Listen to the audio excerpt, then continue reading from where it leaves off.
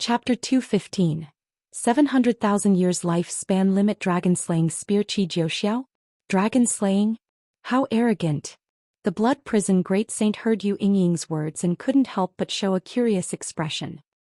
He looked up to the south and saw a golden glow appearing in the sky, becoming more and more spectacular, as if the sky was changing color.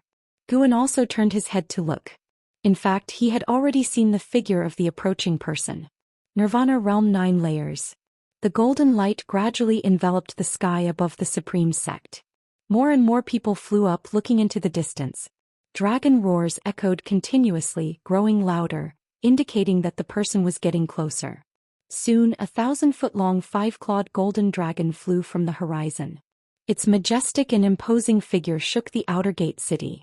Guan saw that in the dragon's head was a long spear entirely golden, with a golden dragon coiled around the shaft, its mouth spitting out the spear blade, exuding dominance. That was a very extraordinary Dharma treasure. Perhaps it was the immortal treasure that Yu Yingying mentioned. This golden dragon was condensed from the immortal treasure and was not a true dragon. Standing on the dragon's head was a man wearing a gold-patterned white robe, a red belt around his waist. His shoulders were broad, his posture upright. His aura couldn't be concealed. His face was handsome, his long hair coiled under a crown, with 2 strands of black hair hanging in front of his ears, fluttering in the wind. Qi Jiuxiao stood high above, looking down at the supreme sect, a smirk on his lips and his gaze arrogant. Gu An's gaze locked onto him, throwing a lifespan detection at him.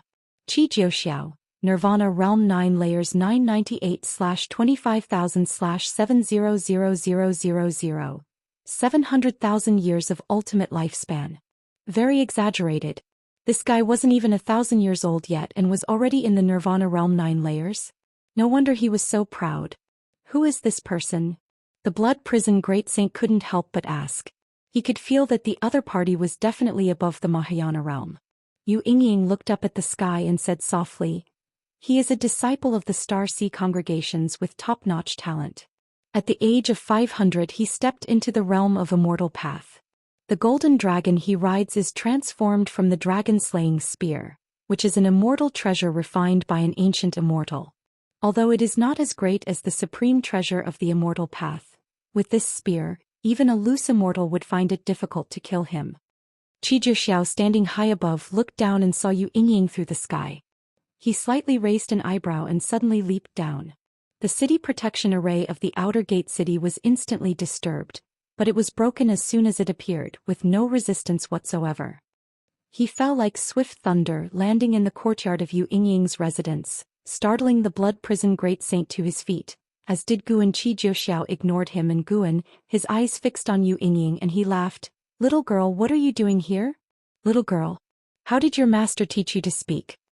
"Haha, so this is the supreme sect that Xianxia comes from? Really weak.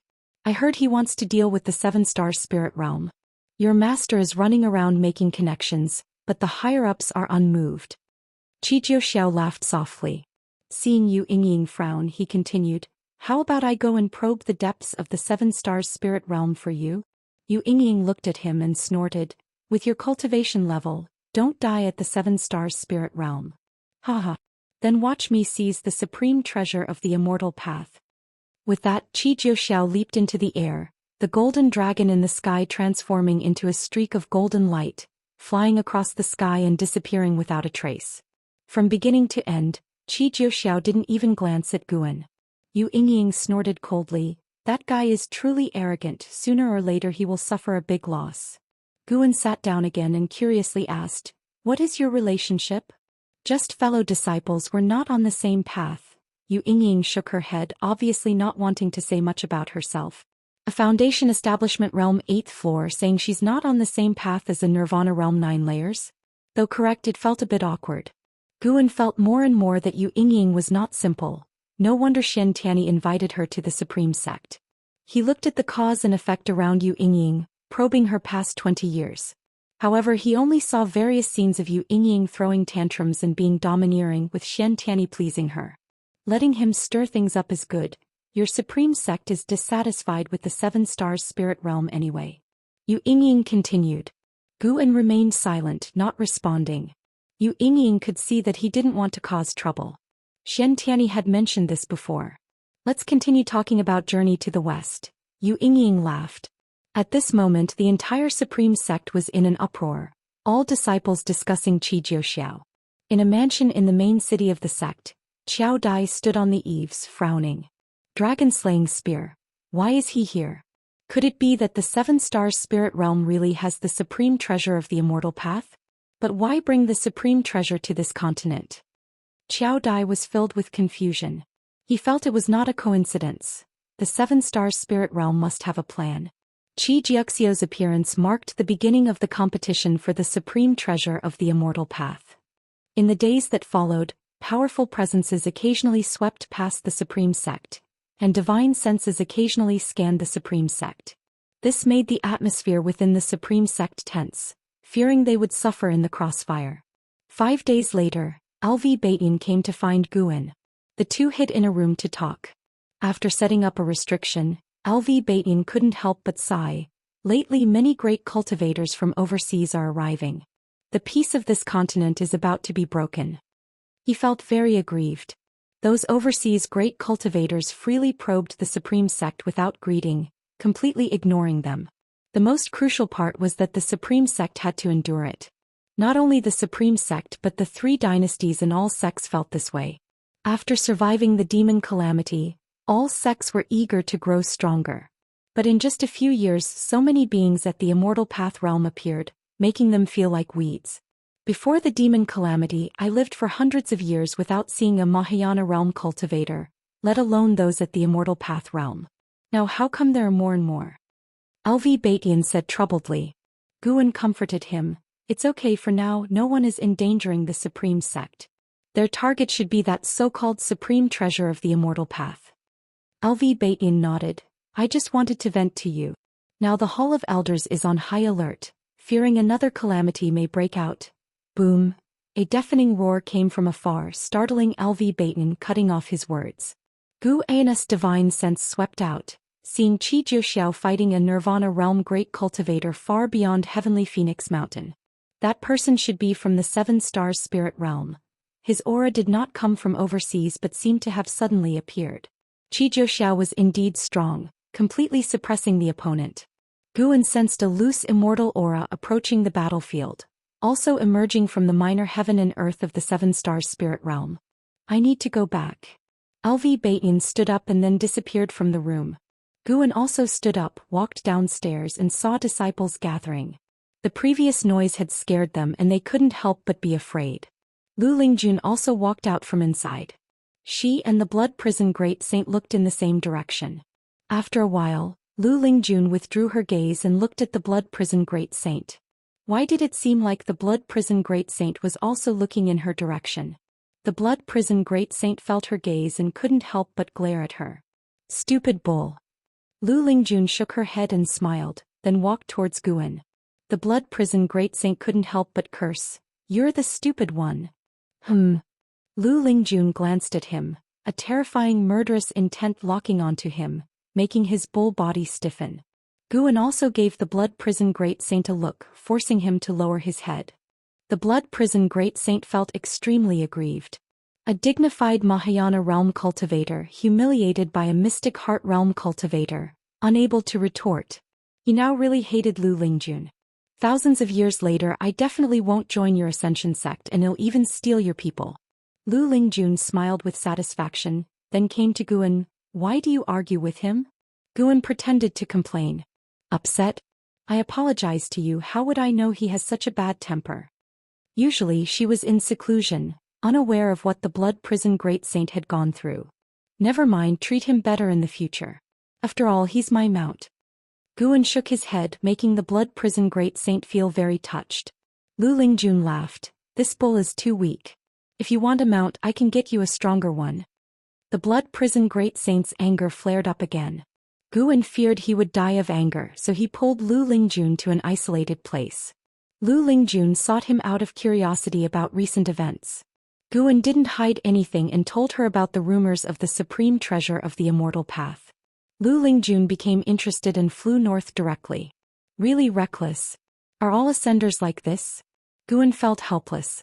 His divine sense locked onto Zhou Xian. This guy was already facing a loose immortal. The loose immortal seemed to be the master of the Nirvana realm cultivator, continually warning Zhou Xian. But Zhou Xian was extremely arrogant, soon starting a fight after a few words. One had to admit that the dragon-slaying spear in Xianxia's hand was indeed powerful, capable of both offense and defense, preventing the loose immortal from defeating him in a short time. Of course, Guan could see that the loose immortal was very cautious of Zhou Xian, not dealing a deadly blow. Before long, Zhou Xian was still defeated and had to retreat. The immortal treasure could only protect him from death but couldn't help him kill a loose immortal realm great cultivator. After the battle ended, Guan retracted his divine sense and turned back to the house.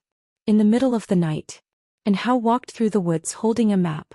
He had obtained it by chance, and it was said to record the cave of an ancient great cultivator.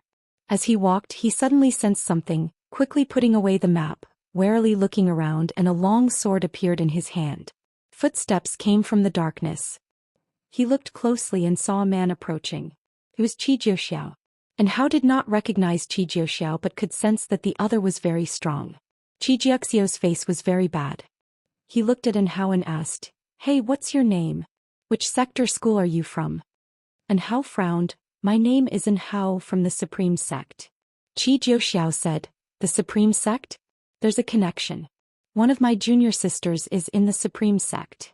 In light of this connection, give me the 8th rank heavenly material and earthly treasure from your storage bag for my healing, and I won't treat you unfairly." Hearing this, Hao's face changed drastically. How did the other K? Chapter 216. Soaring Dragon 9 Transformations. Divine Exotic City. Zhou Xian noticed Hao's tension, so he raised his hand, took out a scroll and threw it to Hao. Hao instinctively caught it, then heard Zhou Xian say, "Take a look, this is a divine skill I accidentally obtained." After saying that, Zhou Xian sat down cross-legged and began to cultivate energy to heal his wounds. Hao hesitated for a moment before he delved his divine sense into the scroll.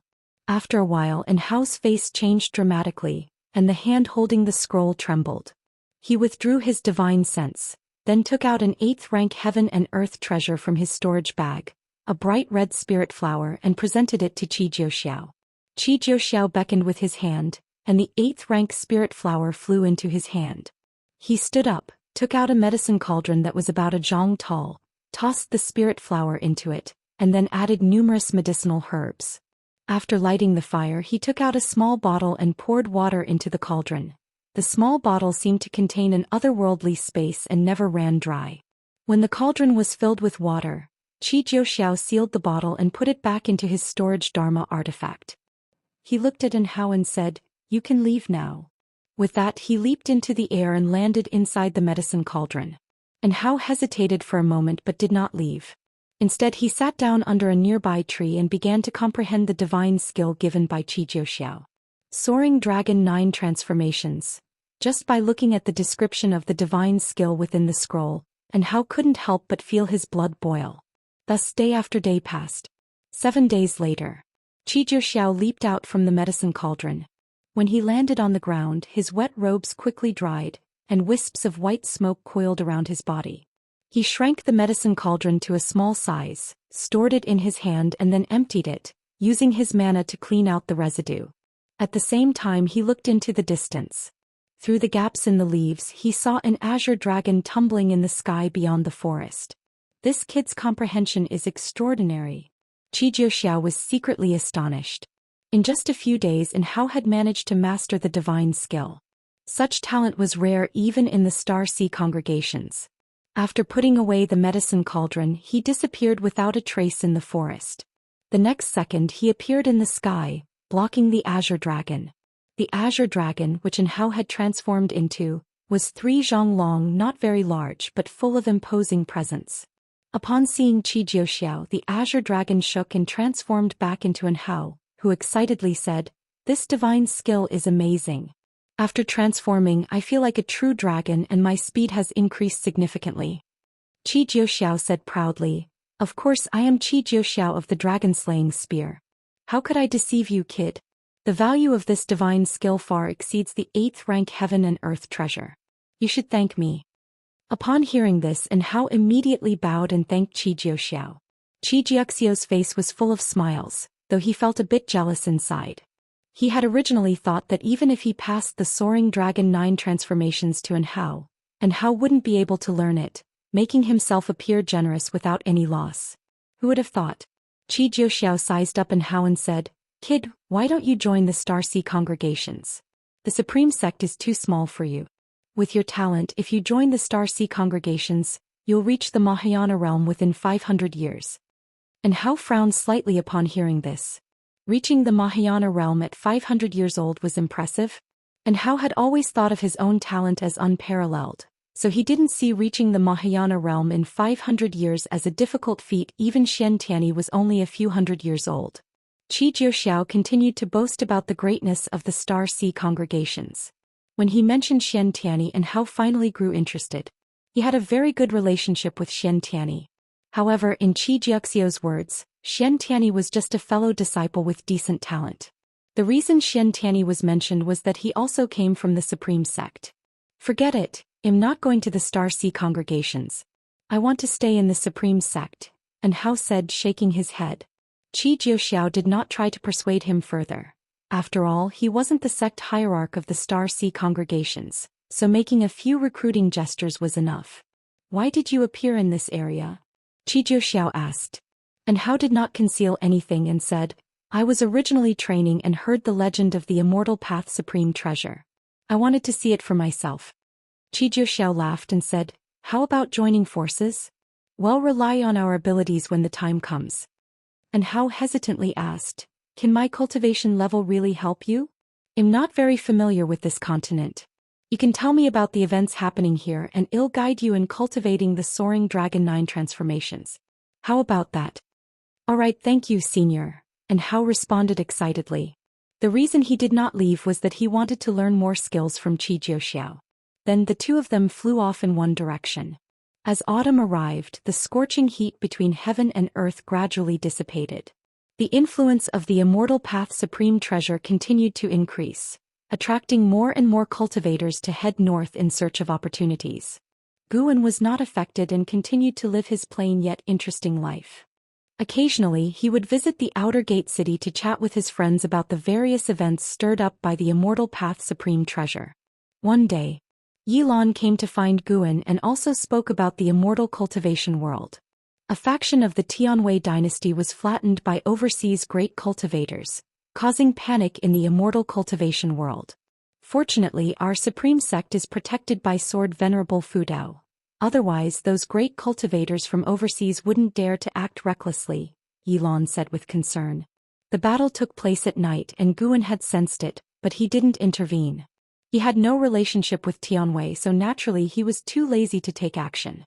Such calamities were not uncommon in the immortal cultivation world. The overseas great cultivators who intervened were only at the Mahayana realm, but they were enough to crush a great sect with 1,000,000 disciples.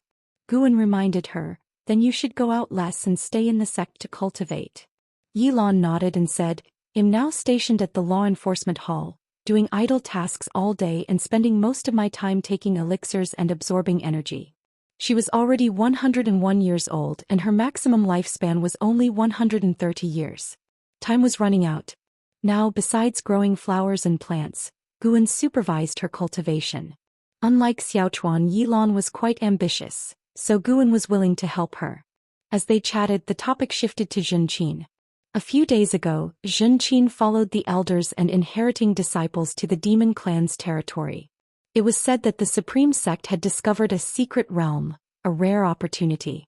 That girl is bound to soar to great heights. She might even become a great cultivator of the Supreme Sect in the future. Imagine she used to come to the inner sect to find me, acting like a little girl, reckless in her actions and careless in her words. Yilan began reminiscing about decades ago. Guan listened attentively and when she finished he teased, "What, are you jealous of her? Why don't I cultivate the defying fate divine skill and pass my cultivation level to you before I die?" Yilan gave him a sidelong glance and said, "I wouldn't want that. What's the point of living without you?" As they talked, the teacups on the table began to tremble and ripples appeared in the tea. Yilan noticed this and frowned. Soon even the ground began to shake, alarming all the cultivators in the city. Gu En's gaze turned towards the depths of the continent to the desolate plains where a giant city was rising from the ground, occupying a 1,000-mile radius. Dust filled the sky and the momentum was magnificent. Gu En could sense the vast power contained within the city. It was a Dharma treasure, the strongest he had ever seen.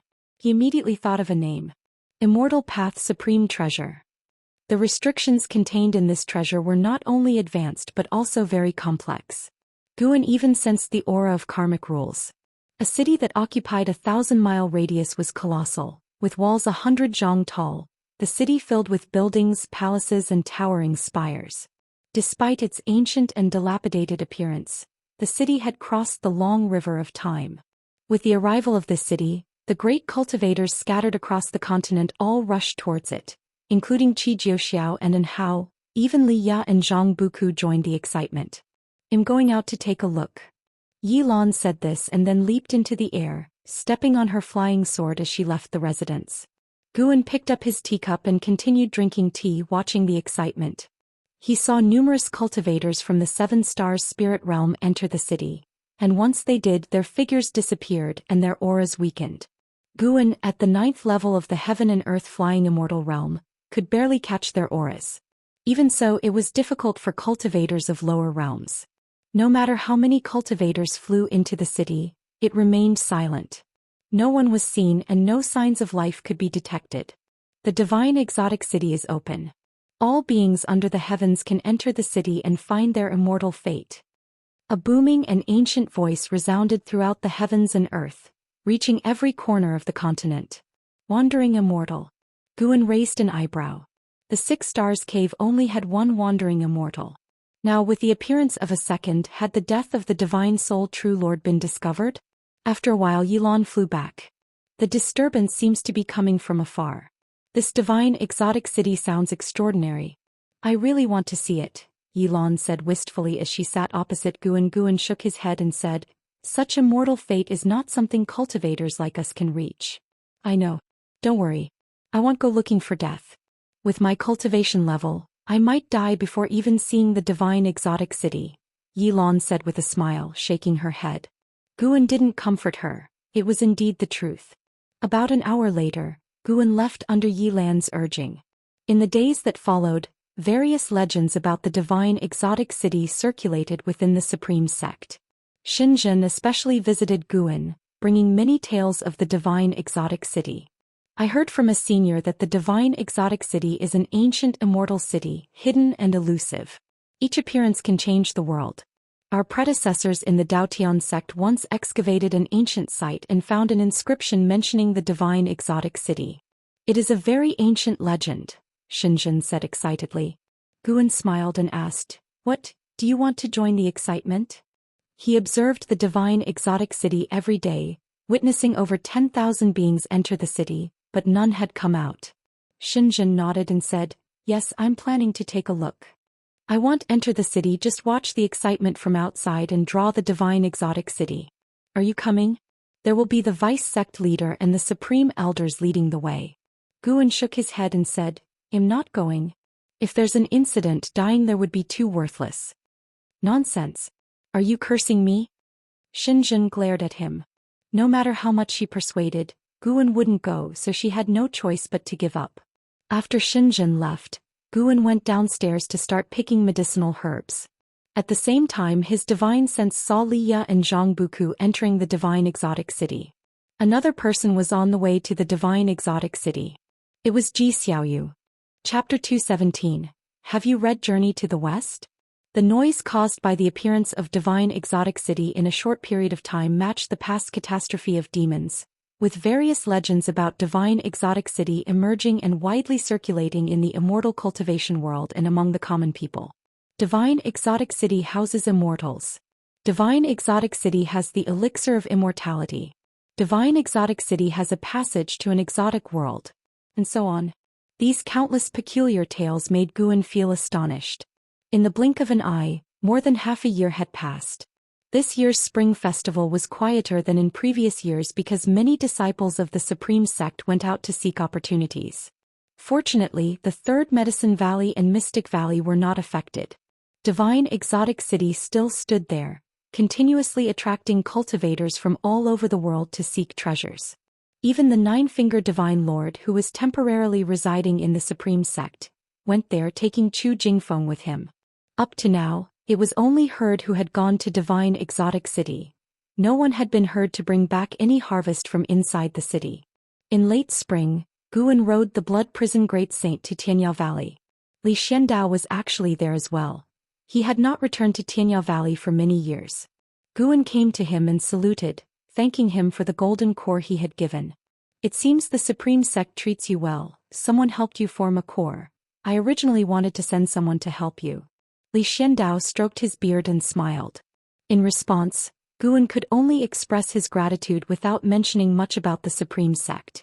After not seeing him for many years, Li Xuando's cultivation had reached the second level of the unification realm. He was only 314 years old, which was quite extraordinary. Guan suspected that he could reach the Mahayana realm before the age of 500. Considering only this continent, it was estimated that only in Hao and Xian Tiany's talents could compare with his, and his maximum lifespan was not less, exceeding 6,000 years. Achieving nirvana in this life would be no problem. Li Xiandao called over Ji Rulai, Luo Hun and Xian, and they all sat down to chat. He mentioned Divine Exotic City and planned to take people to explore it. According to the information I received, Divine Exotic City is an immortal path supreme treasure, containing numerous minor heavens and earths with countless opportunities. Who among you wants to go? Li Xiandao asked. All three expressed their interest, and Li Xiandao then looked at Guan. Guan did not expect Li Xiandao to invite him and quickly shook his head and said, "I'll pass. Given my cultivation, I would only be a burden to you, and I am not interested in the so-called immortal opportunities. I am self-aware enough to know that such immortal opportunities are not something I can covet." Li Xiandao laughed and said, "I am also at the core formation realm. Do you mean I shouldn't go either? Pretending to be at core formation realm with the unification realm, do you still have the nerve?" Guan helplessly said, "There is a difference even among those at the core formation realm. My strength is far inferior to yours." Li Xiandao raised his hand and pointed at him, did not insist and just smiled. Xian wanted to say that both of them should stop pretending, but he held back because he could not afford to offend either of them. They continued talking about Divine Exotic City, and Ji Rulai began sharing the intelligence he had gathered about it, while Guan silently listened. It was said that even the seven-star spirit realm could not subdue Divine Exotic City. The immortal spirit of Divine Exotic City was hidden in the city and hard to find, so they had no choice but to release the city and let cultivators from all over the world come to find the immortal opportunities, thus forcing out the immortal spirit. Ji Rulai received news from his family, saying that more overseas cultivators were on their way, which would inevitably affect the local immortal cultivation world. As the Holy Land, the seven-star spirit realm doesn't consider us at all, causing trouble for the immortal cultivation world of the three dynasties. Xian couldn't help but curse. Luo Hun nodded. He also disapproved of the seven-star spirit realm. During the great catastrophe of demons, the seven-star spirit realm did not intervene. After Sword Venerable Fudao exterminated the demon ancestor, they descended from the mountain to save the world and gain a good reputation. Now how many years have passed since the great catastrophe of demons ended, and they provoked so many powerful overseas cultivators? Can such a force really be considered a holy land? Li Xiandao did not comment on the seven-star spirit realm, and Ji Rulai was even more silent. Guan also wondered what the seven-star spirit realm intended to do. This was not just targeting the immortal cultivation world of the three dynasties. If all the overseas cultivators who came died, the impact would be massive. An hour later, Li Xiandao took Ji Rulai, Luo Hun and Xian and set off. Meanwhile, Tianya Valley became lively. Three monkey demons found Guan and chattered non-stop, giving off the vibe of being the kings in a mountain without a tiger. The Blood Prison Great Saint also became talkative, quarreling fiercely with Sun San. After Guan finished picking medicinal herbs, he rode the Blood Prison Great Saint away leisurely, and Tianya Valley returned to silence. At dusk, Divine Exotic City stood tall on the wasteland, magnificent and grand. Quite a few cultivators and demons gathered in front of the four city gates, and some cultivators and demons directly flew into the city. The air above the city walls rippled, and then the entrance disappeared without a trace. Two figures flew from the horizon. It was Jiang Qiong and the ghost mother of Ephemera. As they looked from a distance, their eyes showed astonishment. Before coming, they had heard many legends about divine exotic city, but seeing it in person now, they felt the shock. Not only was it a visual impact, but an indescribable ancient aura also surged toward them. Divine exotic city. It is said that obtaining it can summon divine soul demons to sweep across the heavens and earth. I never thought I would witness this legendary immortal path supreme treasure in my lifetime, the ghost mother of Ephemera marveled. Jiang Qiong frowned and said, "Why can't I see anyone coming out?" The ghost mother of Ephemera replied, "There are countless minor heavens and earths inside divine exotic city. Without several years it's very difficult to come out." Jiang Qiong fell silent, her beautiful eyes fixed on divine exotic city. At that moment, a loud bell suddenly roared, making everyone's divine soul tremble.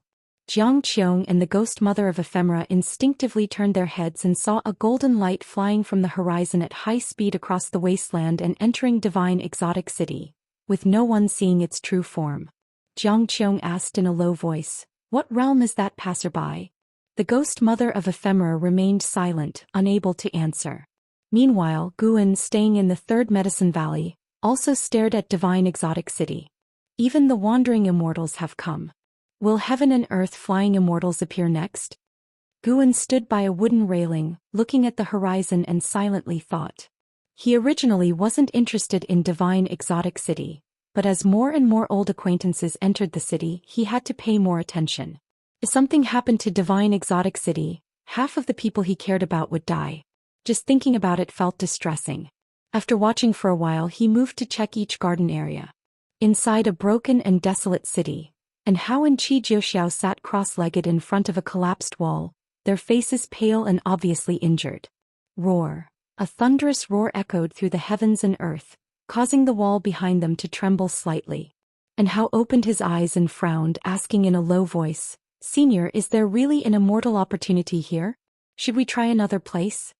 They were in a minor heaven and earth inside divine exotic city. After being here for several months, they had not found many treasures but often encountered demon beasts of the immortal path realm, facing life-threatening dangers. Even the powerful Qi Jiuxiao was injured. Qi Jiuxiao, with his eyes closed, said, "There are many powerful demon beasts here, indicating that this place must hide a supreme treasure. The desolation is only on the surface. If we can find the immortal spirit of divine exotic city, you and I will soar to the skies and become one of the dominions of heaven and earth." And Hao smiled bitterly, "Even if we find the immortal spirit, can we protect divine exotic city with our cultivation?" He admitted that Qi Jiuxiao was strong, but ever since they paired up, he often saw Qi Jiuxiao in difficult situations. Although Qi Jiuxiao claimed those opponents were in the loose immortal realm, it at least proved that within divine exotic city he hadn't reached the top tier. How could he compete for the immortal spirit with such strength? The immortal spirit will choose its master. Once chosen, it can borrow the power of divine exotic city. Even you could possess the power of the immortal path realm. With the protection of divine exotic city's power, you and I will rise eventually, Qi Jiuxiao said nonchalantly. Upon hearing this, and Hao's eyes lit up. He was about to speak when suddenly the city shook more violently. Qi Jiuxiao instantly appeared before him, grabbing him before vanishing from the spot. Rumble. Streets collapsed and dust rolled up, wanting to envelop the skies. Qi Jiuxiao and Hao reappeared in the air. Looking closely, the world was submerged in rolling dust waves, and the dilapidated city below seemed in danger of being swallowed at any moment. Qi Jiuxiao, long time no see. An eerie voice rang out. Upon hearing this, Qi Jiuxiao's brows furrowed and he said in a deep voice, "Qin Xuanin, you indeed came." As the words fell, the dust waves ahead suddenly parted and figures emerged from it. Leading the group was a man in blue robes, graceful and proud. "Do you dare to come alone to our 6 Stars Caves territory? Do you seek death?" Qin Xuanin stared at Qi Jiuxiao, a cold smile on his face. Qi Jiuxiao gripped Hao's shoulder with his right hand, and in his left hand he condensed the dragon-slaying spear. He pointed the spear at Qin Xuanin and sneered, "What? Do you think you can defeat me with a few helpers? Have you forgotten the cowardly look when you knelt before me 100 years ago?" Upon hearing this, Qin Zunyan's eyes turned cold. With a roar, the dust waves behind them dispersed, revealing a terrifying giant demon. It was an elephant demon with a head as huge as a mountain, black skin, blood-red eyes, and scars covering its trunk. Its two tusks were like mountain ridges dispersing the dust waves below. Meanwhile, in another minor heaven and earth within divine exotic city, under the clear sky, Zhang Buku and Liya walked through a vast monastery. Along the way there were numerous Buddha statues. Some stood on demon beasts, looking heroic, while others sat on lotus seats, appearing kind and merciful. "Brother Li, have you read Journey to the West?" Zhang Buku suddenly asked. Liya, walking in front, hummed, "When do I have time to read leisure books?" His gaze swept forward, his brows furrowed. Since coming here he had felt uneasy, as if someone hidden was watching them, making him very uncomfortable. "Let me tell you, Journey to the West involves the Buddhism sect, and the Buddha is very powerful. Even the great sage equaling heaven, Sun Wukong, couldn't escape the five-finger mountain of the Buddha." Zhang Buku began introducing Journey to the West. He didn't actually want to talk about Journey to the West. His senses were sharper than Li Ya's, and since stepping into this monastery he felt danger. Strangely, they had walked around several times and couldn't find an exit. The two had a tacit understanding. Neither pointed out this fact and continued to stroll, their minds on high alert. Tap, tap, tap. A stone suddenly fell from the courtyard wall, startling Zhang Buku, who turned to see the stone rolling on the path behind, with no figures of people or demons on the walls around. He released his divine sense, but also failed to detect anything unusual. He turned back, about to say something, and in the next moment his eyes widened. The space in front of him was empty. Liya had vanished. Chapter 218. My master is definitely more powerful than yours. After Liya disappeared, Zhang Buku immediately panicked. He flew into the air, and from above the vast monastery stretched out endlessly. The interconnected courtyards seemed endless, dizzying to behold. He scanned the area but could not find any trace of Liya. It wasn't just Liya. He couldn't see a single living creature. Thoroughly alarmed, he began to fly around, searching for Liya. "Brother Li." He called out loudly, but unfortunately there was no response. The eeriness and horror intensified, making him feel that danger was approaching. No matter where he flew, he saw no human figures or traces. Gradually he felt that the courtyards he passed by became increasingly repetitive, causing his consciousness to blur. He did not know how long had passed before he gradually descended into a courtyard. The world spun. His eyelids grew heavy. This feeling made Zhang Buku extremely uncomfortable. He half knelt on the ground, supporting himself with his hands, feeling on the verge of fainting. "Damn it. I can't fall here." Zhang Buku struggled to maintain his last shred of rationality. He vaguely heard footsteps approaching from nearby. He turned his head with difficulty and saw a blurred, overlapping figure approaching. It seemed to be an old monk in a cassock. The old monk crouched down in front of him. Before Zhang Buku could see the monk's face, he saw the monk's hands, bony and gaunt, like a pair of ghostly claws with very long nails. These hands alarmed Zhang Buku and instinctively filled him with fear. A faint chirping sound came from afar, making him feel dazed, as if he had heard this sound somewhere before. The old monk beside him stood up and turned to look, his body trembling, seemingly chastising something.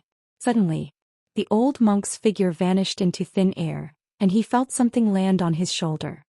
His consciousness quickly cleared, and the world in his eyes returned to normal, no longer shaking. Once he was fully awake, he quickly stood up and turned his head to see a sparrow perched on his shoulder. "It's you!" Zhang Buku exclaimed with joy.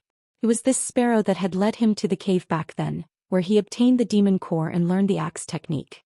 He would never forget this sparrow. He instinctively wanted to grab the sparrow, but it suddenly flew away, landing on the courtyard wall, chirping non-stop.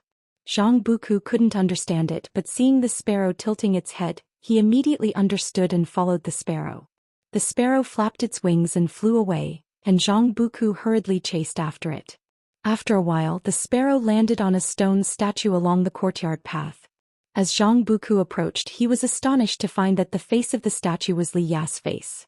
The statue's body was a Buddha statue, wearing a cassock with Li Ya's face on it, making Zhang Buku feel very uneasy. He began to call out to Li Ya but unfortunately received no response. Guan, in the form of a sparrow, looked at Zhang Buku and sighed inwardly. This kid's physique and cultivation were good, but his divine sense was lacking and needed more practice. Guan flapped his wings, continuously pecking at Li Ya's statue, guiding Zhang Buku. Zhang Buku took the hint and pushed the statue but nothing happened. Guan landed on the statue's head, using his beak to peck at the statue's face, then looked up at Zhang Buku. I understand. Move aside. Zhang Buku stepped aside and said in a deep voice. Guan immediately flew away. Zhang Buku swung his fist and smashed the statue's head with a punch. Rumbling, the ground shook violently. Spatial ripples appeared in the sky above the monastery, revealing various colors. Soon after, blood-red lights appeared, quickly replacing the clear sky. In less than 3 breaths' time, the monastery was under a night of blood, terrifying and horrifying. Zhang Buku stared ahead and found that all the stone statues had turned into white bones, hideous and terrifying. He leaped into the air. From above, the once boundless monastery now covered a mere 100 zhang area. In front of one temple, Li Ya was tied to an old tree, a ghostly claw covering his mouth and a ghostly hand pressing on his chest, preventing him from breaking free. These 2 ghostly hands' arms extended behind the tree, making one wonder how terrifying their owner was. Brother Li! Zhang Buku roared in anger, leaping with a stone axe in hand. Just as he flew into the courtyard, the temple door suddenly opened. I didn't expect you to see through my formation. Remarkable young human. A hoarse voice came from the darkness behind the door. Then an old monk in a cassock walked out. His figure was gaunt, his skin dark and covered in corpse spots, and his pupils had lost all color, pale to the extreme. Zhang Buku said nothing and swung his axe, cutting through the mountain. With one swing, the sky and earth trembled.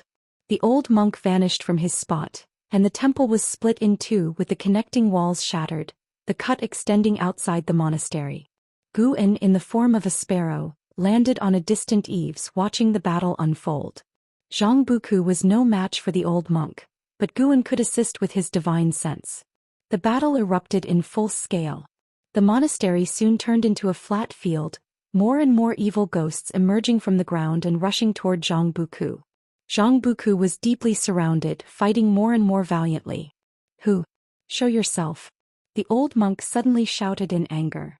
Whenever he was about to kill Zhang Buku, a powerful divine sense would strike him, throwing his divine soul into chaos and making him lose focus. No one answered him and Zhang Buku was killing with red eyes. Guan multitasked, using divine sense to help Zhang Buku while observing the minor heaven and earth within divine exotic city. The powerful restrictions of divine exotic city could not stop his limitless freedom step. As long as he locked onto the auras of Zhang Buku and Li Ya, he could step in instantly. Now he could enter and exit divine exotic city freely, utterly unhindered. Entering divine exotic city revealed its vastness. The city's minor heaven and earth numbered at least 1,000. Some minor heaven and earth were larger than the entire Taizong dynasty. Combined, the internal space of divine exotic city was likely wider than the entire continent. Guan saw Qi Jiuxiao and Enhao being pursued, the pursuers likely from the 7-star spirit realm, led by a loose immortal. He also saw the 9-fingered divine lord single-handedly facing endless divine and ghostly armies in a heaven and was constantly using divine skills, domineering and unrivaled. Guan tried to kill an evil ghost nearby but gained no lifespan from it. He instantly abandoned the idea of venturing through divine exotic city. These evil ghosts seemed to be from a single power, a power even Guan could not fathom. The being who created divine exotic city must have a realm far beyond the heaven and earth flying immortal. Time flew by quickly. An hour later, Zhang Buku finally managed to kill the old monk, though it was Guan's mana that had initially eliminated him, with Zhang Buku's axe energy following closely. Killing the old monk did not grant Guan any lifespan either. Zhang Buku landed, gasping heavily. He reached the old tree and cut off the ghostly hands, causing Li Ya to fall, whom he caught. He subconsciously looked back but saw no trace of the sparrow. He couldn't care much about that and focused on attending to Li Ya. Brother Li. Brother Li. Zhang Buku whispered, using his spiritual power to heal Li Ya's wounds. At the same time, Guan had already returned to Mystic Valley. To Zhang Buku and Li Ye, Divine Exotic City was incredibly far from the Supreme Sect, but to Guan, it was just a step away. He approached the pill furnace in his room, preparing for alchemy. Not only Li Ye and Zhang Buku encountered troubles today, but several other old friends did as well, so Guan decided to stay in Mystic Valley and wait. Divine Exotic City Immortal Spirit. Guan seemed to catch something just now. He stood before the pill furnace, pondering while beginning to place herbs into the furnace. In the dark hall passage, and Hao and Qi Jiuxiao were walking quickly. Qi Jiuxiao suddenly stopped, leaning against the wall, and whispered, "We can stop now." And Hao looked around and asked, "Where is this place?" They had just flown out of a minor heaven and earth and ended up in this hall passage. After walking for a long time, passing numerous intersections, they had lost their way. They couldn't forcibly break through the walls or even penetrate them with their divine sense, making Hao very nervous. Qi Jiuxiao sat down, placing a small cauldron in front of him, then inserted 2 incense sticks. Watching him light the incense, Hao frowned and asked, "What are you doing?" Black blood seeped from Qi Jiuxiao's mouth. He forced a smile and said, "Those scum from 7 Stars Spirit Realm dared to hire 2 loose immortals to deal with me. I indeed couldn't defeat them, but since Qin Xuanin can call for help, so can I." And Hao widened his eyes and quickly asked, "Aren't you from overseas? Who can you call?" My master is a being surpassing loose immortals. Once I light this incense, he will sense it and come to rescue us quickly." Qi Jiuxiao grinned. "Surpassing loose immortals." And Hao was stunned. He sat down and said, "Since you're calling your master, I'll call mine as well." He began calling his master in his mind. Previously he had managed to call his master through his thoughts. But he was unsure. Last time he wanted his master to save Shen Tianyi, and his master didn't come right away, though he did act later. He wasn't sure under what circumstances his master would act. Your master? Forget it. What formidable cultivator could the Supreme Sect have? Qi Jiuxiao couldn't help but laugh. And Hao said, "My master is definitely stronger than yours. Kid, don't disrespect my master." Qi Jiuxiao glared at him. And Hao was about to say that Qi Jiuxiao had also disrespected his master. Suddenly, the hall passage began to tremble, and a powerful killing intent attacked from the darkness. Damn it! They caught up so fast. Qi Jiuxiao immediately stood up, grabbed the small cauldron with the incense and pulled Hao along, flying quickly. Though strong at the 9th layer of Nirvana realm, he couldn't break through the walls or ceiling, so he could only fly close to the ground. "Qi Jiuxiao, you can't escape." Qin Zunyan's voice came from behind, filled with frenzied excitement. At the same time, outside Divine Exotic City, LV Batian and a group of Supreme Sect cultivators watched the city gate, discussing their plans after entering the city. Suddenly, a terrifying aura came from afar, startling everyone outside the city to turn and look. They could only see a streak of light breaking through the sky, disappearing into Divine Exotic City in the blink of an eye, swift as lightning, and couldn't see what was within the light. Chapter 219 Master. Qi Jiuxiao took Hao and fled quickly, passing dozens of intersections. They suddenly flew into a vast palace whose length and width were difficult to estimate.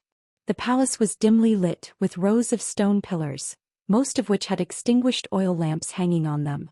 As soon as Hao entered the palace, he felt a cold wind blowing towards him, making him shiver uncontrollably. Before he could think more, a terrible killing intent came from behind. A dark red long scarf flew out from the darkness, swiftly passing by the two and circling in front, trying to entangle them. Qi Jiuxiao took out the dragon-slaying spear and threw it forward. A dragon's roar exploded and a golden dragon condensed, illuminating the whole palace with golden light. The golden dragon formed by the dragon-slaying spear fiercely collided with the dark red scarf, stirring up strong winds that ravaged the palace space. And Hao only felt himself about to be swept away. Fortunately, Qi Jiuxiao was holding him, but even so he was still very uncomfortable. Qi Jiuxiao leaped up, his toes stepping on the dragon-slaying spear. He flipped into the air, jumping over the dark red scarf, and then turned to look below. The dark red scarf was like a red river plunging into the darkness, with no end in sight. Figures attacked from all directions, quickly surrounding them. Qin Xuanin flew from the front, landing less than 30 feet from the two, and said with a sneer, "Qi Jiuxiao, where do you think you're going?" Qi Jiuxiao put down Hao and coldly said, Want to kill me? Fine, let this kid go first. And Hao was urgent, just about to speak but was stopped by Zhou Xian raising his hand. Qin Xuanin laughed dismissively. Do you think you're in any position to negotiate with me right now? As he finished speaking, a figure appeared beside him. It was an old man in white with a cold face holding a jade lamp. Zhou Xian slightly turned his head, glancing back. Another loose immortal had already appeared behind him. Master. And Hao whispered through clenched teeth. Zhou Xian heard his words and smiled. And Hao, it seems your master cannot hear your call. But my master is coming soon. Zhou Xian said softly with a smile. With these words, the faces of the 7 Stars Spirit Realm cultivators slightly changed. The old man in white beside Zhou Xian instinctively turned around to look. You bully my disciple, does Divine Soul True Lord agree? A cold voice echoed through the palace, the killing intent in the tone making everyone feel as if they were in an ice cellar.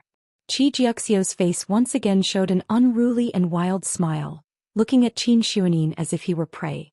The autumn wind blew, lifting the fallen leaves off the ground and gently putting them down again. Guan was sweeping the ground and the blood prison great saint beside him curiously asked, Master, there are so many disciples in the valley, why do you sweep the ground yourself? Not only Guan but other disciples were also sweeping the ground in the 3rd Medicine Valley. However, compared to the vast Medicine Valley, the hundreds of people seemed sparse. It's sometimes good to sweep the ground. Feeling the earth with your hands and feet might lead to some insights.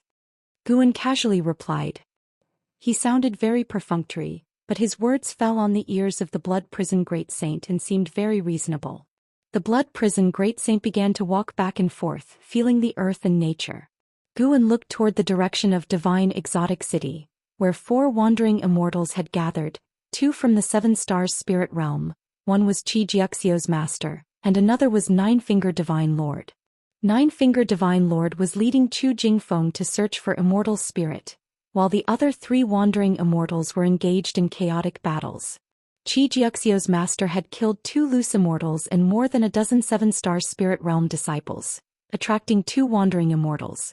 The situation was not good as Xianxia's master had already fallen into a disadvantage. Guan was not in a hurry to take action, first letting Xianxia's master fight for a while longer. He had to sweep this area clean. After a while, Guan looked towards the west. Another wandering immortal had arrived. It's really lively. Guan thought to himself, feeling a bit worried. The increasing presence of immortal path beings on this continent could easily bring catastrophe to the immortal cultivation world of the 3 dynasties. He just hoped this matter would end soon. In a minor heaven and earth within Divine Exotic City, yellow sand covered the sky and the wind raged wildly. On the desert, and Hao stood in front of Zhou Xian with a faint golden light around them, blocking the wind and sand. Zhou Xian was sitting and healing his wounds, looking ahead. Booming sounds kept coming with heat waves, flying leaves and gold flames entangled and surging. In the distance, mana rainbows flashed brilliantly, shaking the heavens and the earth. The battle of wandering immortals, how terrifying! And Hao could not see the figures of the 3 wandering immortals. Even with the protection of the formation, he felt his body might turn to dust at any moment, which was an unbearably uncomfortable feeling. Zhou Xian could barely see the wandering immortals battle, and because of that his face looked even gloomier. His most respected master had already fallen into disadvantage. He realized that doom was inevitable. This time he had also implicated in Hao and his master, which made his fists clench tightly. Damn it! Zhou Xian realized for the first time the power of 7-star spirit realm. Before, he had mainly been active within the territory governed by Star Sea congregations. Even when encountering 7 stars spirit realm cultivators, he rarely suffered losses. Now, coming to the territory of 7 stars spirit realm, he recognized that those people feared not him, but the Star Sea congregations. And Hao turned back and asked nervously, Senior, what is the situation now? Zhou Xian was silent, not answering, just staring ahead. Seeing his face darkened to the point of dripping water, and Hao knew the situation was bad, making him even more anxious. Bei, today your disciple must die. If you insist on living and dying with him, then prepare to vanish. A majestic voice rang out, followed by the sound of a zither, causing an Hao inside the formation to feel dizzy, with everything in his field of vision shaking. Xiao took a deep breath, then stood up. Senior, what are you going to do? And Hao frowned and asked. Xiao did not answer but shouted loudly, I take full responsibility for my actions. This matter started because of me. Let my master go. I am willing to die to atone. Humph, it's not up to you to talk here. An old voice echoed, filled with displeasure. Master, shut up. With a loud and violent shout, the desert rolled and black lightning bolts extended from the horizon as if tearing the sky apart. The battle became more intense. The formation protecting In Hao and the others was also shaking violently, causing In Hao to sway. He looked nervously ahead and suddenly saw a figure walking through the wind and sand. Immortal swallowing scorpion. You are truly vicious. Does 7 Stars Spirit Realm really belong to the righteous path? An old voice rang out again, filled with anger. What is righteous and what is demonic? Can you Star Sea congregations really distinguish? Another voice replied, filled with disdain. Xiao panicked and quickly shouted, Let my master go. I am willing to die. His gaze instinctively turned to the figure walking through the sandstorm ahead. That figure stepped out of the sandstorm, revealing its true form. A man wearing purple robes with white hair, a youthful face and eyes as cold as serpents. He looked at Xiao and coldly said, Whether you are willing or not, you must die and your master must also die now. You? Xiao was furious, wishing he could rush out and fight the man in purple robes for 300 rounds. But he remained rational, knowing he was no match for his opponent. If he went out, he probably wouldn't withstand even one move and would only distract his master. Boom. The rolling yellow sand behind the man in purple robes was suddenly scattered.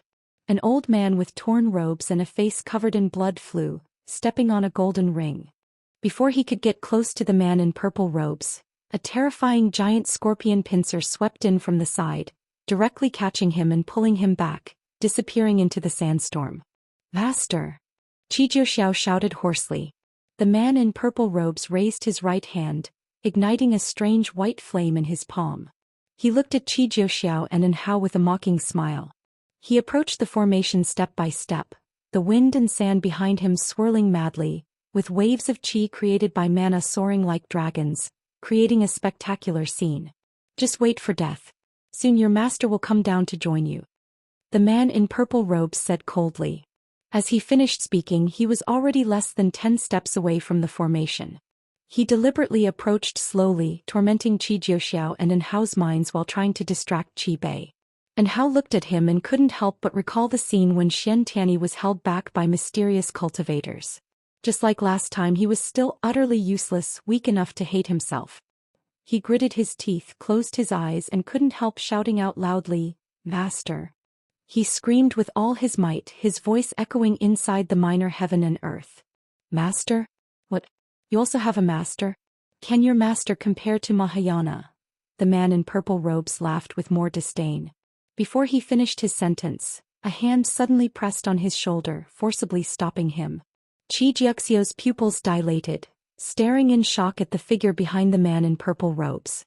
The man in purple robes instinctively tried to use divine skills to dodge.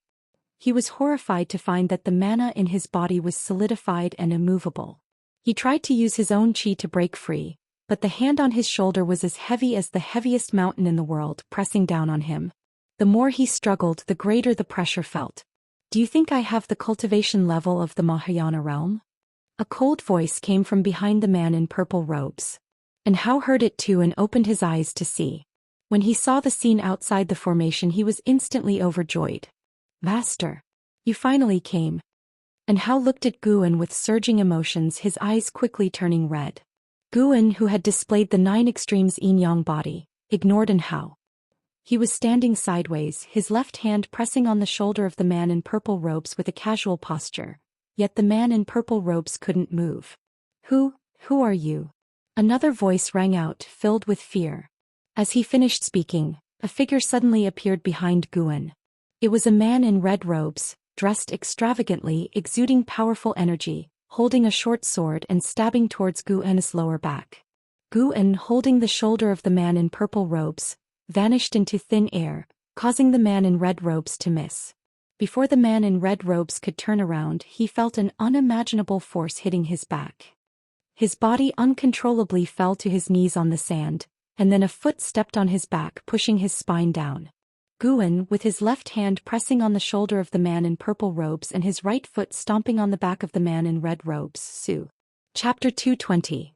The legendary Heaven and Earth Flying Immortal. Seeing Gu An's fierce suppression of the two wandering immortals, Xianxia was dumbfounded, while Hao trembled with excitement. Guan glanced at the purple-robed man in his hand and cast a lifespan detection. 9 stars. True Lord, 5th layer of Wandering Immortal Realm 42089/15000/160000. He then looked at the red-robed man at his feet and performed the lifespan detection as well. True Lord Kangi, 6th layer of Wandering Immortal Realm 56803/16000/1900000. Both are quite old. They all call themselves True Lords.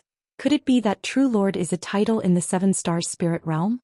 As Guan was pondering, True Lord Kangi at his feet struggled to speak. Who might you be, sir? If that boy is indeed your disciple, take him away.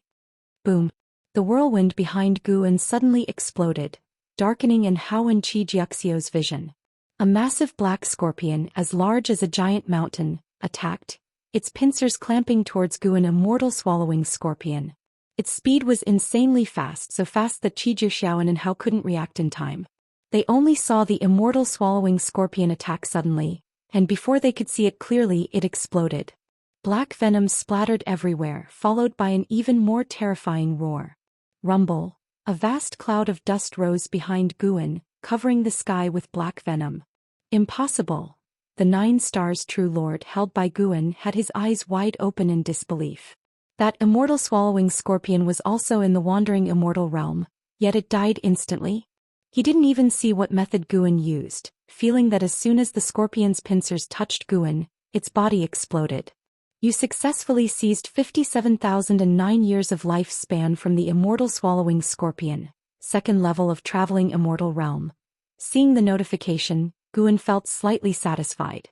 The immortal swallowing scorpion died under the Daoist gang primal energy, which was manifested by the Ji family's divine skill Heaven and Earth Path gang. Whenever someone attacked Gu An's body, this divine skill would trigger, killing the attacker. True Lord Kangi could neither extend his divine sense nor turn his head, but he felt as if he would be annihilated the moment the Daoist gang primal energy exploded. He had never felt so desperate. The opponent had definitely surpassed the Wandering Immortal Realm. How could such a being exist on this backward continent? The 9 stars True Lord, witnessing the explosion of the Daoist gang primal energy, was even more terrified. At this moment, the 2 wandering immortals lost all will to fight, feeling only endless fear. The longer they lived, the more they feared death. Senior, give, True Lord Kangi said, trembling. Although Guan did not receive any hostility prompt, True Lord Kangi dared to let the immortal swallowing scorpion attack him, truly courting death. Guan suddenly exerted force with his right foot, directly crushing True Lord Kangi's body into blood mist, leaving only a storage bag. The 9 stars True Lord's eyes widened in despair. From Guan's palm, the breaking path divine light burst forth, instantly reducing him to dust, leaving no trace behind. The storage bag of the 9 stars True Lord also fell to the ground. The 2 wandering immortals died without any resistance. Hao and Xianxia were stunned. They knew how powerful these 2 wandering immortals were, which made them even more bewildered. 2 notifications popped up before Guan.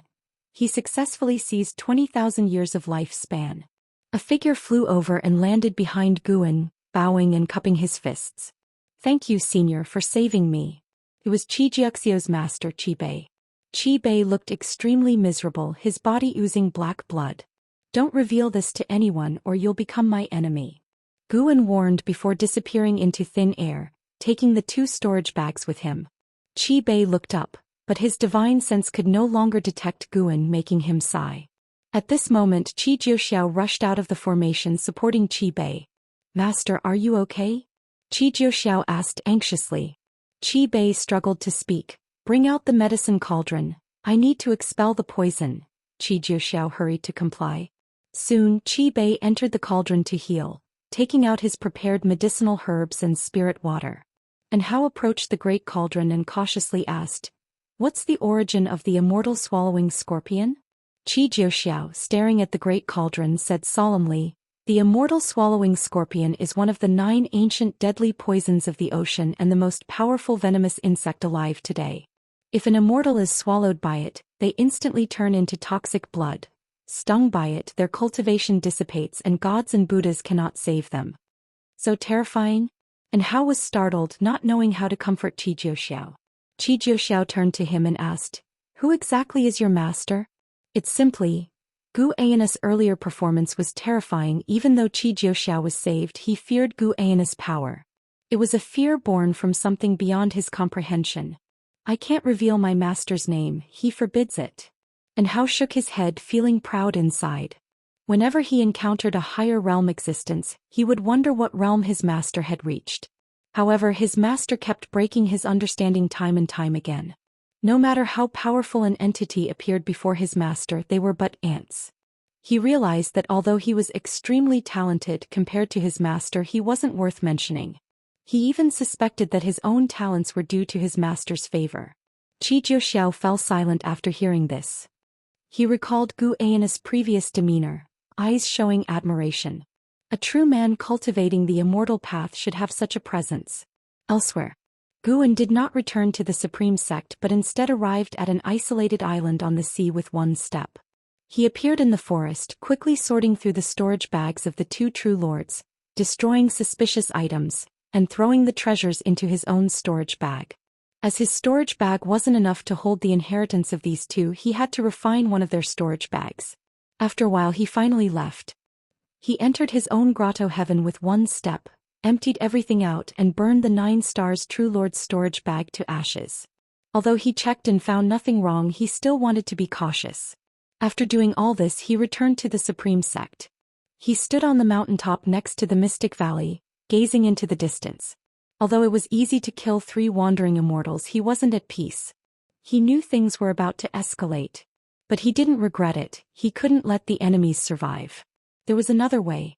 He also wanted to find the immortal spirit of the divine exotic city and give it to someone to end this conflict prematurely. Guan had no interest in divine exotic city despite its power because its karma was too great. He didn't want any trouble. Giving it to someone else to follow the Star Sea congregations away would be the best result. He had visited divine exotic city twice and vaguely tracked the immortal spirit's whereabouts. Several days later, within the minor heaven and earth of divine exotic city, the wind and sand had ceased. Zhou Xian helped Qi Bei, who had just emerged from the cauldron, to sit down.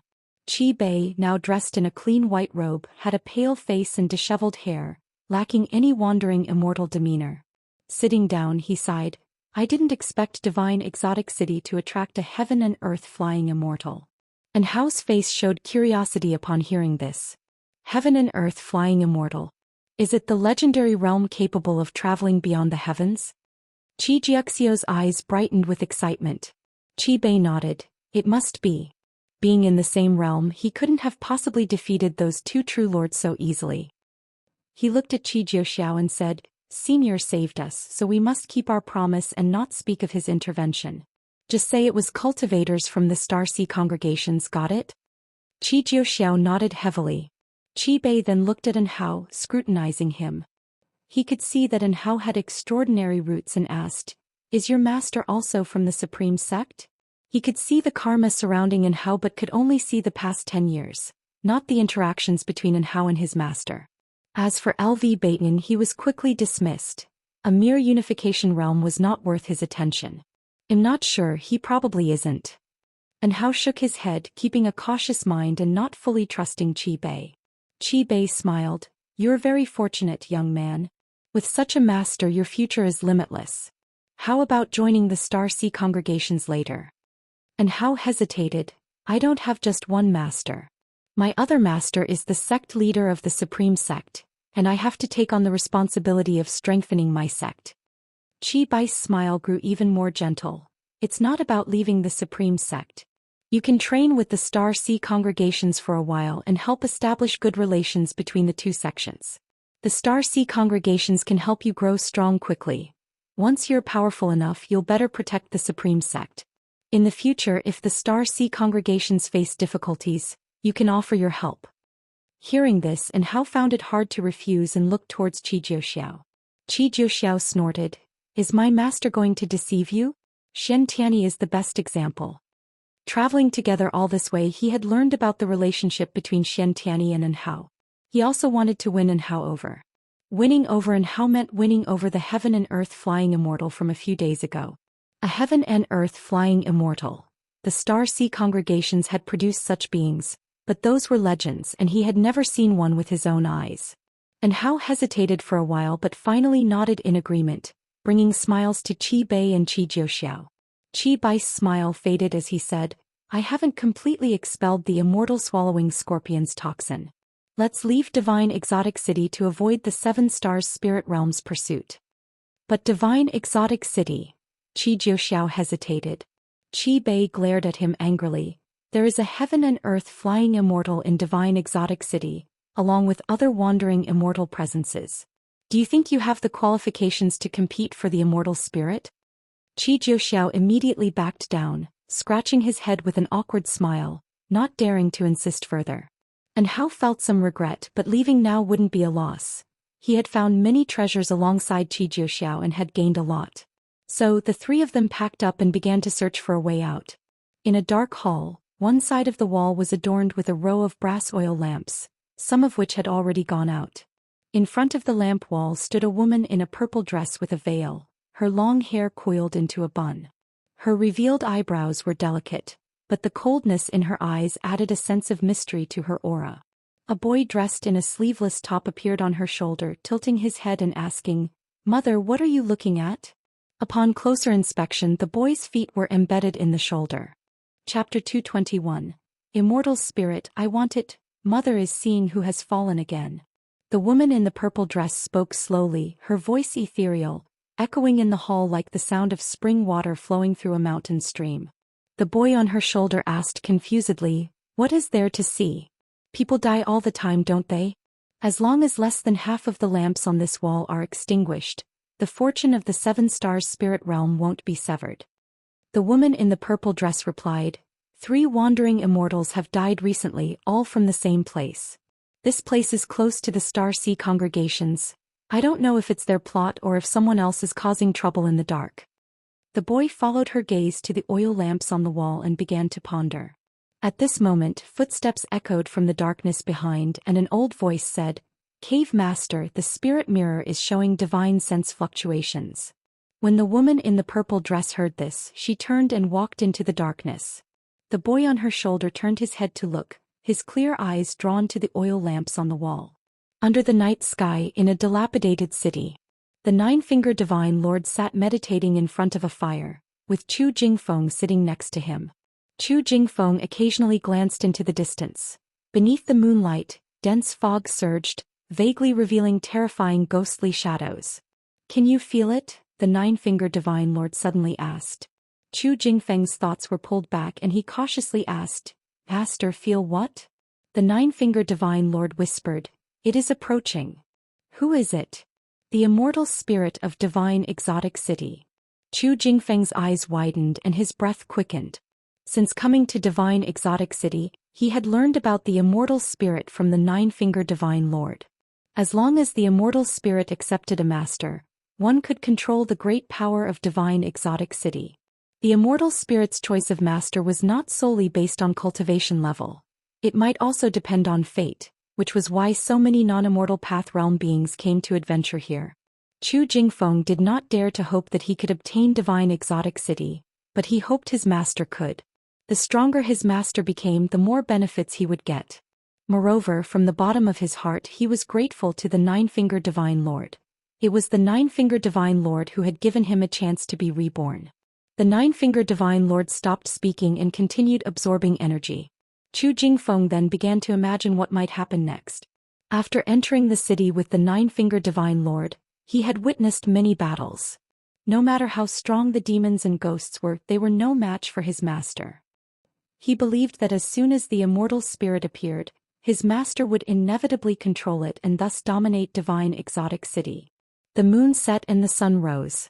The sun rose in the east outside the city. Chu Jingfeng was practicing qi absorption cultivation when he suddenly felt the ground tremble. He opened his eyes to find the surrounding buildings shaking. The nine-fingered divine lord who was sitting opposite him slowly stood up. Before Chu Jingfeng could ask, the nine-fingered divine lord raised his hand, and both of them soared into the sky. Chu Jingfeng looked down and his eyes widened in fear. He saw endless demons and ghosts appearing in all directions, surging like black waves, engulfing the city's buildings and stimulating his eyes. This is the true power of divine exotic city, the divine soul demons. Over countless years, an endless number of divine soul demons have accumulated here. This is a force that can overthrow the mortal world. The nine-fingered divine lord spoke indifferently, looking into the distance. Before Chu Jingfeng could respond, the nine-fingered divine lord raised his right hand and pressed down. Boom! The city below instantly collapsed and countless divine soul demons dissipated into ghostly mist. It seemed as if the entire earth was collapsing, with dust flying up, turning the sky and ground murky. Chu Jingfeng vaguely heard a child's playful laughter like a ghost, giving him goosebumps. Divine Exotic City, East Gate. The gate stood open and from outside the streets inside appeared empty. Suddenly the space inside the gate rippled and three people emerged. Qi Bei, Qi Jiuxiao and An Hao. The three of them walked 10 steps forward. An Hao turned to look back, seeing the majestic city gate of Divine Exotic City, and sighed in relief. Finally they were out. An Hao. A voice came from afar. An Hao looked and saw a group of cultivators in the distance, including LV Bateman. An Hao quickly called out, "Master." He was about to go over, but Qi Bei blocked him.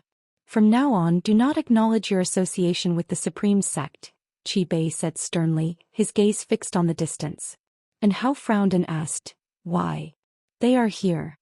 Qi Bei's expression turned serious. He raised his hand, pulling out a magic artifact ready for battle. Qi Jiuxiao also took out the dragon-slaying spear, cursing under his breath. "It's troublesome to be in the territory of the Seven Stars Spirit Realm. These guys move fast." After 7 days and the fall of 2 wandering immortals, it's impossible for the Seven Stars Spirit Realm not to have noticed. Qi Bei said calmly. Qi Jiuxiao looked at him and asked, "Master, what do we do?" Qi Bei sneered, "If the Seven Stars Spirit Realm makes a move, our Star Sea congregations will respond in kind."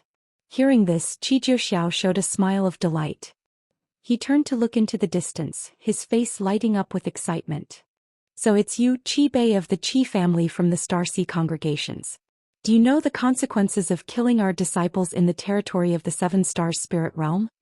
An icy voice echoed through the sky, the killing intent in it sending a chill down the spines of all beings outside the city. The disciples of the Supreme Sect quickly stood up, nervously looking into the distance. Terrifying auras erupted from all directions, shaking the earth and mountains. And Hao looked around and found that they were surrounded. Such a fearsome aura, could it be from wandering immortals as well? He was secretly alarmed, his eyes turning towards Qi Bei, wondering if this senior could hold out. When would the wandering immortals of the Star Sea congregations arrive? "Oh, so this land belongs to the Seven Stars Spirit Realm. I thought you had long abandoned it." A domineering voice rang out, opposing the previous wandering immortal of the Seven Stars Spirit Realm. Qi Bei clearly recognized the owner of this voice, a smile appearing on his face. The true battle of the wandering immortals was about to begin. The world was desolate and smoky ghostly mist pervaded the land. Chu Jingfeng stood on a gourd, surrounded by a faint light veil. His eyes were fixed ahead. The nine-fingered divine lord stood bare-chested, surrounded by fiery energy, his hair wild, looking like a war god, his posture imposing. In front of the nine-fingered divine lord floated a fiery red phoenix, its wings spanning 1,000 feet, flapping as fiery waves surged, like dragons sweeping towards the nine-fingered divine lord. "Humph! Since you refuse to bow, I can only subdue you." The nine-fingered divine lord spoke, his eyes cold, his body covered with black runes, crawling and horrific. With those words he suddenly charged towards the phoenix. The phoenix let out an ear-piercing screech, flapping its wings once more. The surrounding dust waves scattered, revealing terrifying ghostly figures, each 100 feet tall, clad in battle armor, wielding long weapons like ancient divine generals, exuding an unrivaled aura. In the blink of an eye, The nine-fingered Divine Lord was engulfed by these terrifying ghostly figures. Boom! A violent gale exploded, scattering the ghostly figures. The nine-fingered Divine Lord burst forth with relentless energy, striking towards the phoenix, shaking the mountains and rivers. This punch shattered space, and an ancient bell seemingly from the River of Time emerged from a space rift, crashing directly into the phoenix. The enormous phoenix seemed small as a sparrow before a tree compared to this ancient bell. The phoenix let out a mournful cry, as chains emerged from the surface of the bell, quickly binding the phoenix. No matter how it struggled, it couldn't break free from the chains. The air was filled with a frenzied energy as more and more divine soul demons approached from all directions, of various sizes and forms, with even a 1,000-foot-tall divine soul descending from the sky. The nine-fingered Divine Lord faced countless enemies alone, his punches and kicks like the wind, shaking the mountains and rivers unstoppable. Chu Jingfeng stood on the gourd, his blood boiling as he looked on. Though he couldn't see the specific movements of the nine-fingered Divine Lord clearly, seeing those divine soul demons being destroyed one after another, he could feel the immense power of the nine-fingered Divine Lord. So strong. At this moment Chu Jingfeng even felt that the Sword Dao was not the ultimate path. The path of the physical body was the strongest. The world roared and the earth continuously raised dust. No matter how many divine soul demons the nine-fingered Divine Lord eradicated, there were always more to come. Rumble. An enormous shadow rose at the edge of the world, like a mountain towering up, awe-inspiring. Chu Jingfeng looked from afar, feeling a chilling aura. What is that? He thought, terrified. Before he could think further, the mysterious giant shadow stepped out from the dust waves that covered the sky. It was a figure 10,000 feet tall with a strong build, each muscle like a rocky mountain, exuding a power that made all living things fear. It was entirely black, with disheveled hair, wearing only armored pants and holding a massive axe in its hand. Wielding the axe in both hands, it swept forward. The force of the axe, even without reaching, sent a devastating wind along its path, nearly flinging the gourd Chu Jingfeng stood on. The nine-fingered Divine Lord appeared in front of the gourd out of thin air, throwing a punch. Dong! The deafening roar echoed as the nine-fingered Divine Lord met the mysterious giant's axe with his own power. Both sides retreated. The nine-fingered Divine Lord frowned, feeling his right fist numb. The mysterious giant stabilized after retreating several steps, then swung the axe again. This time, the mysterious force from the heavens gathered on the axe blade, slashing down with the power of creation.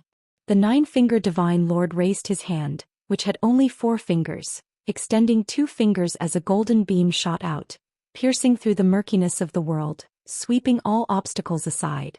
Boom! The 10,000-foot-tall giant shadow was annihilated by the golden light, leaving a vacuum in the world, and a huge canyon appeared below, astonishing Chu Jingfeng.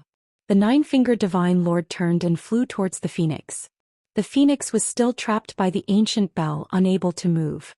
Just as the nine-fingered Divine Lord was about to approach the phoenix, a figure appeared out of thin air, raising a hand to capture the phoenix. The phoenix with wings spanning 1,000 feet shrank to the size of a palm. "Who are you?" the nine-fingered Divine Lord asked in a deep voice. He didn't rashly advance as he couldn't gauge the person's strength. Gu'en, in his 9 extremes yin-yang body form, turned to the nine-fingered Divine Lord and said, "The immortal spirit, I'll take it."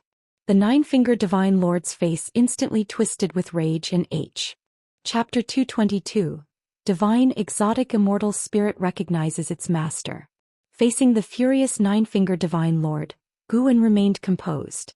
Holding the phoenix, he said, "Feel carefully, and you will understand that this karmic consequence is not something you can bear." Hearing this, the nine-fingered Divine Lord, who was about to attack, instinctively dispersed his divine sense. A few moments later, his expression changed drastically and fear filled his eyes. The divine soul demons were still pouring out, throwing themselves at them recklessly, their roars echoing through the heavens. Gu'en suddenly squeezed the phoenix in his hand, and the divine soul demons in the heavens were obliterated one after another, turning into ashes, and the noise abruptly ceased. Chu Jingfeng stood on his gourd, turned his head and looked at Gu'en in the distance, his face changing dramatically. A dark purple demon shadow, surrounded by demonic qi. Thud! He had just uttered a word when a terrifying divine sense locked onto him, scaring him into silence. The nine-fingered Divine Lord also regained his calm. He looked at Guan and asked, "What do you plan to do?" He could sense a more horrifying presence brewing beneath the earth. Purely in terms of aura, it was beyond what he could contend with. Guan did not answer but instead flipped his palm downward. Rumble, the earth shattered, rocks rose into the air, and the entire world seemed on the verge of collapsing. The momentum released by Guan was so terrifying that even the nine-fingered Divine Lord felt fear. Just how high is his cultivation level? The nine-fingered Divine Lord thought to himself, feeling fortunate. If he had acted rashly earlier or if the other party had directly ambushed him, he might have been in grave danger. Chu Jingfeng also looked nervously downward. Rocks ascended around him, flying towards the sky.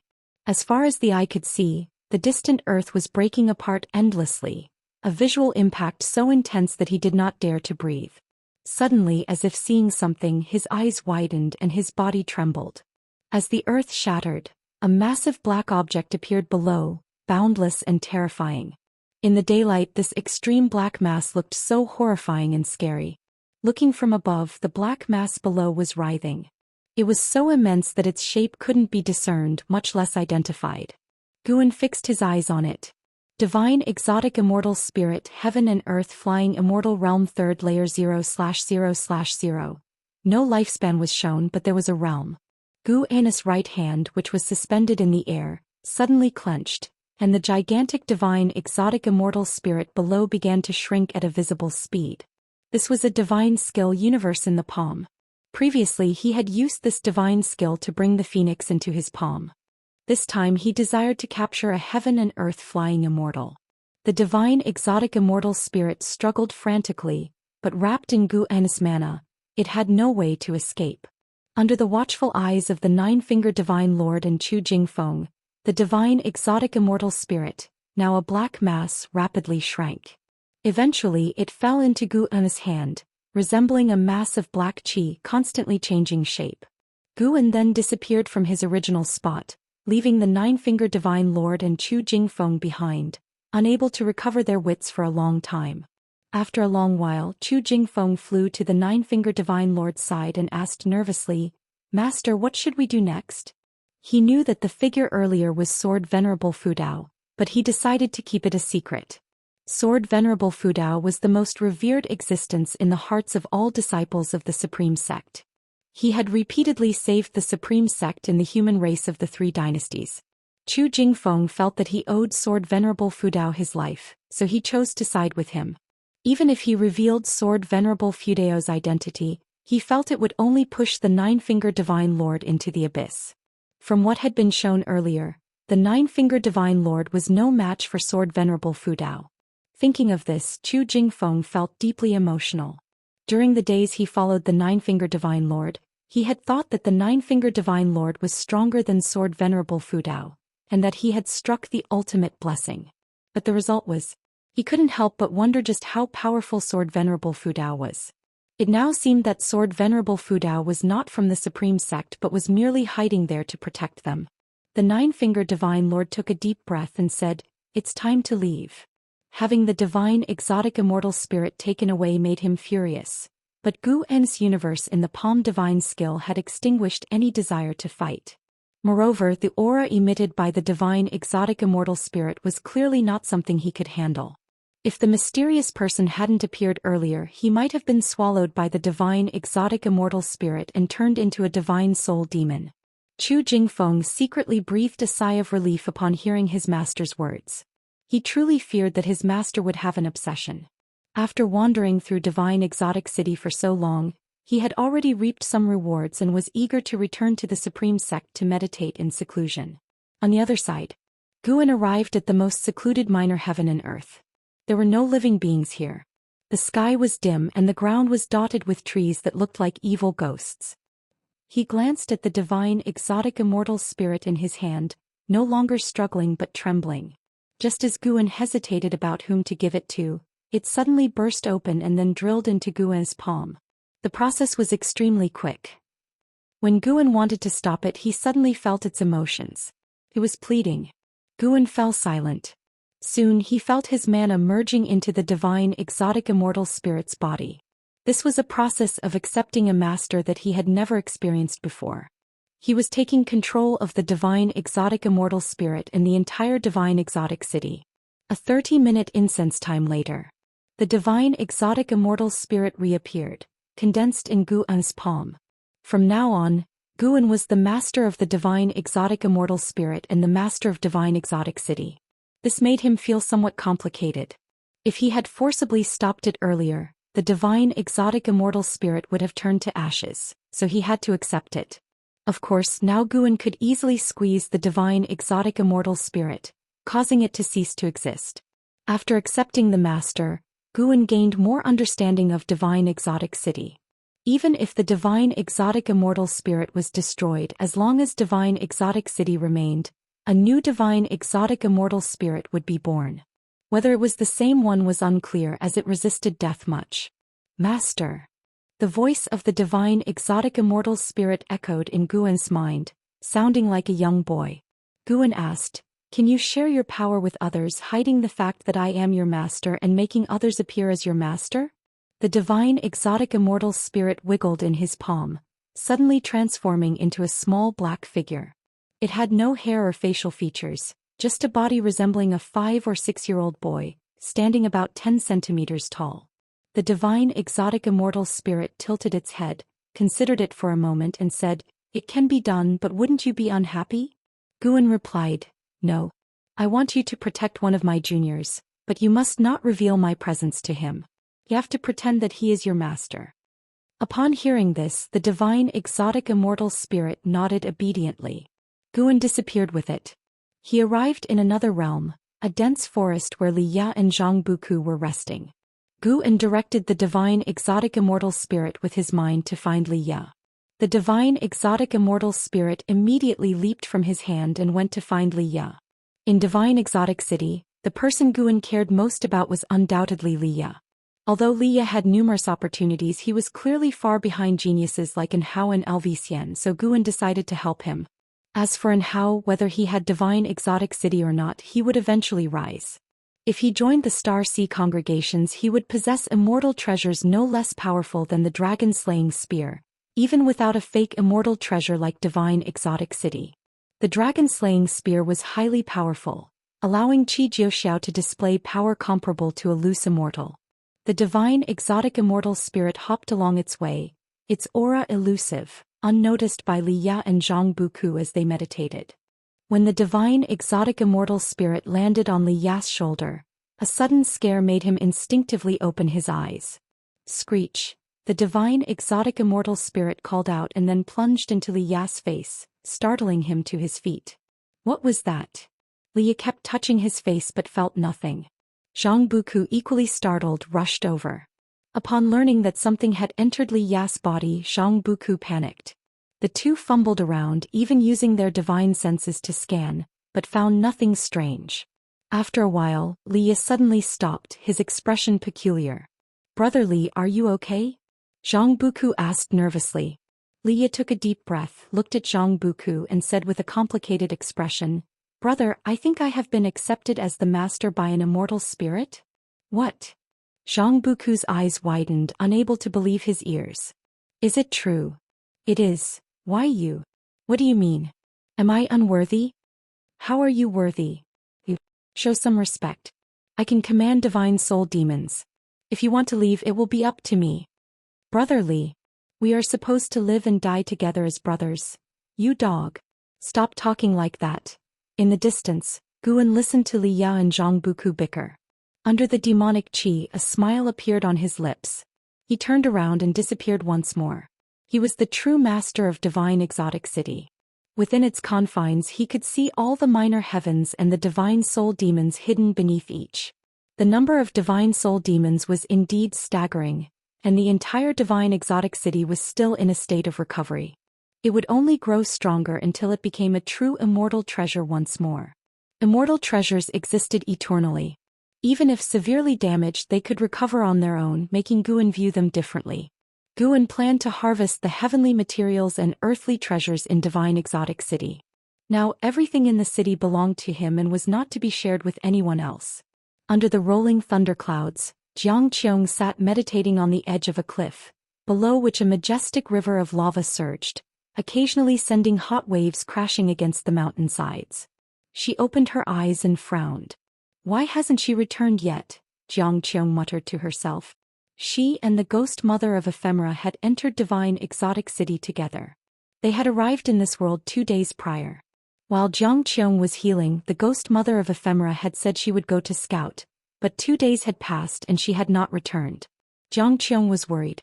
Though she did not consider the ghost mother of Ephemera particularly trustworthy, their long companionship had made her reliant on the ghost mother of Ephemera's abilities. Could the ghost mother of Ephemera be in trouble? She was so cautious. What could have ensnared her? Jiang Qiong sank into thought. If the ghost mother of Ephemera was in danger, surviving alone, let alone obtaining the immortal spirit, would be nigh impossible. Chapter 223 Guan's fantasy. Jiang Qiong grew more uneasy the more she thought about it. She took out an elixir and started accelerating the restoration of her spiritual power. The sky darkened, and the only sound was the lava below crashing against the mountain walls, making the atmosphere incredibly oppressive. Half a day passed. Jiang Qiong's spiritual power had recovered considerably. She stood up and headed in the direction the ghost mother of Ephemera had gone earlier. Meanwhile, Liya had already mastered the power of the Divine Exotic City. Although he still couldn't see every corner of the city, he felt unbelievably powerful now. Before entering the Divine Exotic City, he had doubts about the legends of the Immortal Path Supreme Treasure. How could it be that legendary? Let's go, there's a big battle outside the city. Let's go watch the fun. Liya stood up, his face full of high spirits. Zhang Buku followed him up, staring blankly at him. Liya shrugged his shoulder, and the divine exotic immortal spirit jumped out of his body, landing on his shoulder with its hands on its hips, looking very spirited. Looking at the divine exotic immortal spirit, Zhang Buku had a strange expression. It was hard to imagine that this little being was the immortal spirit of the Immortal Path Supreme Treasure. Liya raised his right arm, and the divine exotic immortal spirit immediately mimicked him. Rumble. The ground trembled and the sky changed color, making Zhang Buku look around nervously. One by one, the divine soul demons broke through the ground, lifting big trees into the sky. The same scene repeated everywhere, forcing Zhang Buku and Liya to stabilize themselves with their spiritual power. Liya laughed proudly. These are my divine army. Follow me to conquer the world. Zhang Buku looked at him, just about to speak, when suddenly the ground beneath them rose with a roar. A terrifying giant shadow stood up, holding a piece of land in its hand with a forest on it, where Zhang Buku and Liya were standing. Compared to this terrifying giant shadow, they were as small as ants. This terrifying giant shadow was the same 10,000-foot figure that had fought against the nine-fingered divine lord before. One hand held the land and the other held an axe, looking like a giant god who opened the sky, with divine majesty spreading wide. Zhang Buku looked down, his eyes wide with shock. Liya was extremely excited. With such a divine army, how could he not sweep away all enemies? He could sense a terrifying battle outside the Divine Exotic City, but he also saw the disciples of the Supreme Sect and he had to step forward. Primordial Ancestor, this time I will be the hero, watch me. Liya was trembling with excitement. He suddenly thought of Guan. If only Junior Brother Gu was here, how great that would be. But if Junior Brother Gu were here, he would still worry about his safety. Never mind, after this battle he would brag about it to him. Liya began to think about what treasures to bring back for Junior Brother Gu. The Divine Exotic City was so vast and had countless treasures. Just bringing a few out would be enough to reverse Guan's fate. Guan was in a minor heaven and earth, harvesting heaven and earth treasures. His lifespan kept increasing, which made him very happy. He saw that the 4 gates of the Divine Exotic City opened, and Liya rushed out with an endless stream of divine soul demons, immediately affecting the battle. Over 20 wandering immortals from the Star Sea congregations and the 7 Stars Spirit Realm were all disturbed and retreated. The 10,000-foot figure suddenly leaped out of the city, landing on the wilderness, roaring ferociously, and the sound echoed throughout the continent, making everyone tremble with fear. Just the roar alone was enough to make people lose their courage. Guan was not worried about Liya. After all, the divine exotic immortal spirit itself possessed the power of a heaven and earth flying immortal. He continued harvesting heaven and earth treasures, having gained an 80,000-year lifespan today. He did not intend to harvest everything as he had to leave some for the immortal spirit to continue planting. Since the divine exotic city belonged to him, he planned to let the immortal spirit set rules for Liya. Usually don't pluck the heaven and earth treasures randomly. It would prepare mature medicinal herbs for Liya, who would surely accept them excitedly without suspicion. Looking at Liya's spirited appearance made Guan want to laugh. After this battle, Liya would surely come to show off. Guan began imagining that 1,000 years later, when Liya thought his end was near and came to bid him farewell with the divine exotic city, what kind of scene would it be? Interesting. Guan was just thinking when he suddenly felt something. He frowned and disappeared from the spot. In another realm, thunder clouds rolled, covering the sky. In a basin between the mountains, Xianxia slowly stood up from the ground, clutching the wound on her right shoulder with her left hand, blood flowing continuously from the corner of her mouth. She looked ahead. Figures in black robes filled the slopes. Meditating at the highest point was an elder with a wooden staff beside him, from which black gas wafted, wrapping the ghost mother of ephemera in the air. The ghost mother of ephemera had already turned into a soul body and was extremely weak. She opened her eyes with difficulty and looked at Xianxia down the mountain. "Little girl, you have a good fighting spirit. Just right for luring the ghost king of hell." The black-robed elder spoke with a mocking tone. The other black-robed cultivators all looked down at Xianxia with cold eyes. To them, Xianxia was already a dead person. The ghost king of hell? What exactly are you looking for? Xianxia gritted her teeth, thinking about how to escape. The difference in cultivation was too great. Any one of these people could easily kill her. The ghost king of hell is the strongest ghost king hidden in this world. It guards an immortal treasure. The black-robed elder spoke nonchalantly. A black-robed cultivator started descending the mountain, step by step approaching Xianxia. Just as Xianxia was extremely anxious, a gust of wind came from afar, making her instinctively close her eyes. The gust of wind whistled past and Xianxia felt her injury had somewhat healed, whether it was an illusion or not. She quickly opened her eyes and was astonished to find that those mysterious cultivators had disappeared. The soul body of the ghost mother of ephemera was suspended in the air above the slope, slowly falling. Before Xianxia could react, a whooshing sound came from afar, and a blood-red treasure pagoda descended from the sky, landing in front of her, scaring her to retreat instinctively. The blood-red treasure pagoda burst out with immense power, turning into blood mist, which quickly wrapped around Xianxia, pulling her towards the pagoda. Xianxia's face was full of fear when she heard a voice in her ear. "Do not panic." Hearing this voice, Xianxia instantly felt at ease. "Sword Venerable Fudao had come too." She was pulled into the blood-red treasure pagoda, her figure disappearing. The ghost mother of ephemera fell to the ground, turned her head to look, her face full of worry. Twilight approached. The towering divine exotic city stood on the wilderness, its 4 gates wide open. Cultivators continuously flew out, appearing as if they were being thrown out by some force instead of flying out on their own. Liya stood on a high slope at the edge of the ruins, the divine exotic immortal spirit standing on his shoulder, guarding him. 2 figures appeared beside him, one being Qi Bei, the master of Qi Jiuxiao, the other a middle-aged man in luxurious white robes with a commanding presence. "I am the Sea Lord of the Star Sea Congregations, Nanfengtian. After this battle, the 7 Stars Spirit Realm will surely hold a grudge against you. You possess the immortal treasure, and relying solely on your own strength might not be enough to protect it. Come back with us to the Star Sea Congregations. We will train you as a true disciple, treating you better than Xiantiani." The man in white robes spoke. Qi Bei followed. "The Star Sea Congregations is a great righteous sect. Many cultivators from the Supreme Sect are your seniors, so you can join without worry." Liya looked at the divine exotic city and said, "Thank you both for your kindness. I am willing to join the Star Sea Congregations, but can I visit the Supreme Sect first?" He was not foolish. After this battle he had to choose a power to lean on. LV Bateman had also just sent him a message, advising him to ally with the Star Sea Congregations. Nanfengtian smiled. "Of course, we also want to visit the Supreme Sect.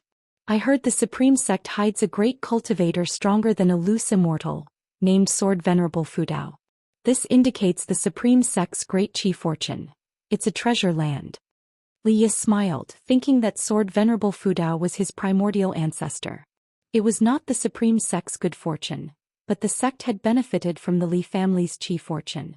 Of course he wouldn't say this out loud to avoid causing trouble for his primordial ancestor. They continued chatting. Li Ye wanted to take 2 companions, Zhang Buku and Guan. Hearing that Guan was only in the Foundation establishment realm, Nan Fengtian advised against taking him as his cultivation was too low. Without a nascent soul, joining the Star Sea congregations recklessly would only lead to setbacks, especially since Li Ye couldn't always look after him. As for Zhang Buku, his strong chi blood made him an excellent candidate. Li Ye frowned, not very happy. Qi Bei had to continue to persuade him, describing the atmosphere in the Star Sea congregations at length, and only then did Li Ye give up. Far in the 3rd Medicine Valley harvesting medicinal herbs, Guan pouted. What Foundation establishment realm? I had already formed my core. Guan inwardly sneered, having no intention of joining the Star Sea congregations. The Star Sea congregations had too many old monsters, making it unsafe. Unlike the Supreme Sect, where Guan was already the strongest, he had absolute confidence staying there. Seeing that Li Ye allied with the Star Sea congregations, Guan felt completely relieved. In the divine exotic city he had harvested 1,500,000 years of lifespan, pushing his lifespan past 1,000,000 again, putting him in a great mood. He planned to revisit the divine exotic city after some time. Even if Li Ye went to the sea with his cultivation level, he could hardly escape Guan's divine sense. Besides, Guan had established a soul connection with the divine exotic city, ensuring he could track it wherever it went.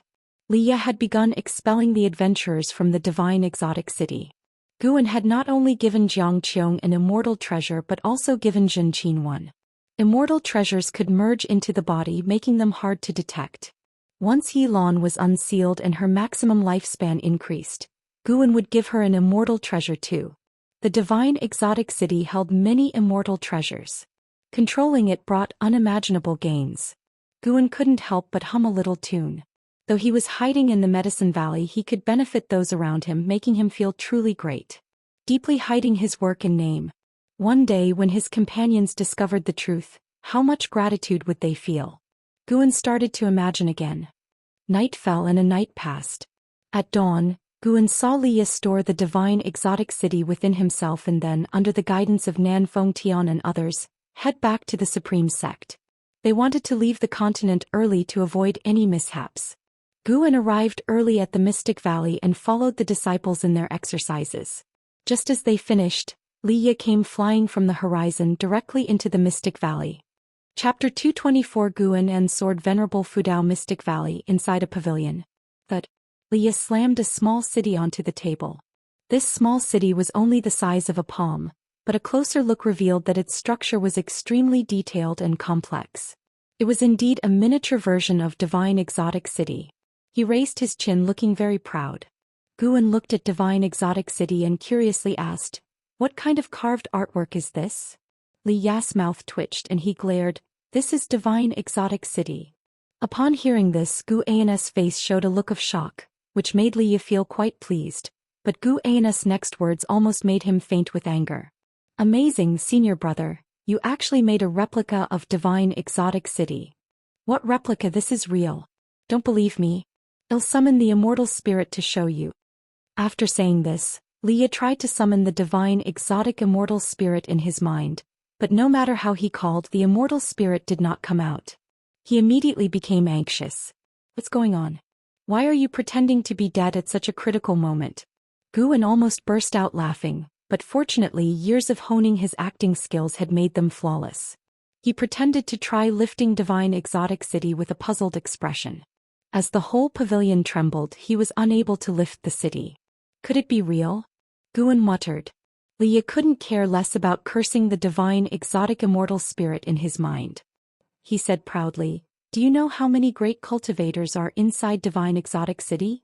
He began to recount his experiences, not mentioning that the immortal spirit had approached him first, but instead claiming that he had gone through various trials to win the immortal spirit's recognition.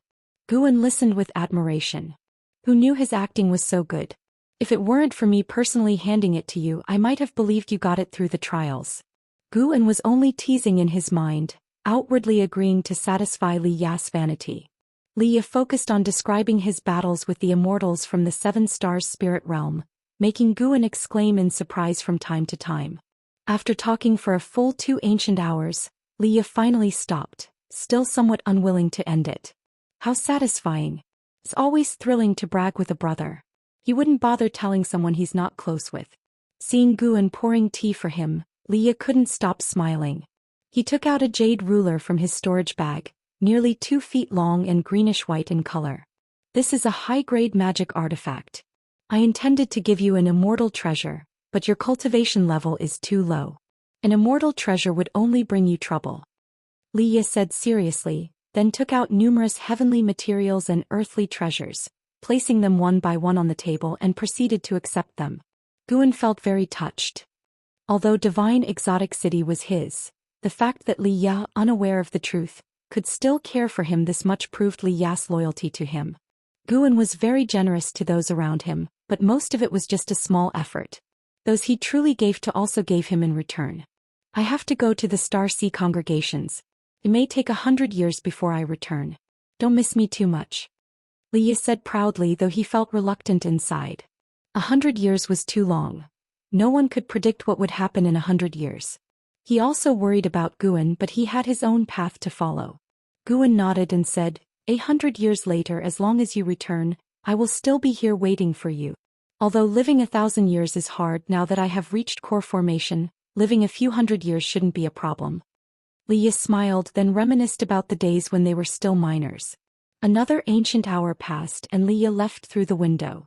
Guan looked at the footprints he left behind and suspected he did it on purpose. No way, he'll have to let the divine exotic immortal spirit bully him a bit in the name of teaching. Guan made up his mind, simultaneously sending orders to the divine exotic immortal spirit through his mind. In the evening, Zhang Buku came to visit Guan. He had prearranged with Li Ya to visit separately.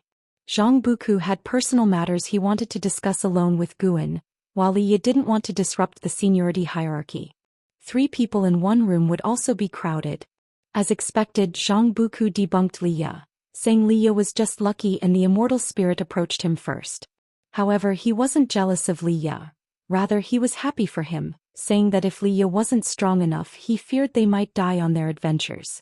In the end, Zhang Buku also took out numerous heavenly materials and earthly treasures as gifts for Guan in gratitude. Guan tried to decline, but Zhang Buku insisted until Guan had no choice but to accept them. Being able to repay Guan made Zhang Buku very happy. He started talking about how he wished his father could see his achievements now. What a pity. It wasn't until evening that Zhang Buku finally left. Snow fluttered down as troops from the Supreme Sect returned. Zhen Qin came to visit Guan first and also brought many treasures. Guan couldn't help but laugh and cry, but he didn't refuse. 4 days later at night, another person came to see Guan. It was Jiang Qiong. The two entered the 8 scenic caves to chat. How have you been these years? Guan asked softly, sitting in front of a green vine tree. 2 vines sprouted and began to massage his shoulders. Seeing him enjoying himself like this, Jiang Qiong couldn't help but roll her eyes. Jiang Qiong took out a medicine cauldron, lit a fire and added water before answering, pretty well. I recently went to Divine Exotic City and gained a lot. She started placing medicinal ingredients into the cauldron. Guan immediately congratulated her. Do you know who I serve now? Jiang Qiong asked casually. Guan shook his head and said, how would I know? In the immortal cultivation world, I am just an ordinary person who knows very few great cultivators. Sword Venerable Fudao. What? Guan was shocked. He cursed inwardly. I told you not to say anything, how could you spill it so easily? If Jiang Qiong told him about Sword Venerable Fudao today, she might tell others tomorrow. How could he not be nervous? Of course, even if others knew about Jiang Qiong and Sword Venerable Fudao's relationship, it wouldn't threaten Guan. However, Jiang Qiong might attract fatal trouble. I'm only telling you, so don't spread it around. Jiang Qiong said, turning to glare at Guan fiercely. Guan sighed and said, you shouldn't have told me. If he overhears this, won't I be in trouble? Jiang Qiong laughed and said, don't worry, Sword Venerable Fudao doesn't kill nobodies. I'm just chatting with you. Then she turned the conversation to her experiences in Divine Exotic City. This trip to Divine Exotic City was full of dangers and I nearly died. If it wasn't for Sword Venerable Fudeo's intervention, you wouldn't see me here today. Jiang Qiong said with a slight air of melancholy. Guan comforted her. You're back now though. With your fortune you might even become an immortal someday. Jiang Qiong shook her head and said, an immortal? That's far too difficult. The higher you stand the more fears you have. By the way, why do you think Sword Venerable Fudao cares so much for me? Could it be he fancies my looks? She glanced at Guan, anticipating his reaction. Guan frowned and said, probably not. He's too powerful and renowned, not lacking in women. I care for you only because you've taught me so many spells. Thinking of you that way is too hurtful. Guan felt insulted. How could Sword Venerable Fudao be so shallow? Seeing Guan frown, Jiang Qiong felt a bit relieved, though his remarks annoyed her. There are many women in the world, but how many have you seen that are more beautiful than me? Jiang Qiong glared, stepping forward quickly to lean over Guan and stare at him. Their faces were less than 10 centimeters apart and Guan, sitting on the ground, had to shift to the side. Jiang Qiong lifted her left foot, brushing past Guan's ear and stepping on the tree trunk, stopping his movement.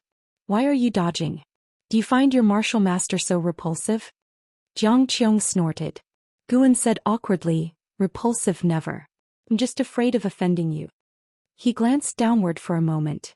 Jiang Qiong was wearing a skirt, though there were pants underneath. Her posture was still quite improper. Offend. Jiang Qiong withdrew her foot, squatted down and started pulling at Guan's clothes. What are you doing? Guan exclaimed in fear.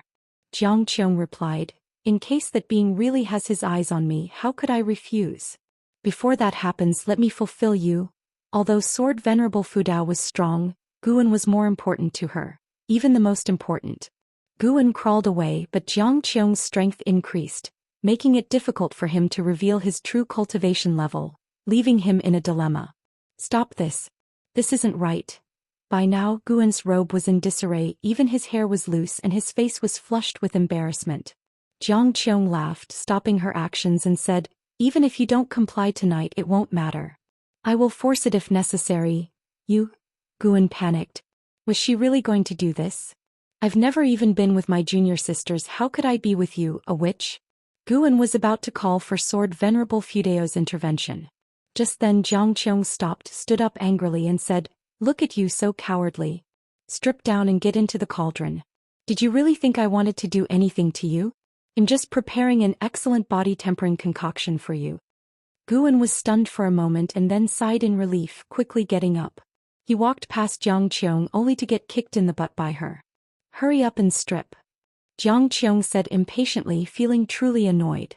In fact, she really had the impulse just now, but seeing Guan's terrified look, she couldn't bring herself to do it. This made her both embarrassed and angry. Did this kid really think so little of her?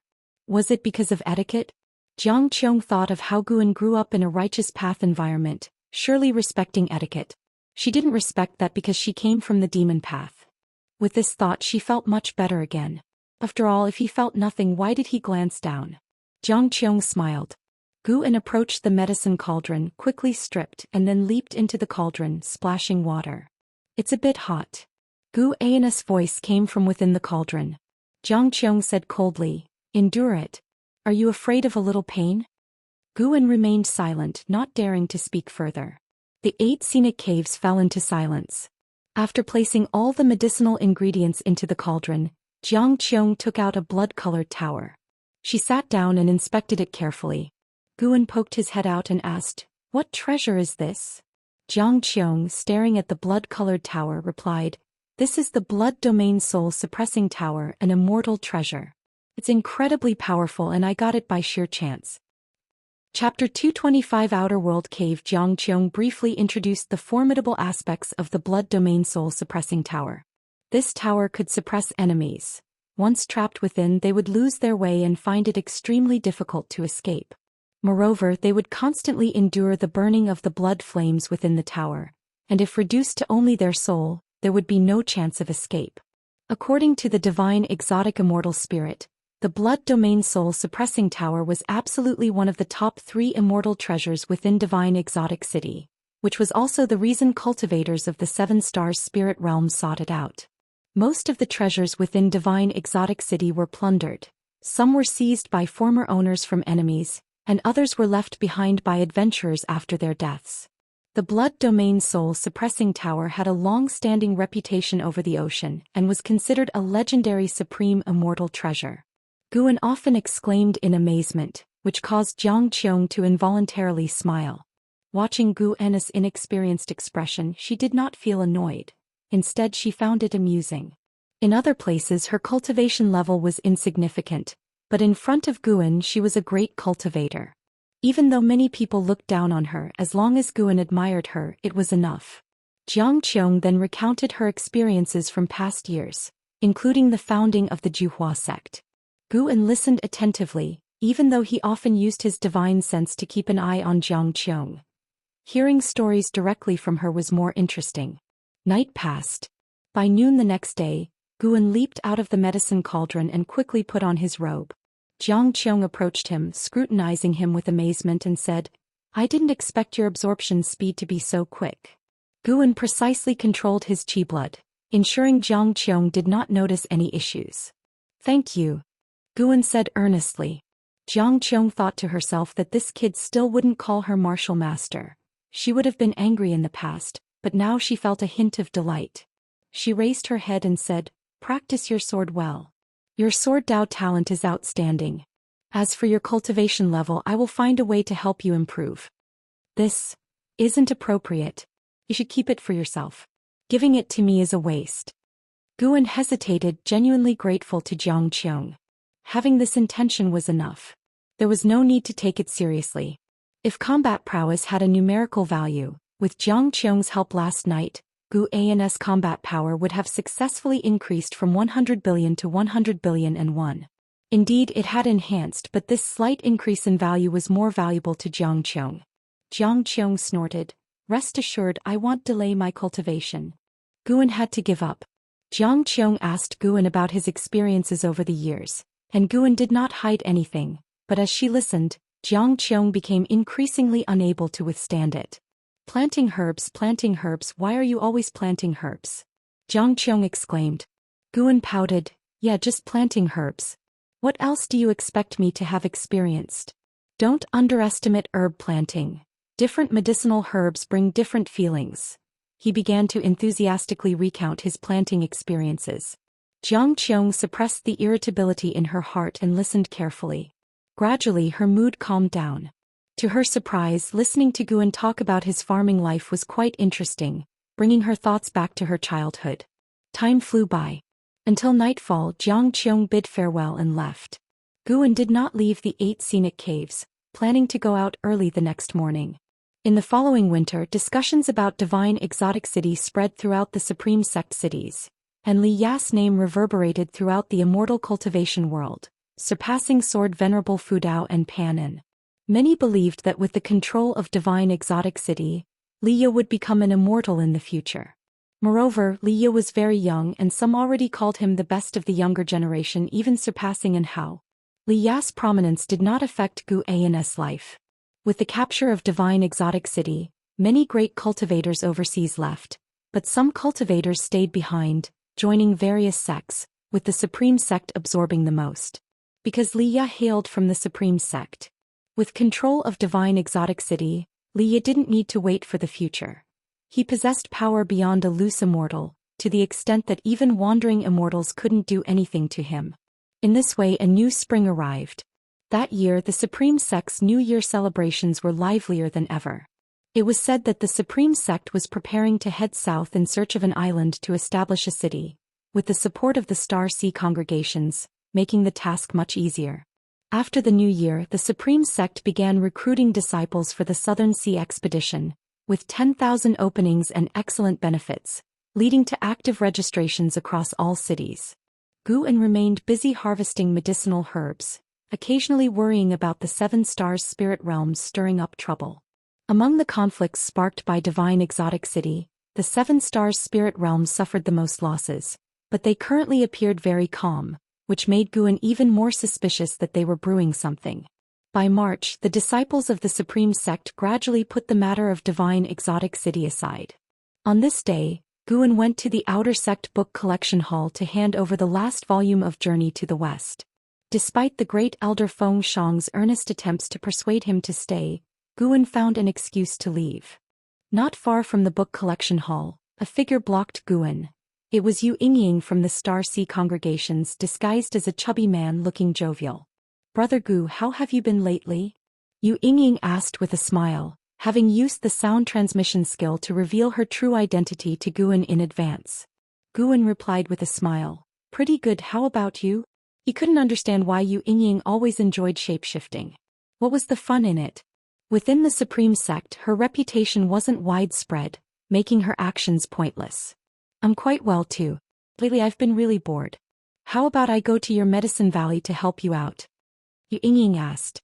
Guan hesitated for a moment and agreed, then directed her to the third medicine valley. Upon hearing this, Yu Yingying was immediately delighted and pulled Guan towards her own residence to pack her things. "Your Supreme Sect has produced a Li Ya. With the support of the Star Sea congregations, you'll definitely rise to prominence. In the future, we'll at least assist you," Yu Yingying remarked as she walked, her tone slightly emotional. She had not expected that amidst the scramble of so many great cultivators, an obscure minor cultivator would gain divine exotic city's approval. As a member of the Star Sea congregations, she deeply understood the might of the fake immortal treasure, believing that Li Ya would undoubtedly become a significant great cultivator over the ocean. "That's great news," Guan responded, trying to act surprised. Following this, Yu Yingying began describing those powerful Immortal Path Supreme treasures to Guan. The Star Sea Primordial Unity banner of the Star Sea congregations was said to invert the stars and ocean within the formation, causing those who entered to become forever lost, and it could harness the power of stars and the ocean to change the course of events. The Seven Stars Mirror of the Seven Stars Spirit Realm contained ancient power, under whose light nothing could hide. Guan found this very intriguing. He wondered what cultivation level was needed to craft an Immortal Path Supreme treasure. When he reached that level, he also planned to create one, making early plans to avoid panic when the time came. Spring went and autumn came. 5 years passed quickly. After Li Ya took divine exotic city, the mainland enjoyed peace. The Supreme Sect successfully established a city overseas, with even the Outer Sect having a transmission array platform leading to Southern Sea City. More and more disciples began training at sea, and news from the ocean continually arrived at the Supreme Sect. Since the completion of the teleportation array in Southern Sea City, Guan saw new things in the Outer Gate City whenever he went, making him feel like he was at a fair. In early summer, Guan arrived at Immortal Seeking Island. Led by the servant Zhou Xian of the Sea Protection Mansion, Guan strolled around Immortal Seeking Island, listening to the various disturbances on the sea. The friction between the Star Sea congregations and the Seven Stars Spirit Realm is increasing.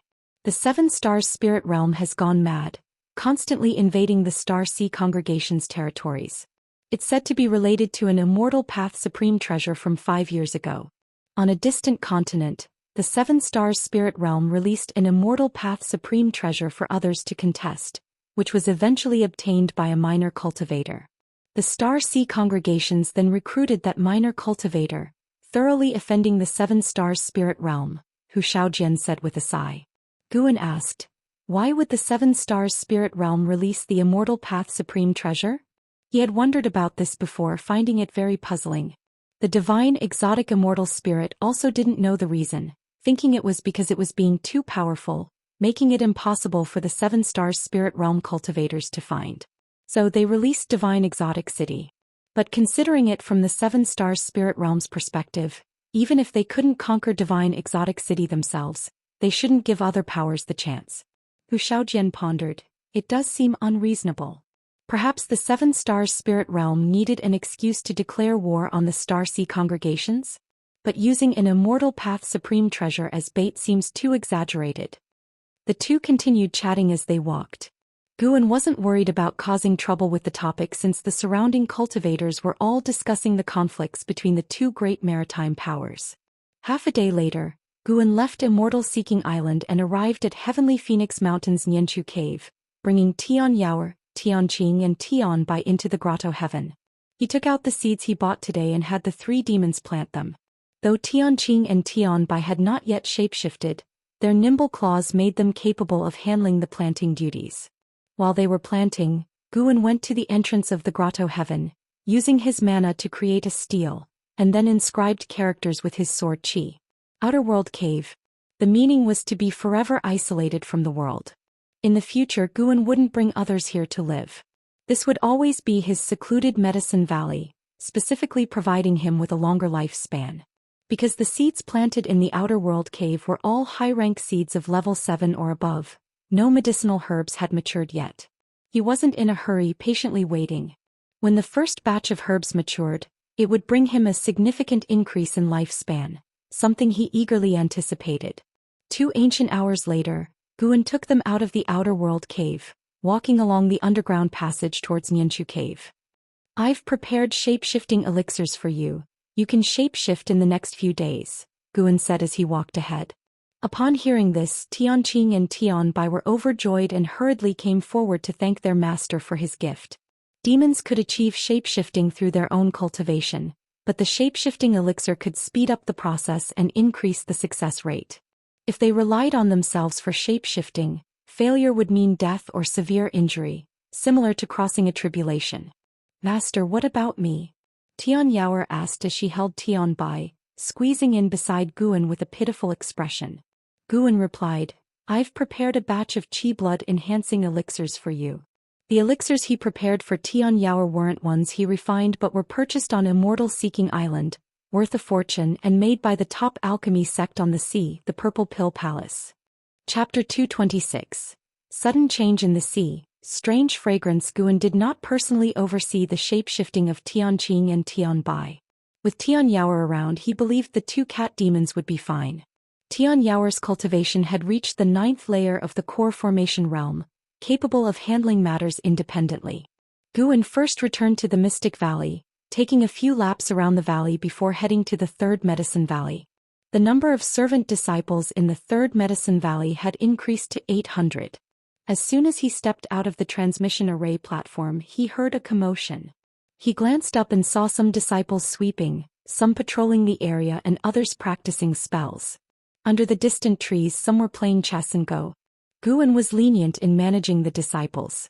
As long as they completed their daily tasks, they could arrange their time freely. In the 3rd Medicine Valley, not all disciples were idle. Most harbored ambitions of becoming outer disciples, so they worked diligently to please Guan and obtain elixirs. Guan walked towards his pavilion. The Blood Prison Great Saint was dozing on the grass below the pavilion, nature's spiritual energy slowly flowing into his body. Suddenly the pavilion door opened, and Yu Yingying beckoned to Guan. Seeing this, Guan sighed helplessly and walked over. This pavilion belonged to Lu Lingjun. After Divine Exotic City was taken by Li Yao, Lu Lingjun returned. She was in seclusion for cultivation until Yu Yingying entered the valley, causing a change. The two of them unexpectedly got along well.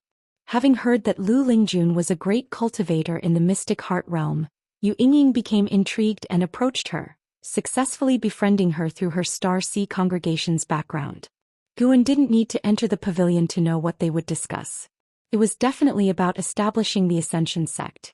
Guan was also forcibly pulled into their plan. As long as he provided medicinal herbs, he could secure a high-level seat in the future. Upon entering, Yu Yingying closed the door. Guan walked into the hall. Lu Lingjun was sitting at the table, which was covered in papers, with a small white snake coiled on them. He sat down, teasing the white spirit demon emperor, enjoying stroking its snake head.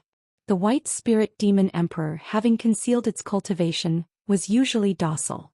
Besides, Lu Lingjun had privately instructed it, so it had to comply with Gu An's actions. Yu Yingying quickly sat beside Guan, excitedly saying, "Recently my people have tracked the whereabouts of ascenders. And there's more than one." Guan responded irritably, "You dragged me into this just for that? I have no intention of leaving the Supreme Sect." He wondered what Lu Lingjun had said to make this native Yu Yingying so obsessed with creating the Ascension sect.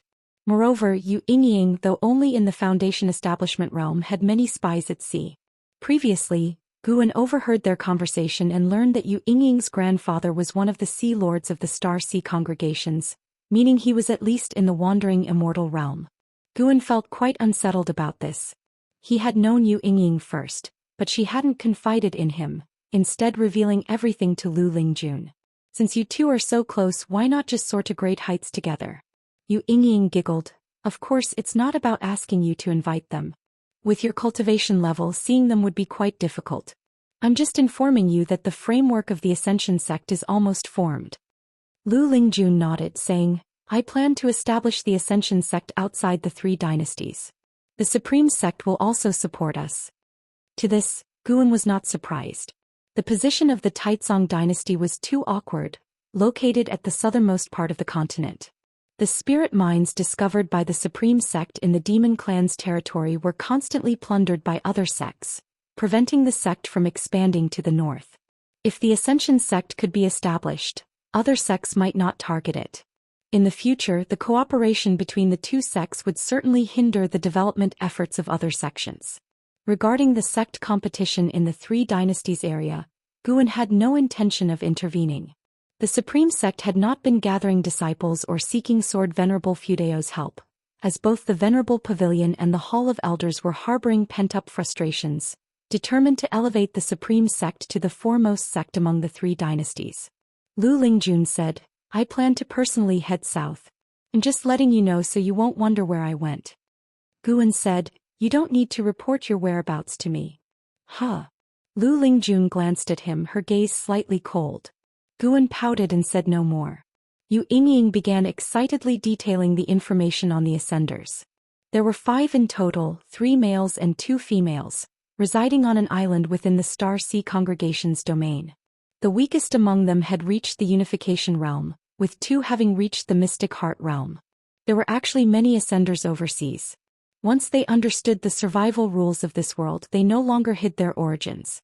After all, cultivators here couldn't ascend to the lower realms and they weren't interested in the lower realms. Guan listened attentively, contemplating the impact if the Ascension sect truly established itself in the immortal cultivation world on the continent. Ascenders might not have the highest cultivation, but their survival skills and temperament were formidable.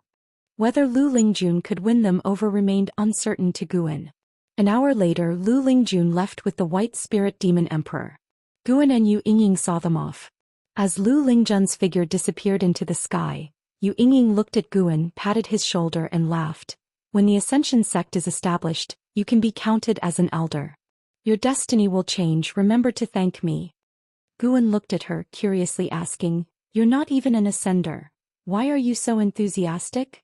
Once the Ascension sect was established, those without Ascension experience would surely be marginalized or scorned, as the sect's teachings would focus on gathering Ascenders. It's interesting. In this lifetime, if you could do a few notable things, it wouldn't be a waste of time in this mortal world. If you could leave a mark, that would be even better, Yu Yingying said matter-of-factly. Guan was surprised. With your background, why do you sound like... He noticed that in her true form, Yu Yingying had a peculiar causal force within her, limiting her spiritual power's growth.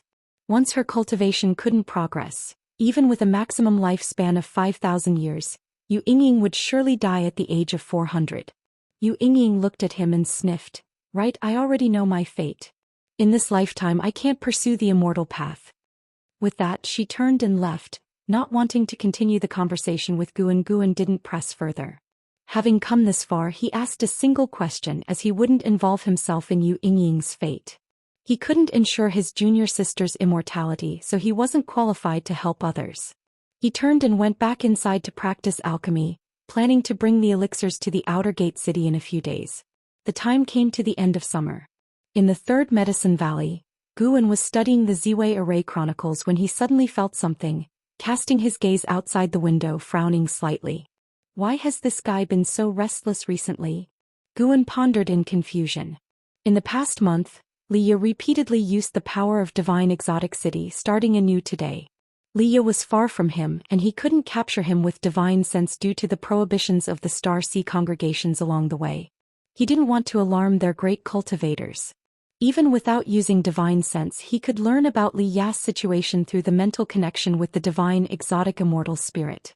After a moment of hesitation, Guan inquired the divine exotic immortal spirit with his mind. Soon the spirit informed him of the reason. Leah was exploring a secret realm, one of the legacy secret realms of the Star Sea congregations. If he succeeded, he'd gain the ancient legacy of the congregations. With the power of divine exotic city, Leah had already reached the final challenge, facing the remnants of the inheritor's soul, with the army of divine soul demons unable to capture it for a while. Knowing the reason, Guan stopped worrying. Leah had been with the Star Sea congregations for over 5 years. If they had intended to harm him, they would have done so long ago. It seemed the congregations genuinely wanted to nurture him. Guan withdrew his gaze and continued studying the Ziwei Array Chronicles in his hand. Time continued to pass. An hour later. Boom. A deafening roar from afar interrupted Guan's thoughts once again. What's special about today? Why is there so much commotion? Guan muttered quietly, sending his divine sense towards the source of the sound. Before long, his expression changed dramatically. Reflected in his pupils was an endless ocean. At this moment, a gigantic fissure appeared in the ocean, continuously expanding. The seawater furiously rushed into the fissure, forming a spectacular waterfall. The deep fissure stretched for miles. Guan sensed other divine senses being drawn to the ocean fissure and many cultivators heading towards it. The ocean was to the west of the continent. Guan's divine sense traveled a long way, discovering the fissure extended for tens of thousands of miles and was still growing, seemingly dividing the ocean in two. Strangely, despite the seawater pouring into the fissure, the sea level didn't drop but maintained its majestic sight. Fortunately, the ocean fissure was far from the continent with a landmass in between. Guan retracted his divine sense and continued reading, planning to visit Immortal Seeking Island later for information. On Immortal Seeking Island, Guan could always hear various significant oceanic events. Late at night, Guan arrived at Nianchu Cave, walking towards the stone table. As soon as his footsteps sounded, 2 fragrances greeted him. Next, his arms were embraced, sinking into softness. Master! Greetings, Master! 2 enchanting women clung to Guan's arms, one in a blue dress, the other in a white dress. They had graceful figures and delicate features, gazing at Guan with eyes like rippling water. They were Tianqing and Tianbai after shapeshifting. Guan, wearing a mask, asked, "What's that smell on you?" Tianqing tilted her head and said, "It's a special water Miss made. It gives off a distinctive fragrance, masking our demon scent so Master won't dislike us." Guan remained silent, inwardly satisfied. The newly shapeshifted Tianqing and Tianbai indeed had a foul demon scent, which made him reluctant to be close to them before. Allowing them to hold him, Guan walked towards the small building. The 2 cat demons chattered non-stop, just like Tian Yaoer. Soon Tian Yaoer emerged from the house, beaming as she approached Guan, expecting praise. Unfortunately, Guan didn't mention the fragrance but asked about her cultivation progress. Chapter 227 Immortal King Guan sat at the stone table, enjoying Tianqing and Tianbei's shoulder and leg massages. He cast his gaze toward Tian Yaoer, occasionally giving remarks on her limitless freedom step, feeling quite content. Tian Yaoer felt rather frustrated but had no choice but to listen. After a long while, Guan finally stopped his pointers to her and said, "Tianqing, Tianbai, today I will teach you a divine skill. Do you wish to learn?" Upon hearing this, the 2 girls immediately nodded, their eyes shining with excitement. Guan raised his hand, using his index finger to touch their foreheads. In an instant, their bodies stiffened, and a figure practicing divine skills was reflected in their pupils, their postures constantly changing. He imparted the Daoist gang primal energy to them. Tianqing and Tianbai needed many years to master it, which would also help them settle down. During the massages, their hands had been a bit restless, which made Guan slightly displeased, hence a small punishment. Tian Yaoer sat down and curiously asked, "Master, what divine skill are you teaching them?" Guan briefly introduced the Daoist gang primal energy, which piqued Tian Yaoer's interest, and she began to coquettishly beg him to teach her.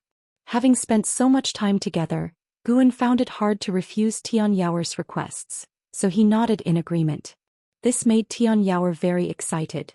Her eyes darted around, thinking of something, unable to contain her smile. Once the 2 cat demons regained their senses, Guan let them go to practice. As they left, Tian Yaoer approached again, eagerly leaning her forehead forward with her eyes closed.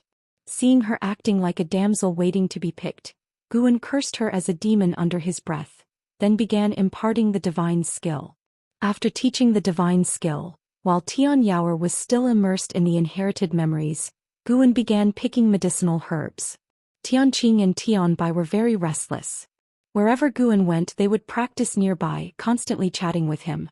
It wasn't until dawn that Guan finally left. As autumn arrived, the weather became slightly cool. Guan crossed several seas and reached Immortal Seeking Island. Sure enough, news of the ocean rift had already spread across Immortal Seeking Island, and everyone was talking about it. It was said that the rift was still continuously expanding, making it impossible to gauge its length. The width alone reached 100 miles, causing unease, as if the entire mortal world was about to split in two. During this time, Guan even saw heaven and earth flying immortal approaching the ocean rift, but they were powerless as well. Senior, I heard a legend. Long ago the mortal world was submerged by the ocean, countless Daoist traditions perished. When the ocean receded, all beings returned to living on land, and sects sprang up like bamboo shoots after a rain. One of those sects was the Red Dust sect. The sect master of Red Dust sect created the Immortal Path Supreme Treasure, Divine Exotic City, which suppressed the mortal world and achieved the position of Immortal King. Before the Red Dust sect master fell, he split the ocean in two, then his body fell and was buried at the bottom of the sea. His realm was unimaginable, and some say it was the power of his bones that cracked the ocean. No one knows if it's true. Hu Shaojin followed beside Guan, speaking mysteriously. Red Dust sect, Divine Exotic City? Upon hearing this, Guan suddenly felt that the ocean rift was related to the Seven Stars Spirit Realm. The Seven Stars Spirit Realm first released the Divine Exotic City, then created the ocean rift. What was their true intention? Help me gather all the legends and records of immortal kings throughout history, Guan instructed. Previously, the ghost mother of Ephemera had sent the 9 Nether 13 Evil to deliver the immortal king crown to Guan. Hidden beneath the crown were the bones and soul of the evil emperor. Guan buried the immortal king crown at the bottom of a lake in the North Sea and had not touched it since. He originally thought the immortal king was just a title, but now it seemed there were many immortal kings. Hu Shaojin quickly agreed. Being able to work for Guan made him feel honored. Having spent so many years with Guan, he felt fortunate to have someone powerful to rely on. Serving a loose immortal was indeed his blessing. There was an auction on Immortal Seeking Island in a couple of days, and Hu Shaojin recommended Guan attend because there was a sapling of a 9th rank spirit tree. Upon hearing this, Guan immediately agreed. Half a day later, Guan left with the sapling of the 9th rank spirit tree. Some loose immortals attempted to track him but couldn't keep up.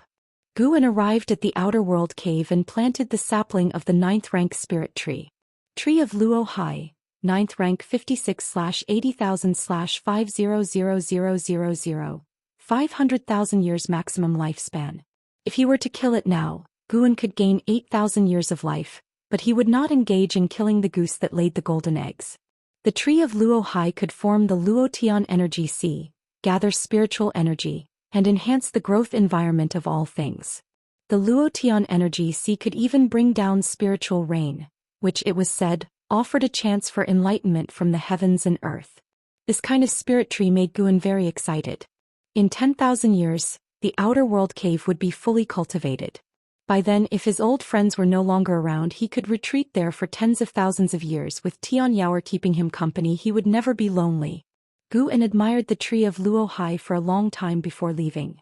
When he returned again, it was already 10 years later.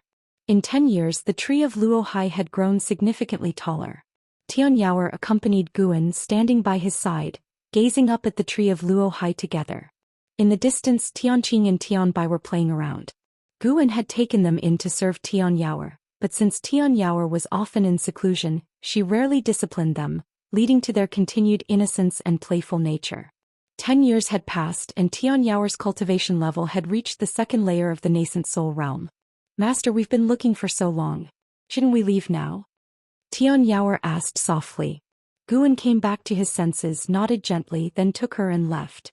Tianyao urged him because she didn't want to waste time here. She had a lot she wanted to discuss with Guan.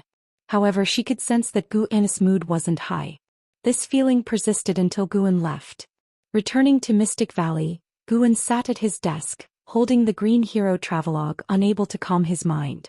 He sighed quietly, feeling very troubled. The reason for his distress was because tonight Yilan was going to release the cultivation suppressed by the primordial reincarnation skill. He was already 122 years old, whereas Yilan was 117, only 13 years away from the end of her lifespan. He feared that the primordial reincarnation skill might have issues, so he left 13 years as a buffer. Over these years he had sent countless elixirs to Yilan, which should have helped her accumulate a significant amount of cultivation. Guan thought this, feeling a bit more at ease. He sent his divine sense toward the outer gate city inside Yilan's mansion. Yilan was meditating on her bed, practicing her skills. Guan could feel that her cultivation realm was loosening. He waited until the deep of night. Yilan's cultivation was completely released. Guan had set up many formations in her mansion in advance. Nonetheless, her aura still alerted many people because he couldn't lay formations beyond his apparent abilities grade. More and more people gathered toward Yilan's mansion. Fortunately, the outer sect's great elder LV Songhan arrived in time, dispersing the disciples and dispatching subordinates to guard the mansion. This was Gu Ayan's prior arrangement. Guan could feel that Yilan was forming a core, and he couldn't help but breathe a sigh of relief. Until dawn, Yilan began forming her nascent soul. This made Guan secretly shocked. The primordial reincarnation skill was quite domineering. Of course, the reason Yilan could break through so quickly was mainly because Guan had invested a lot of elixirs. The value of those elixirs had already surpassed the accumulation of most nascent soul realm cultivators. After 2 more days, Yilan's cultivation finally stabilized. But her commotion had attracted the attention of the inner sect and the main city of the sect. Guan had no choice but to stand guard at the mansion's entrance. LV Batian flew over. Seeing Guan, he immediately approached him. Facing the sect leader, Guan did not conceal anything. He explained the origin of the Daoist expansion skill and revealed that the reason Yilan's breakthrough caused such a stir was that he had poured all the medicinal herbs he had obtained over the years into elixirs for her. LV Batian had heard of the Daoist expansion skill. Wuxia was now a key figure beside Li Xiandao, and the power of the Daoist expansion skill had already spread in the immortal cultivation world. He hadn't expected Guan to be so sentimental. He knew that Guan possessed 3 medicine valleys, and the quantity of medicinal herbs he obtained yearly was immense. That he would pour it all into Yilan was astonishing. I'll handle this. You can wait here in peace. LV Batian said, and then signaled to LV Songhan. He had LV Songhan proclaim that a great cultivator at the divinity transformation realm was practicing in the mansion, and no one was to disturb. A foundation establishment realm cultivator reaching the divinity transformation realm in 2 days would indeed cause a huge stir. But if it was a divinity transformation realm cultivator practicing, the impact would be much less. Guan stood and waited in front of the mansion. Until evening, when Yilan's aura calmed, LV Songhan finally led his people away. Guan entered the mansion and walked toward Yilan's room. Standing in front of the door, he waited. "Senior brother, why don't you come in?" Yilan's voice came from inside the room. Guan took a deep breath and pushed the door open. His gaze was immediately drawn to Yilan on the bed. He quickly performed a lifespan detection. Yilan, Divinity Transformation Stage 5th Level 117/600/600. Only 600 years of lifespan? Guan frowned, his heart sinking. Yilan opened her eyes, looked at him and smiled. "Senior brother, I've reached the Divinity Transformation realm. It's incredible." She was very excited, unaware that her lifespan was only 600 years. In her understanding, living 1,000 years at the divinity transformation realm was not difficult, and she believed her cultivation would grow higher in the future. The primordial reincarnation skill could extend the maximum lifespan but couldn't ensure that the practitioner's lifespan increased with breakthroughs. After all, this skill was meant to defy fate. Guan smiled and said, "Really? That's great, junior sister. You'll have to look after me from now on." Yilan laughed. "The technique is yours. When you release your cultivation, you'll definitely be more powerful than I am." Guan hadn't practiced the primordial reincarnation skill, but hearing her say this, he had no choice but to agree. Yilan got up and sat at the table with Guan, starting to talk about her breakthrough experiences. Guan, meanwhile, pondered how to help Yilan achieve enlightenment. At present, It seemed enlightenment was the best way to extend the maximum lifespan. But how difficult enlightenment was. Chapter 228 The 9,999-year lifespan limit. Feeling down, Guan looked at the excited Yilan, and his mood gradually improved. No matter what, he at least helped Yilan extend her life by 470 years, and her cultivation progressed from the foundation establishment realm to the divinity transformation realm, making her future life more exciting. With nearly 500 more years of life, perhaps she would have her own opportunities in the future. Guan smiled and occasionally echoed Yilan's words. When Yilan finished speaking, Guan said, "I recommend you go to the inner sect." Yilan nodded. With a face full of yearning she said, "If I cannot progress further in this life, it would not be in vain to experience the world of great cultivators." Since Guan stepped into the room, Yilan had noticed something was off with his expression. Recalling Guan's usual advice, Yilan thought of many possibilities. One thing was certain: her senior brother was very concerned about her lifespan. Yilan did not feel afraid or disappointed. Instead, she felt very content. Without her senior brother's help, she might have been a servant disciple for her whole life, let alone reaching the foundation establishment realm. Everything now seemed like a dream. "If I can only live for a few hundred years, senior brother, you need not regret. If fate allows, we can meet in the next life, right?" Yilan blinked and said with a light laugh. Guan was startled, then laughed. "Yes, if it's meant to be, even reincarnation can't stop it." They talked from the future to the past this time. Guan chose to stay overnight at Yilan's residence, and they talked all night without feeling tired. Early the next day, Guan left. Yilan saw him off to the gate. Watching his departing figure, the sense of loss welled up in her heart once again. After her cultivation level rose, she increasingly found her senior brother's demeanor extraordinary. Perhaps her senior brother had already reached a certain stage. After all, he was valued by the sword Venerable Fudao. Yilan knew one thing for sure: if it was not just a chance meeting with the sword Venerable Fudao, the sword Venerable would not have taken action with the Qinghong sword. Guan just wanted to avoid trouble. That's why he hid his relationship with the sword Venerable Fudao. Yilan could understand this. "Senior brother, I will always be with you for the rest of my life." Yilan smiled, her eyes filled with an expectant smile. The future was far away. She did not want to think about it too much. She just wanted to cherish the present. Putting aside Yilan's matter for the time being, unlike the Daoist expansion skill which could only lift the cultivation constraints once in a lifetime, the primordial reincarnation skill could be repeatedly cultivated. Yilan would continue to suppress her cultivation in the future and release it after hundreds of years. Then the ultimate lifespan should be able to increase again, but Guan was not sure if the effect would be the same as the first time lifting the cultivation constraints. Anyway, this was at least a hope. After hundreds of years, Guan's cultivation would also transform, and perhaps he could find the chance to change Yilan's fate against the heavens. Compared to Yilan, Guan was more worried about Xiaochuan. Xiaochuan, this fellow usually did not work hard on cultivation, and even if the cultivation constraints were lifted, the improvement would be limited, certainly not as good as Yilan. But Xiaochuan had already seen through life and death without fear of life and death, so Guan was not so regretful. Everyone has their own choice. Everyone will experience farewells. Guan was not a stubborn person. If he was powerless, he could only work hard on his cultivation and see the end of the immortal path on behalf of his old friends. This year's summer was not as hot as previous years. In the third medicine valley, Guan went downstairs looking at the myriad forms of life in the valley, and he had a smile on his face, feeling very good. In the distance, Yu Yingying was instructing an Xian and several female disciples in practicing spells. Although her cultivation level was very low, she understood many spells. The Blood Prison Great Saint was chasing the white spirit rat again. The gap between them was very small. Whenever he was about to catch the white spirit rat, it always managed to dodge, making him extremely angry and unwilling to stop, so he could only keep chasing. 10 years had passed and Lu Lingjun had not returned yet. Guan detected through his divine sense that her ascension sect had been preliminarily established, but one of the ascenders had offended an overseas family, and they had an ongoing grudge for several years. Guan just watched the play with no intention of meddling. Although Lu Lingjun had been injured many times, it was not to the extent of life-threatening.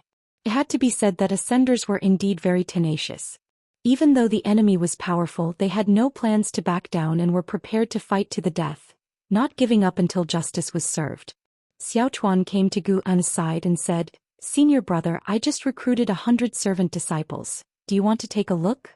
Over the past 10 years, disciples have constantly established their foundations and left, while new disciples joined, and the total number of disciples had breached 900. Guan, being idle, agreed and nodded.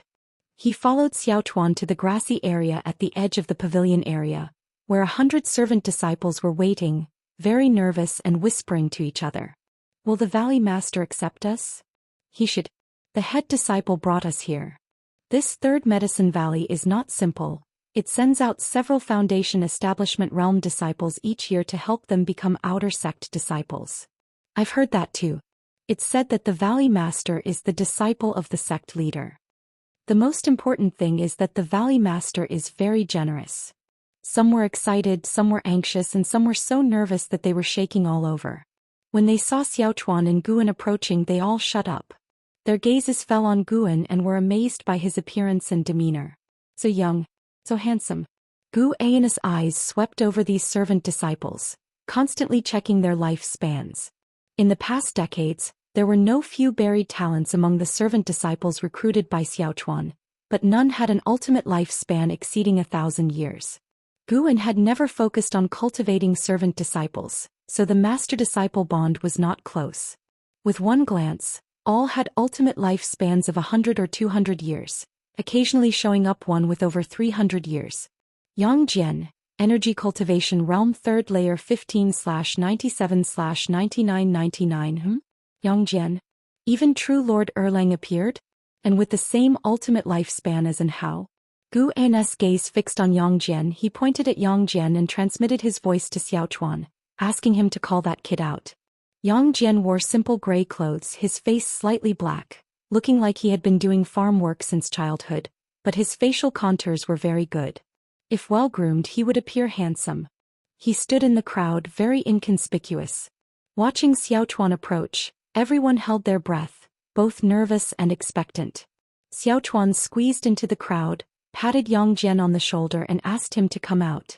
Yang Jian was stunned and quickly followed, feeling very anxious, afraid that Guan would find him unpleasant. When he stood in front of Guan, he heard Guan ask, "Introduce yourself." Yang Jian came to his senses and hurriedly said, "My name is Yang Jian from Longhu Town, Su Province. I am 15 years old and my family has 9 members." Before Guan could speak, Xiaochuan couldn't help but ask, "Yang Jian? Which Yang, which Jian?" Yang Jian scratched his head awkwardly and said, "It's Yang Jian from the Investiture of the Gods, true Lord Erlang from Journey to the West. I really like these 2 books, so I changed my name to Yang Jian after joining the Supreme Sect. My old name was Yang Xiaohu, which sounded really bad." As soon as he finished speaking, the other servant disciples burst into laughter. Hearing this, Guan breathed a sigh of relief. "Scared me to death. He really thought this kid was Yang Jian from the Investiture of the Gods. After all, this nearly 10,000-year ultimate lifespan was too eye-catching." To date, Guan had encountered 3 people with an ultimate lifespan of 9,999 years, and Hao, the Blood Prison Great Saint, and Yang Jian. He scrutinized Yang Jian, finding his bones peculiar, and his spirit root was a mixed spirit root of the 5 elements, but his bones were unlike ordinary people. This point was hard to detect without reaching the Immortal Path realm. His bones needed a vast amount of spiritual energy to revive. In other words, if Yang Jian could not awaken his physical body, he was no different from an ordinary servant disciple. Without the lifespan detection, Guan would not have detected this. If not encountered by Guan, Yang Jian would likely never have been noticed for his extraordinary traits, as the number of immortals in the Taizong dynasty was few, making it hard for him to come in contact with them. Xiaochuan, with a dark expression, said, "You really know how to name yourself, daring to take the name of true Lord Erlang, who is so divine and handsome?" He also liked the Investiture of the Gods and Journey to the West and had a very good impression of Yang Jian. In the Investiture of the Gods, Guan included the story of Yang Jian rescuing his mother on Peach Mountain, making Yang Jian's character more complete and raising his popularity to the highest in the Investiture of the Gods, surpassing even Neza. The other servant disciples joined in the teasing, making Yang Jian's face turn red, wanting to find a hole to crawl into. Choosing a new name after embarking on the path of immortal cultivation is also a way to show your ambition. From now on you shall be called Xianxia. Guan said. With his words the other disciples dared not laugh anymore. Then Guan gave some courteous encouragement and explained some rules of the Medicine Valley, stating that as long as the disciples worked diligently, he was willing to help them establish their foundations and pursue the immortal path. After speaking, Guan turned and left. He would not accept someone as a disciple based solely on their ultimate lifespan. He would observe Xianxia's future behavior. If he had good character, Guan would be willing to help, forming a kind fate. If his character was mean, then he would live his exceptional lifespan in mediocrity. Due to being singled out by Guan, Xianxia was pursued by other disciples looking to befriend him, making him feel flattered. He looked at Guan's departing figure, his eyes full of gratitude. Without Guan's recognition, his name would have been constantly mocked. He decided secretly that he must perform well and strive to get a foundation establishment pill someday. Back in his room, Guan couldn't help but turn his gaze to Anhao. Compared to Yi Yan, Su Han and Jin Qin, Anhao was his true disciple, inheriting his cultivation techniques and ultimate skills. He had always held great expectations for Anhao. Anhao's cultivation had reached the 9th layer of the nascent soul realm, and terrifyingly he was not yet 100 years old. At the moment Anhao was cultivating on a small island in the ocean with Zhou Xian and Qi Bei also on the island, guiding him in his cultivation. Both were stunned by Anhao's talent. If they didn't know that Anhao had a mentor at the heaven and earth flying immortal realm, they would have fought to take him as a disciple. Guan noticed that Qi Bei's cultivation level was continuously dropping. It seemed the poison of the immortal swallowing scorpion could not be completely eliminated. He needed to find an opportunity to pass the Yangwood primordial skills advanced technique to Anhao to prevent Anhao from being surpassed by Li Ya and Zhang Buku.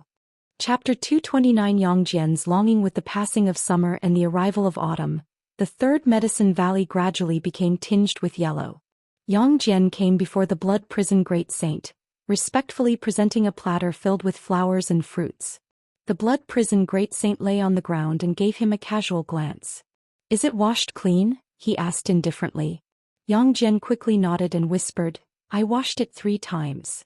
The blood prison great saint lowered his head to sniff, then said, "Not bad.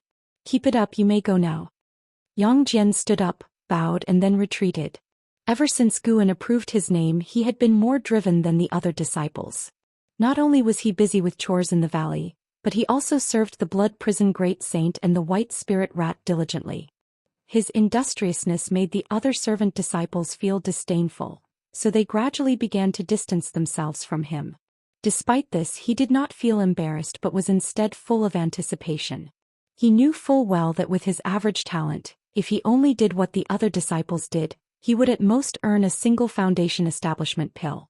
He believed that even if he reached foundation establishment, it wouldn't change his fate. There were many foundation establishment realm disciples in the outer sect who still remained at the bottom. But if he could gain the favor of the Valley Master, that would be entirely different. Lacking aptitude and connections, Guan represented the greatest opportunity in Xianxia's eyes.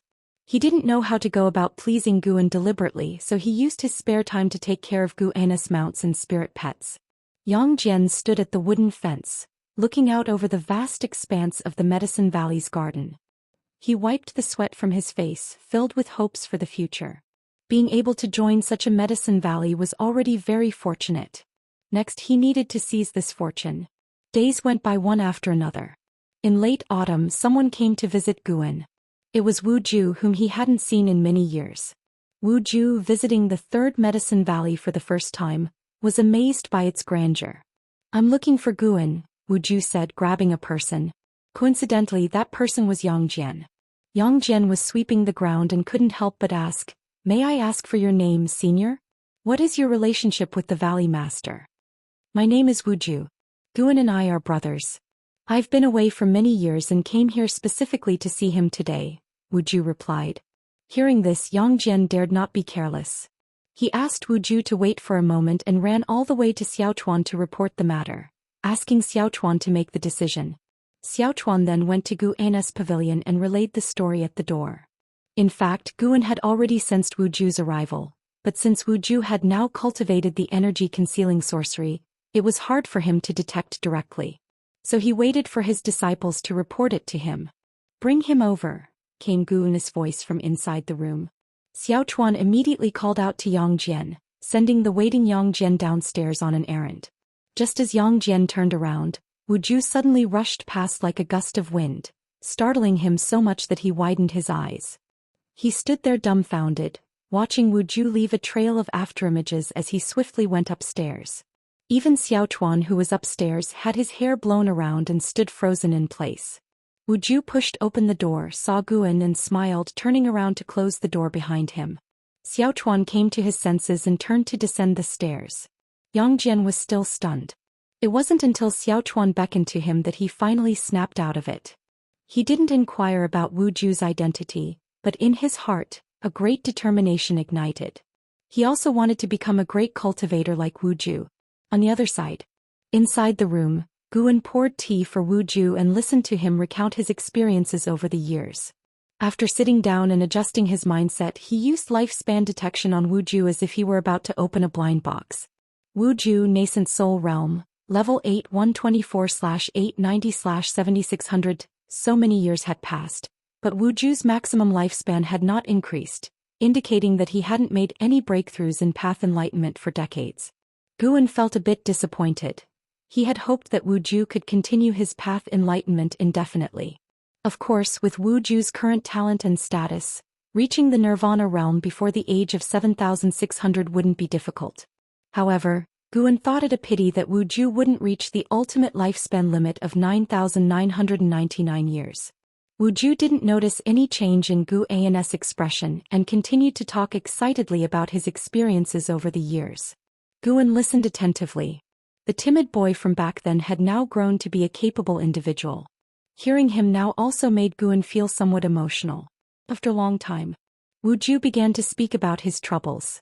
"The emperor treats me very well and has tried hard to win me over, but my master also treats me exceptionally, training me without reservation. Now the Zhou family behind my master is not only in conflict with the Taizong dynasty but is also challenging the supreme sect." Wu Ju spoke with a face full of anguish. He had embarked on the immortal cultivation path at the supreme sect, so he had deep feelings for it.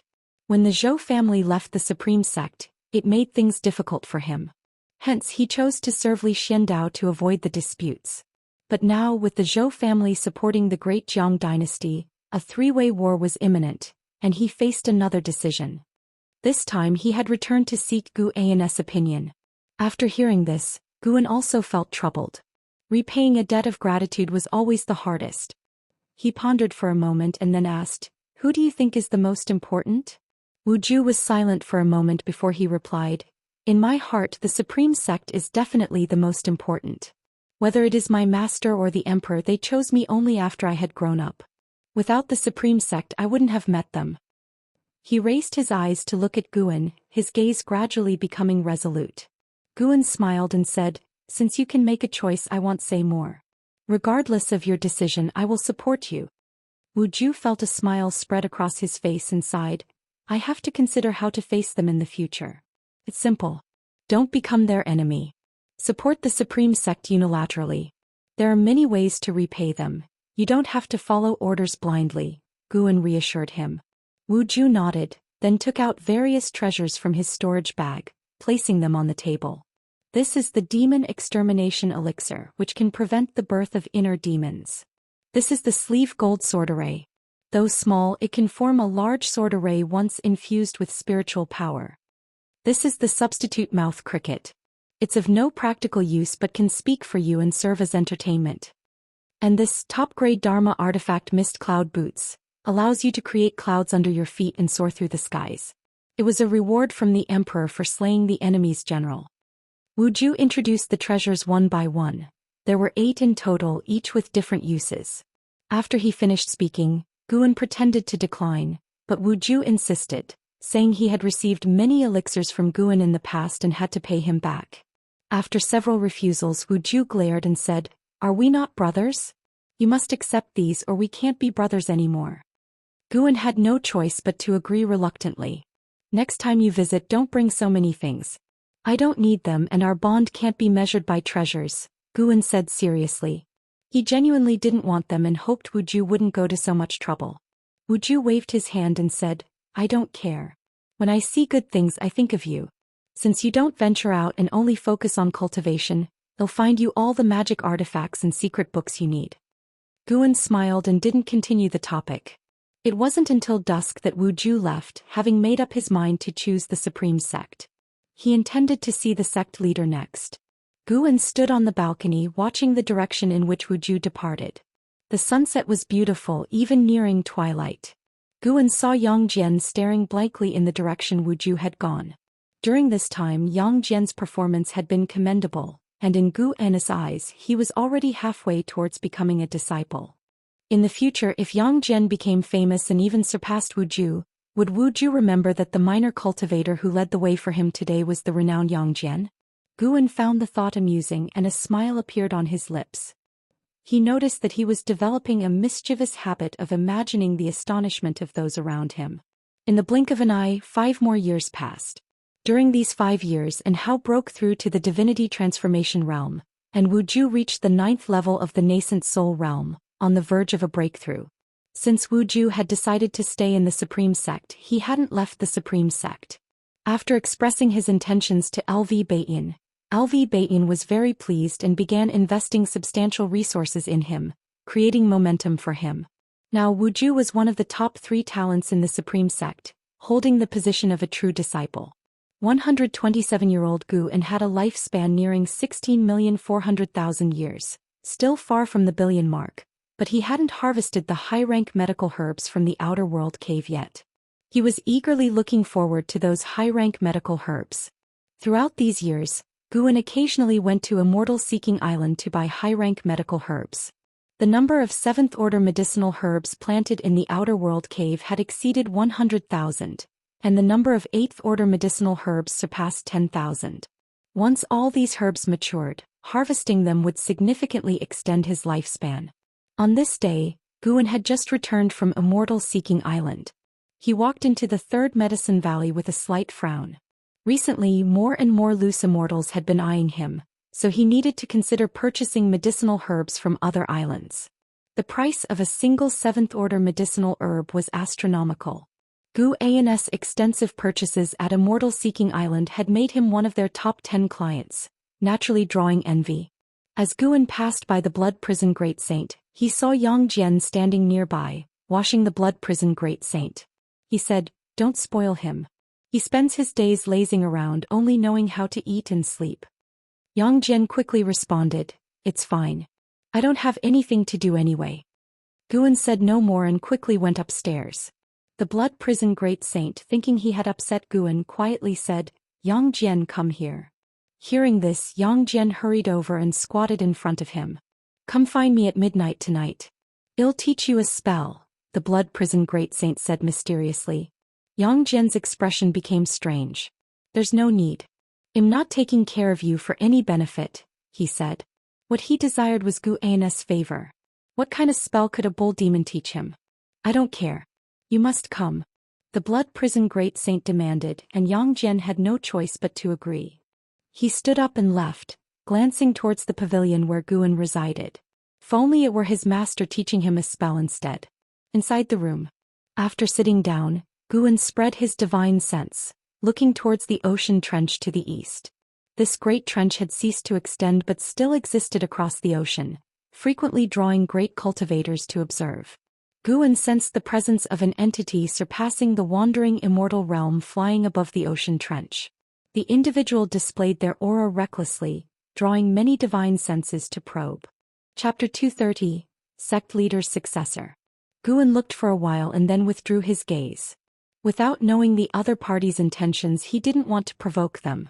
The ocean trench had been around for many years without any disaster so far. Guan hoped this tranquility could last long enough to give him time to grow. He picked up the latest volume of the Green Hero Travelogue from the table and started reading. This book was sent by Xianxia and he had already read it several times. Each reading gave him a different flavor. Xianxia seemed flamboyant and unrestrained, but he was actually meticulous and skilled in writing about women. Night fell. Yang Jian came to the Blood Prison Great Saint's side, wanting to say something but hesitating. The blood prison great saint stood up and with a twist of his ox-like butt, dropped a line before leaving, "Follow me." Yang Jian had no choice but to follow. Well, maybe by appeasing it will mess with me less in the future, Yang Jian thought silently, his mood improving. The man and ox arrived in a forest a dozen miles away. The forest was vast, echoing with the sounds of insects. The blood prison great saint turned around to face Yang Jian, then started cultivating energy. In an instant his red ox hair began to flow like burning blood flames, and a fierce aura erupted from his body. Huh. Yang Jian's eyes widened, his whole being becoming alert. So, could this lazy ox really know spells? The blood prison great saint let out a deep ox roar, making Yang Jian feel an explosion by his ear, his brain buzzing. It took him a while to recover, looking at the blood prison great saint in horror.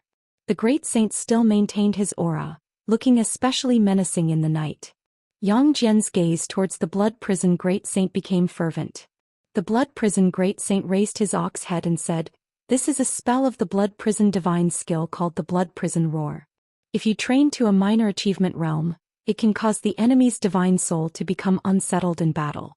If perfected, it could kill enemies with a roar. So powerful. I want to learn. I want to learn." Yang Jian felt ignited, the image of the blood prison great saint completely transforming in his eyes. The blood prison great saint, full of pride, said, "Cultivating the blood prison roar isn't easy. Are you ready for hardship?" "I'm not afraid of hardship," Yang Jian said firmly. The blood prison great saint grinned. Under Gu Anna's divine sense, he found an ox smiling to be quite eerie. This guy didn't have any ill intentions, right? Autumn and winter passed and the new spring arrived. The third Medicine Valley began preparing for the spring festival once again. On this day Wuju arrived, but Guan wasn't there, so he wandered around the valley. He saw the minor cultivator who had previously guided him carrying water, so he walked over and asked with a smile, "Little brother, aren't you a cultivator? Why are you carrying water yourself?" Yang Jian's eyes lit up when he saw Wuju. He hadn't forgotten Wuju's movement technique from that day, ethereal like an immortal. He replied, "This is a form of cultivation method." His voice was hoarse, speaking haltingly, making Wuju uncomfortable to listen to. "What happened to your voice?" Wuju asked with a frown. Yang Jian answered, "From practicing." Wuju shook his head with a smile, patted Yang Jian on the shoulder and turned to leave. The reason Wuju remembered Yang Jian was that before leaving last time, Guan had asked him about his thoughts on Yang Jian. Being remembered by Guan, he naturally developed a bit of interest in Yang Jian. But now it seemed this boy's talent was quite mediocre, with almost no advancement in cultivation over the years. Yang Jian didn't know what Wuju was thinking. Just being asked by him already made him very happy. Wuju continued wandering in the valley. An hour later he sensed Gu Anna's aura. But when he turned his head, he frowned. There were actually two women beside Guan. Why isn't it Ms. Shen? Wuju wondered. He always thought Guan and Xinzhen liked each other, but now seeing Guan chatting and laughing with two women beside him, he felt upset. Brother Gu was letting down Ms. Shen. Guan with Yilan and Jinqin flew in. The two women were curious about the scene in the third Medicine Valley, constantly asking questions, and he answered with a smile. After landing, Wuju approached, pointing at Jinqin and asked, "Guan, who is this?" His tone was sharp, making Jinqin look at him in confusion. He knew Yilan, Gu Anna's junior sister, but seeing Jinqin clinging to Gu Anna's arm made him feel uneasy. Jinqin's eyes lit up and said, "Are you Wuju?" Yilan nodded and said, "Yes, he is the true disciple who has recently become famous in the Supreme Sect, Wuju." Seeing Wuju, she felt very emotional. At the Golden List conference, she met Wuju through Guan. Back then Wuju surprised her, but she didn't expect him to achieve so much today. Why did geniuses always appear around senior brother? Guan smiled and said, "This is my disciple Jinqin. Let's go inside and talk." Hearing this, Wuju's expression softened. "When is Miss Shen coming?" Wuju asked. He always believed that Guan and Xinzhen were meant to be together. Guan casually replied, "How would I know when she will come?" Hearing this, Jinqin's eyes darted between Guan and Wuju, thinking about something. The four of them headed towards the pavilion, Jinqin continuously asking Wuju questions enthusiastically, making Wuju a bit shy. Before they reached the pavilion, a figure flew in quickly. Guan silently thought, "Oh no. Miss Shen. Wu Ju called out excitedly and waved at Shenzhen. Yilan and Zhenqin looked towards Shenzhen. She wore a white dress with a veil on her face, looking like a celestial being with an outstanding temperament. Shenzhen landed beside Zhenqin and smiled. Wu Ju, long time no see. She was often in seclusion and didn't know about Wu Ju's reputation over the years. She looked at Yilan and Zhenqin full of curiosity. Guan pretended to be calm and began introducing them to each other. The three women exchanged pleasantries, creating a harmonious atmosphere, but Guan could feel the undercurrent. I didn't expect it. Guan, you have so many female confidants? Yu Yingying suddenly approached, asking excitedly. Wu Ju's loud voice had drawn her attention. Seeing the three women surrounding Guan and chatting, while Wu Ju maintained a polite distance, she felt there was a good show to watch. Guan turned black-faced and said, "Don't talk nonsense." Yilan looked at Yu Yingying and asked, "Who is this?" So senior brother's previous jokes were true. Many female disciples in the valley liked him. Yu Yingying working for Guan, Yu Yingying said with a smile. No one believed her, as how could an errand girl call the valley master by name? Yu Yingying continued, "I forgot to tell you, Senior Lu should be coming back for the festival." Guan kept a straight face and said, "Let her come back if she wants to." Yilan squinted her eyes and asked, "Is Senior Lu a man or woman?" Yu Yingying said, "A woman, Lu Lingjun. You should have heard of her. She's a great cultivator in the mystic heart realm." Yilan and Zhenqin's faces changed. They had indeed heard of Lu Lingjun, but didn't expect her to be connected with Guan. Shenzhen's eyes curved in a smile, looking appreciatively at Yu Yingying. "What a talent. I like her." Guan took Yilan's hand and walked towards the pavilion, saying, "My junior sister is here for the first time, I need to attend to her." Yilan's face blushed. Zhenqin hurriedly followed, feeling victorious. She proudly gave Yu Yingying a challenging look. Yu Yingying glared at Zhenqin before turning to leave. Shenzhen tacitly followed suit without a word. Wu Ju stood in place, watching the backs of the three women. After thinking it over, he decided not to follow them. If they really start fighting, he would step in to protect Guan. No wonder Brother Gu doesn't cultivate, too busy tending to his peach blossoms. Indeed, Master is right. Women are obstacles on the immortal cultivation path, they are inner demons. Wu Ju shook his head and continued strolling through the valley. Upstairs in the room, Guan poured tea for the three women. Yilan started chatting with Shenzhen. Having worked in the law enforcement hall for many years, she was adept at handling people and situations, making the conversation lively and pleasant among the three women, appearing like close friends.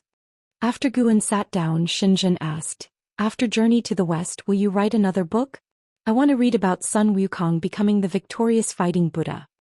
Yilan and Zhenqin already knew Guan was Panin, but still looked at him curiously, eager for his answer. Zhenqin looked at Guan, marveling inwardly. Her master's cultivation talent might be mediocre, but his writing was extraordinary. By now, more and more people knew Guan was the author, so he didn't mind Shenzhen revealing his identity intentionally. After all, his apparent cultivation level was no longer weak and he could defend himself.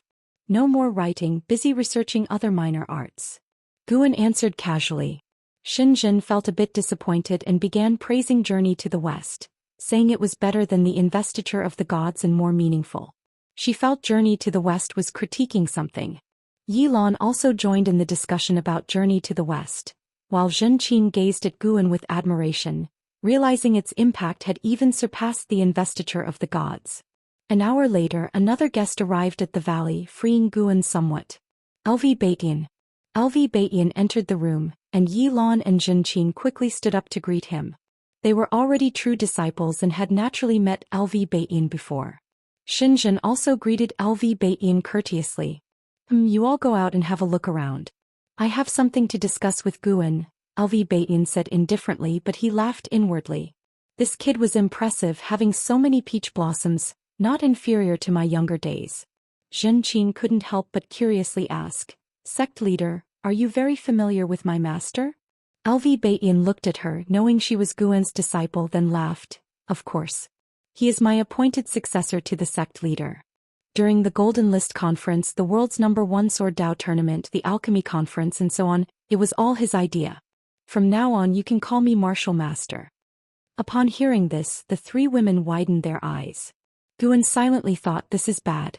Xinjun also felt surprised. She knew Guan was close with LV Batian, thinking it was because of Pan-Inus identity.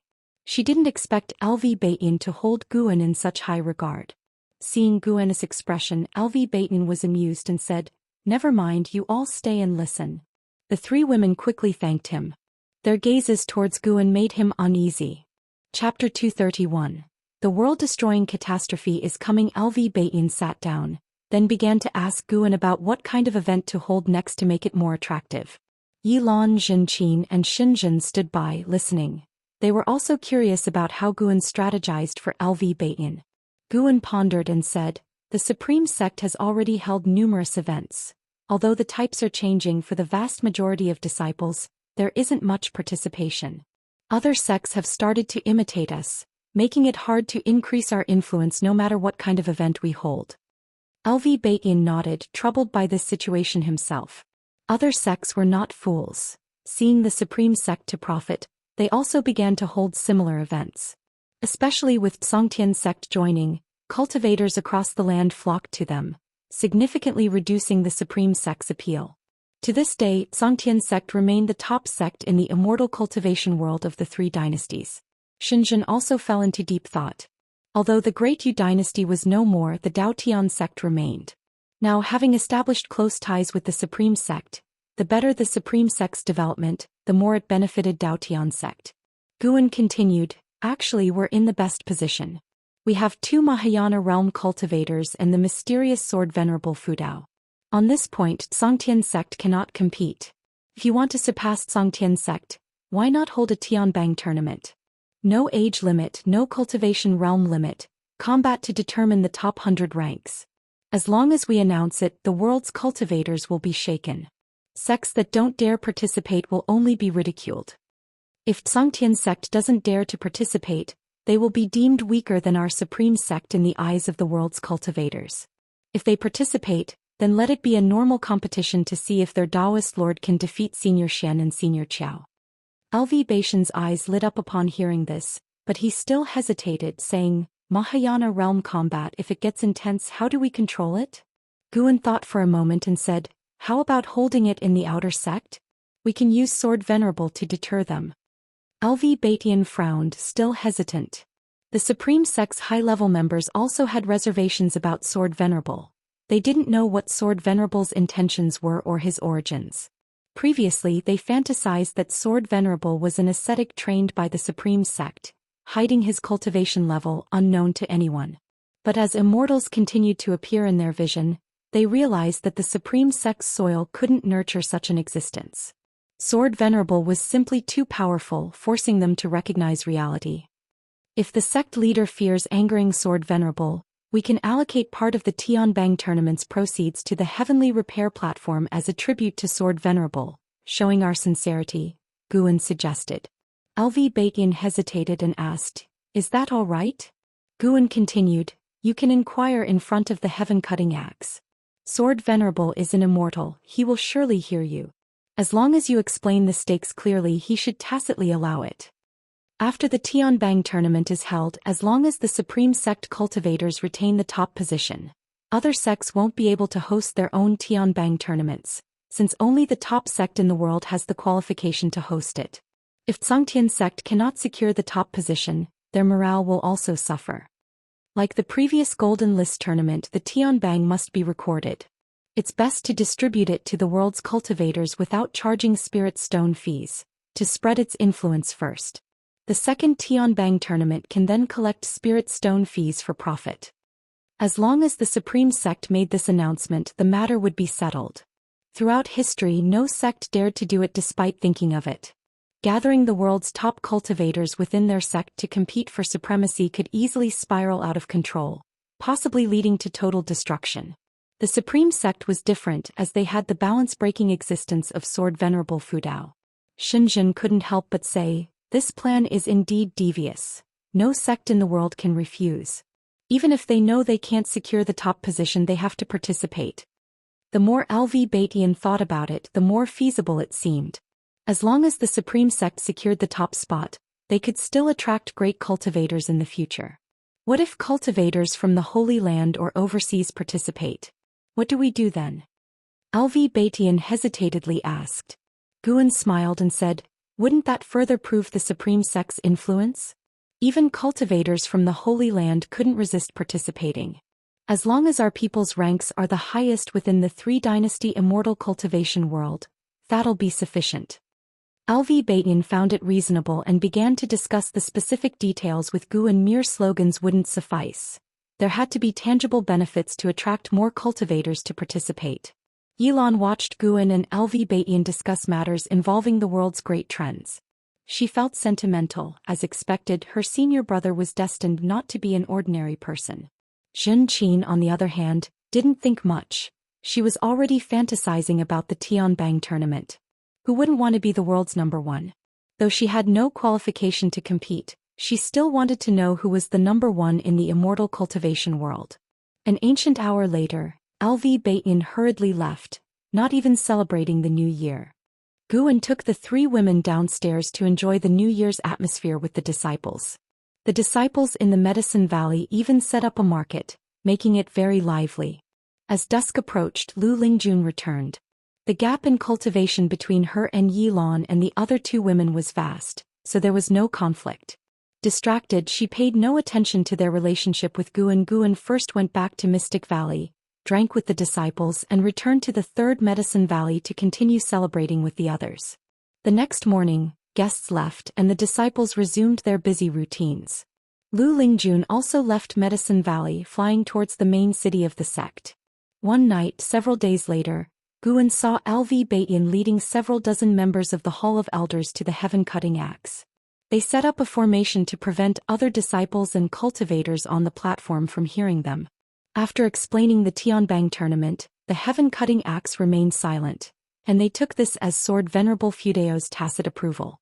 Guan had already begun to look forward to the benefits the Tianbang tournament could bring. He could buy many high-rank medicinal herbs.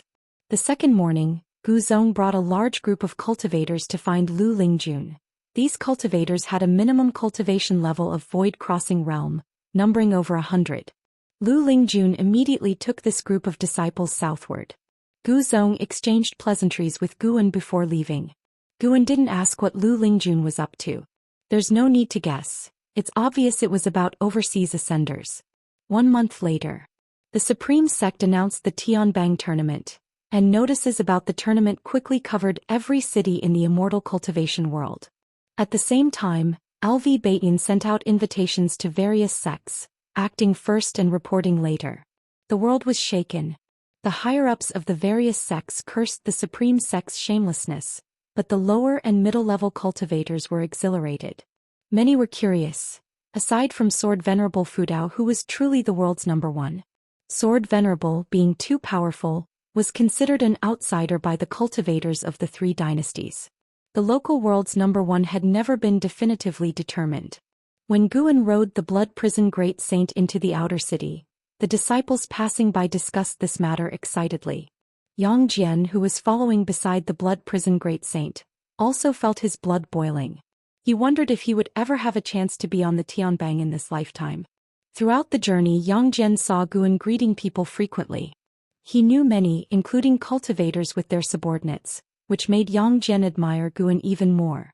This morning, Guan had Xiaochuan send word to Yang Jian saying he would take him to the outer gate city, thrilling him. It meant Guan was truly accepting him. Not just him. Other servant disciples also thought so, which led to many imitating him, gathering around the white spirit rat, leaving an Exan helpless. Yang Jian, are you willing to truly become my disciple? Guan suddenly asked, making the daydreaming Yang Jian freeze. He asked reflexively, what? Guan glanced at him, giving him a fright that drenched him in cold sweat. Fool, the master is asking if you are willing to truly become his disciple, the Blood Prison Great Saint said mockingly. It was his way of caring for Yang Jian. Yang Jian had served him for 5 years, so he naturally had a liking for him and wanted to help him.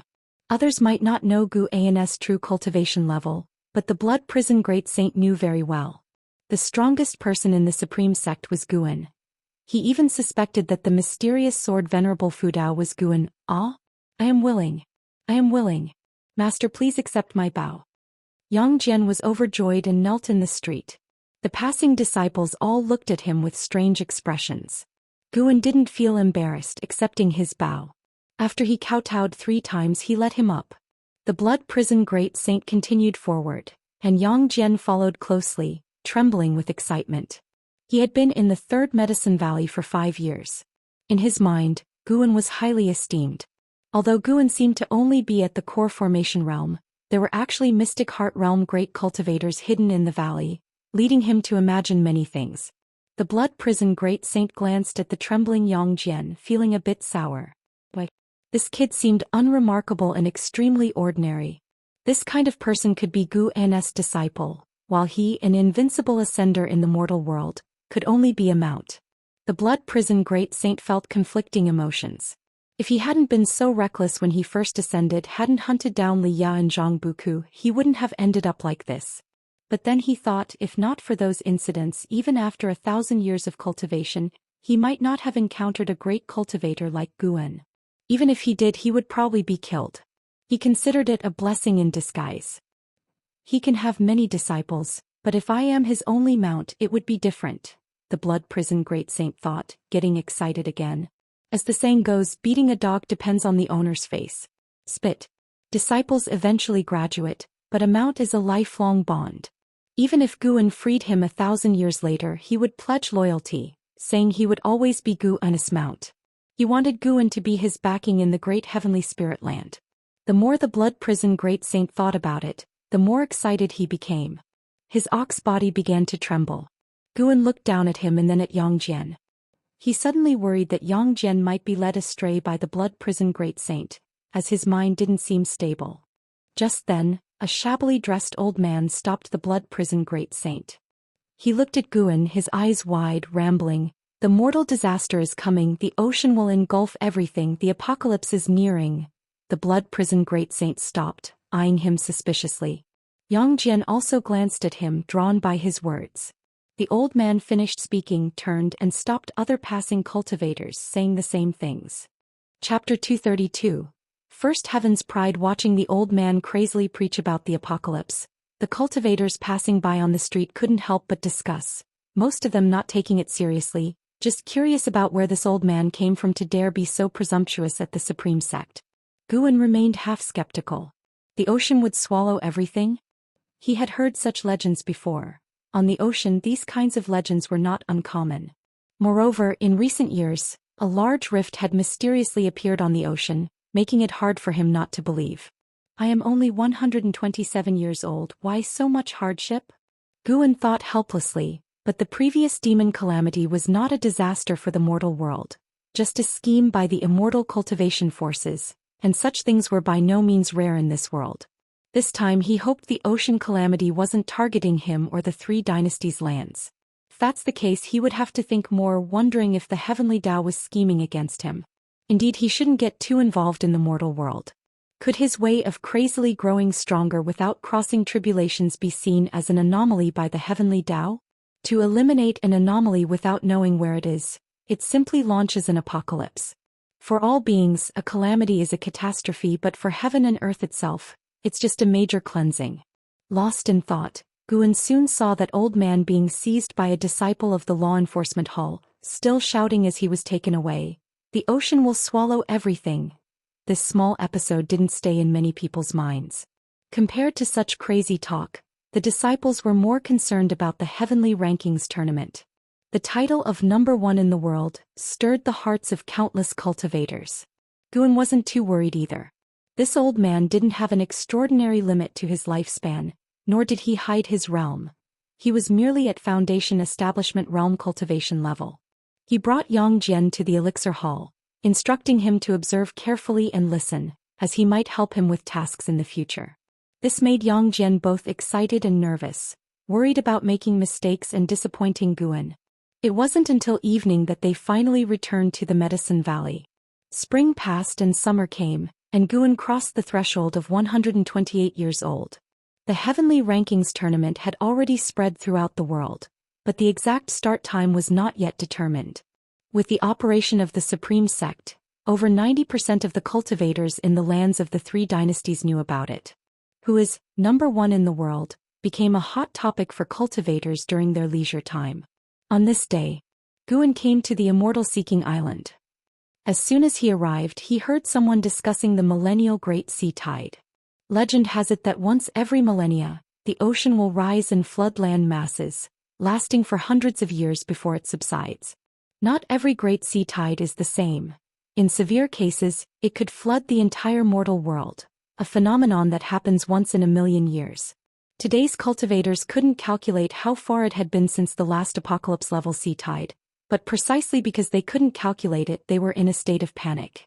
Everywhere on the ocean, people were proclaiming that the apocalypse-level sea tide was imminent. These people came from different sects, claiming to have sensed the world's omens and saw the apocalyptic visions in their dreams while cultivating. Weaker cultivators might even undergo deviation and become insane. Some even linked it to the oceanic rift that appeared before, suggesting it might be a sign of the apocalypse-level sea tide. When Guan found Zhou Xian also brought up the matter, his face full of worry. The world is truly in chaos now. First, there was the conflict between the Seven Stars spirit realm and the Star Sea congregations, battles occurring everywhere. Now there's an imminent apocalypse-level sea tide. We truly live in the worst of times, Zhou Xian sighed. Guan comforted, nothing is certain yet, don't overthink. Though the news was spreading widely, the sea level hadn't risen, at least not affecting the mainland of the Three Dynasties' lands. According to legend, before an apocalypse-level sea tide erupts, there would be a build-up period of hundreds of years that all living beings in the mortal world can sense. It's said that during this period, the spiritual energy of the sea would burst forth, enriching the entire world's spiritual energy, accelerating the cultivation speed of all beings, as if a small mercy from heaven and earth. If one could leave this world during this period, they could escape the calamity. But that's only applicable to high-level cultivators. To achieve heaven and earth flying immortal within those few hundred years, one would at least need to be at the wandering immortal realm. Guan and Zhou Xian wandered the streets, chatting as they walked. Suddenly, a figure appeared before them, a woman in yellow attire, her demeanor dignified with an extraordinary aura, and her appearance also top-notch. Her cultivation level reached the mystic heart realm. May I ask if you are Senior Menglang? My lord wishes to invite you as a guest. My lord is Sage Tang Hai, the woman in yellow said respectfully. Using a mystic heart realm female cultivator as a maid? Such a grand gesture. As Guan was thinking, Zhou Xian quietly introduced, Sage Tang Hai is an honorary elder of the Sea Protection Mansion on Immortal-seeking Island, known for his righteous actions and good reputation. The implication was that he could be trusted. Guan glanced at Zhou Xian before looking at the woman in yellow and said, "Lead the way." He cast a lifespan detection on the woman in yellow. With a lifespan limit just over 2,000, she would be considered a girl of heavenly pride on the mainland, only to be a maid on Immortal-seeking Island. The woman in yellow gracefully bowed and then turned to lead the way. Half an hour later they entered a mansion. Zhou Xian chose not to go inside, waiting at the gate instead. Tang Hai Mansion was large, with many servants whose lowest cultivation level was at the nascent soul realm. Led by the woman in yellow, Guan arrived at a courtyard where he saw a man in blue attire sitting at a table, sipping tea with a scholarly and elegant air. Sage Tang Hai, Loose Immortal Realm 5th Layer 8908/27000/27500. The woman in yellow stopped her steps, bowed to Sage Tang Hai and then left. Sage Tang Hai looked at Guan and stood up to clasp his fists in salute. Daoist friend, I apologize if my invitation disturbs you. Guan approached the table, raising his hand in return salute. No worries, I have nothing much to do anyway. Then both of them sat down and began to chat. After some casual conversation, Sage Tang Hai finally said, Daoist friend, the number of heavenly materials and earthly treasures you've purchased over the years is staggering, and many people are inquiring about you. But rest assured, no one dares to cause trouble on Immortal-seeking Island. I've also helped you block some of them. Guan didn't understand his meaning and could only follow along, thanking him. The strongest on Immortal-seeking Island had only the cultivation level of Wandering Immortal Realm. Guan didn't really regard anyone there seriously. Recently, the news of the apocalypse-level sea tide has been rampant. Whether it's true or not, the world is in turmoil. If we cultivators can band together for warmth, that would be the best. 10 years from now, I plan to hold a private auction here, even offering an immortal path spirit tree. If Daoist friend is interested, you can attend it. The actual trading price will count 70% of the final transaction price. Consider it my gift to Daoist friend as a meeting token, Sage Tanghai said, stroking his beard with a smile that gave a comforting feeling like a spring breeze. Guan heard this and smiled, thanking him again. An immortal path spirit tree? He was indeed very interested. The highest grade spirit tree he had was only of the 9th rank. He couldn't imagine what wonders an immortal path spirit tree would hold. Seeing Guan agree, Sage Tanghai became more enthusiastic. The two chatted for a long time, with Sage Tanghai revealing his desire to form a small circle of loose immortals, to explore and venture into the ancient immortal path secret realm together. After a full hour, Guan finally left Tanghai Mansion. Zhou Xian followed without saying a word. The first wisp of autumn breeze blew into the 3rd Medicine Valley. Yang Jian stood in front of the wooden railing, staring blankly at the pavilion where Guan lived. It had been a while since he apprenticed under Guan, yet nothing in his life had changed. Guan hadn't taught him any cultivation techniques or spells, causing him some agony. He was already 21 years old, and his cultivation remained at the 3rd layer of the energy cultivation realm, making him very anxious. He heard that the number 1 genius of the Supreme Sect, and Hao, had already reached the Foundation establishment realm at his age. Time passed as he daydreamed. As dusk fell, Yang Jian washed a batch of fruits and carried them on a large wooden tray to the Blood Prison Great Saint's side. Just as he was about to leave, a voice came from the pavilion, "Jianer, wait for me downstairs after nightfall." Upon hearing this, Yang Jian became excited, quickly bowing to the pavilion. He didn't shout loudly, fearing other disciples might hear. An hour later, wearing clean clothes, Yang Jian stood in front of the stairs, his eyes occasionally glancing towards the window upstairs. Blood Prison Great Saint found it amusing, teasing him now and then, making him blush, not knowing how to respond. Suddenly, the door upstairs opened and Yang Jian immediately stood straight. Guan descended the stairs and headed towards the transmission array platform. Yang Jian quickly followed, and Blood Prison Great Saint also trailed behind. The two of them, along with the ox, used the teleportation array to reach the Mystic Valley and then headed towards the deserted mountains and forests. Seeing Guan riding on the ox's back, Yang Jian felt very nervous. He wanted to ask his master when he would teach him cultivation techniques but was afraid of being rude. They walked through the night. By dawn, Yang Jian was in a daze. Guan made Blood Prison Great Saint stop. Beside them was a large river, the water so clear that they could see small fish and crabs. Guan looked at the rising sun and asked, "Jianer, do you wish for superior cultivation techniques?" Yang Jian awkwardly scratched his head and said, "If such exists, I naturally want it." Guan didn't dislike his utilitarian nature. He looked at Yang Jian and asked, "What are you willing to sacrifice for immortal cultivation?"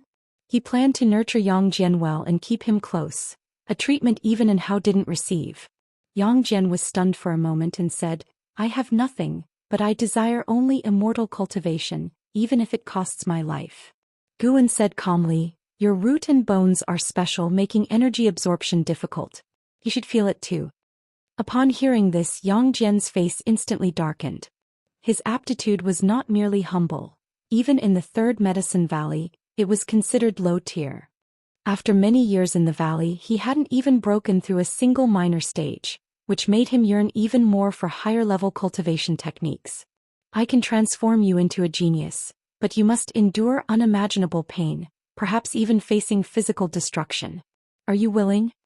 Guan fixed his gaze on Yang Jian, his tone indifferent. Facing his master's gaze, Yang Jian felt inexplicably flustered. "Master, are you scaring your disciple?" Yang Jian asked cautiously. Physical destruction sounded terrifying. Guan said, "Changing one's fate against the heavens isn't easy. If you fear, I won't force you. I will still teach you appropriate cultivation techniques and spells, but your path will progress slowly." Yang Jian asked, "Master, has any other senior brother or sister succeeded?" Guan shook his head and said, "I've truly taken only 2 disciples. The others are just given elixirs, and your senior brother is already a world-renowned genius." "World-renowned?" Yang Jian opened his mouth, filled with confusion. "Isn't the master at the core formation realm? How does he have such a powerful disciple? World-renowned? Could he compare to the legendary first genius of the Supreme Sect, and how?" Chapter 233. What realm is above the heaven and earth? Flying Immortal. Guan saw through Yang Jian's thoughts but didn't explain and instead waited for his choice. Yang Jian's bones were special and required vast amounts of spiritual energy for body tempering. This process was bound to be painful, so Guan let him choose. No matter how strong the aptitude, without a firm will, the road ahead would be difficult. The blood prison great saint looked at Yang Jian mockingly, wanting to see how the boy would choose. Yang Jian clenched his teeth and said, Yang Jian from investiture of the gods was able to split a mountain to save his mother and fight against the heavens.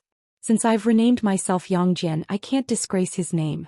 Even if it means my body is shattered to pieces, I will have no regrets. Master, please help me defy destiny. With that he knelt down suddenly. Gu An's lips curved upwards, and Yang Jian felt a terrifying force envelop him, sending chills down his spine. Before he could think further, he felt the world suddenly shift, causing his internal organs to quiver. The next second the world returned to normal and he felt his feet touch the ground. The intense sense of weightlessness made him almost want to vomit.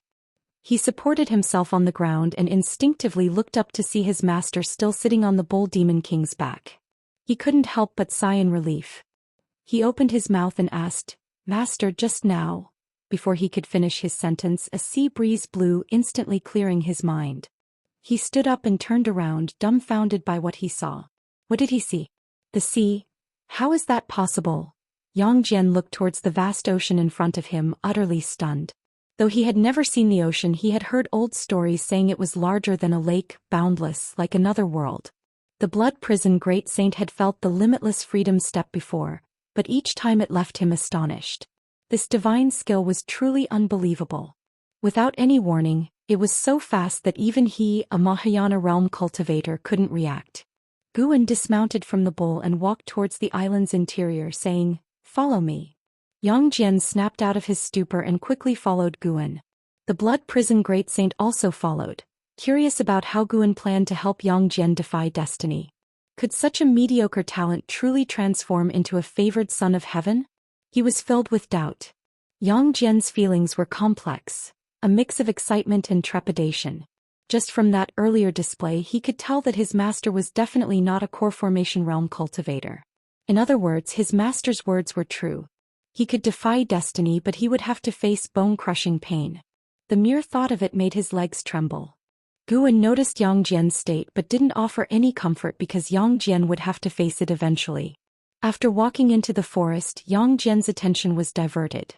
He found the spiritual energy here incredibly abundant, and the creatures on the island seemed unusual. He saw a blue-furred rabbit as fast as lightning. There were also snakes resembling white jade, spiders like gemstones, and long creatures hovering in midair like sea dragons. All these new sights stimulated his senses. After walking for an hour, Guan finally stopped at a lakeside deep within the forest. He stood by the lake, took out a great cauldron and started a fire. Yang Jian watched as Guan pointed with his right hand, shooting out a blue flame, feeling an even deeper sense of awe. Master, what realm are you in? Yang Jian braved himself to ask. Guan casually replied, Loose Immortal realm. What is a loose immortal? Qi cultivation, foundation establishment, core formation, nascent soul, divinity transformation, void crossing, unification, mystic heart, Mahayana. These are the 9 ranks of the mortal realm. Beyond that is the immortal path realm.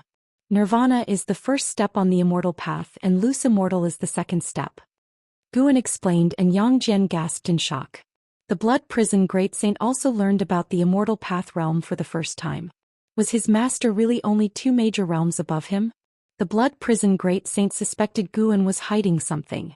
Fortunately, Yang Jian, the innocent one, asked the question he wanted to ask. What realm is above loose immortal? That is something you will have to seek out yourself in the future. Guan answered. While he intended to reveal part of his strength, he couldn't fully expose himself. There always had to be some reserve. He had recently been contemplating breaking through to a higher realm. In case a world-destroying sea tide erupted, he feared the heaven and earth flying immortal technique wouldn't suffice. He wasn't too worried though. If the mortal world were ever submerged, he could escape to outer heaven or open a grotto heaven under the sea, bringing those close to him into a minor heaven and earth of his own creation. Yang Jian continued to inquire about the differences between the various realms, And Guan patiently answered, gradually emboldening Yang Jian. He suddenly felt that his master wasn't as terrifying as he had initially thought and was actually quite gentle. In reality, Guan treated all his disciples gently, including him, but his desire to depend on Guan brought inevitable pressure. After Guan had finished preparing the medicinal herbs, he instructed Yang Jian to enter the medicine cauldron. Yang Jian asked if he needed to undress, and Guan replied that it wasn't necessary. Ordinary robes couldn't block spiritual energy. Yang Jian sat inside the medicine cauldron, extremely nervous, clutching the corners of his robe tightly, with cold sweat the size of beans dripping from his forehead. The blood prison great saint stood up, placing his hooves on the edge of the medicine cauldron and said, "Boy, the path of immortal cultivation is arduous. Many times you just need to think about holding on a little longer, just a little longer, and the pain you're enduring will soon pass."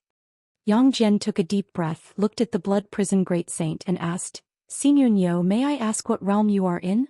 Since his master was a loose immortal, the bull demon king as his master's mount must be incredibly strong. Otherwise, why would his master only bring him along?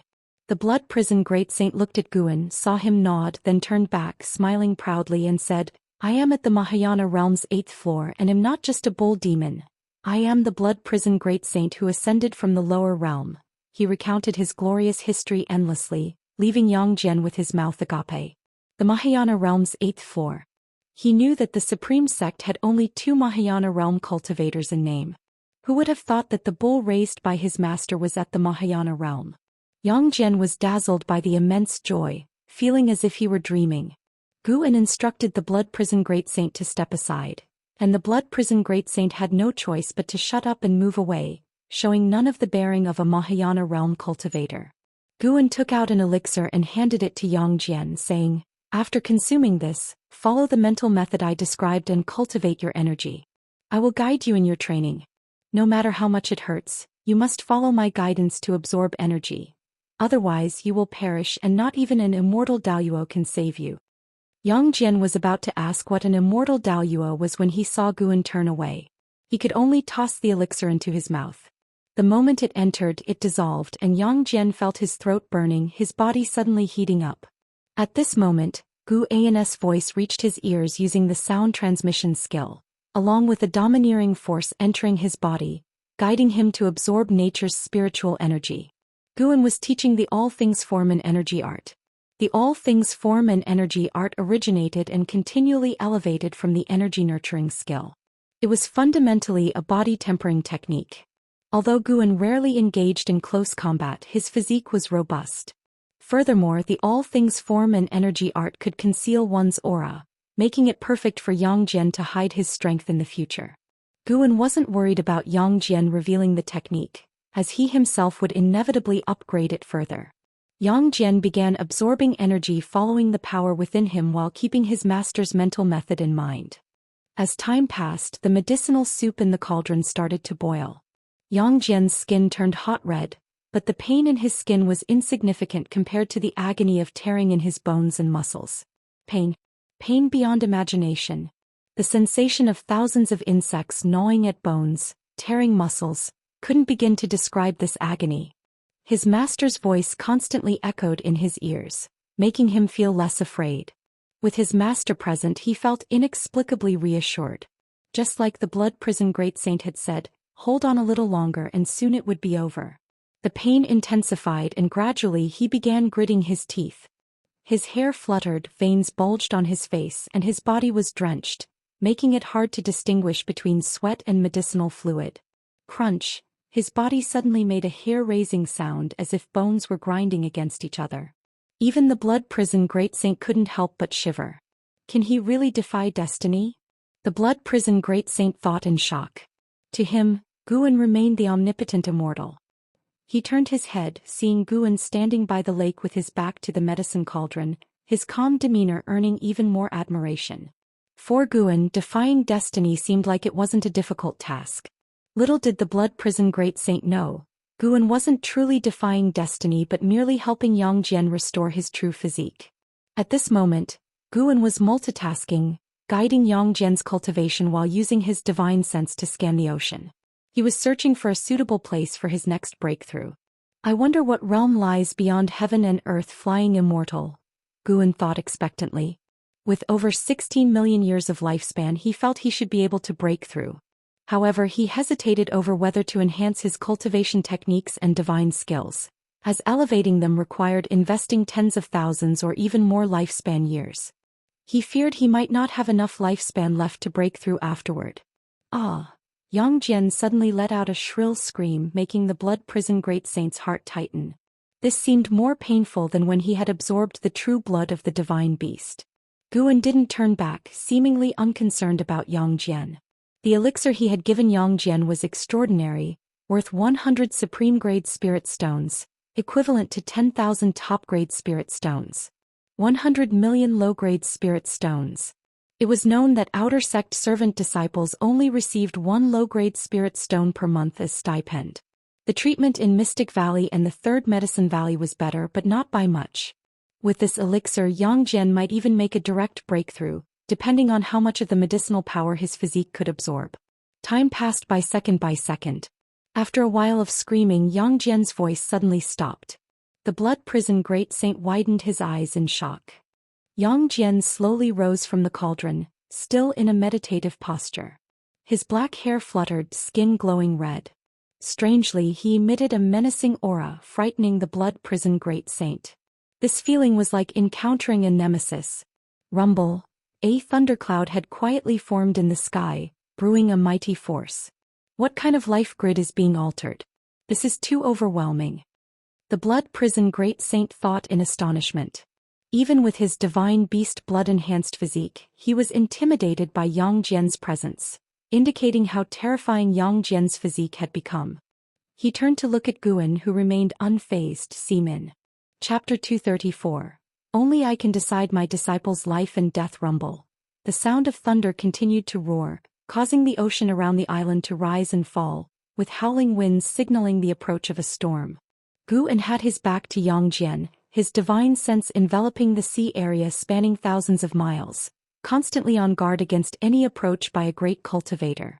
He wasn't worried about the celestial tribulation Yang Jian was causing, as such tribulations were insignificant over the ocean. Yang Jian's cultivation level was formidable enough that, though terrifying, it was only a threat to cultivators of lower realms. Yang Jian still had his eyes closed, meditating in midair.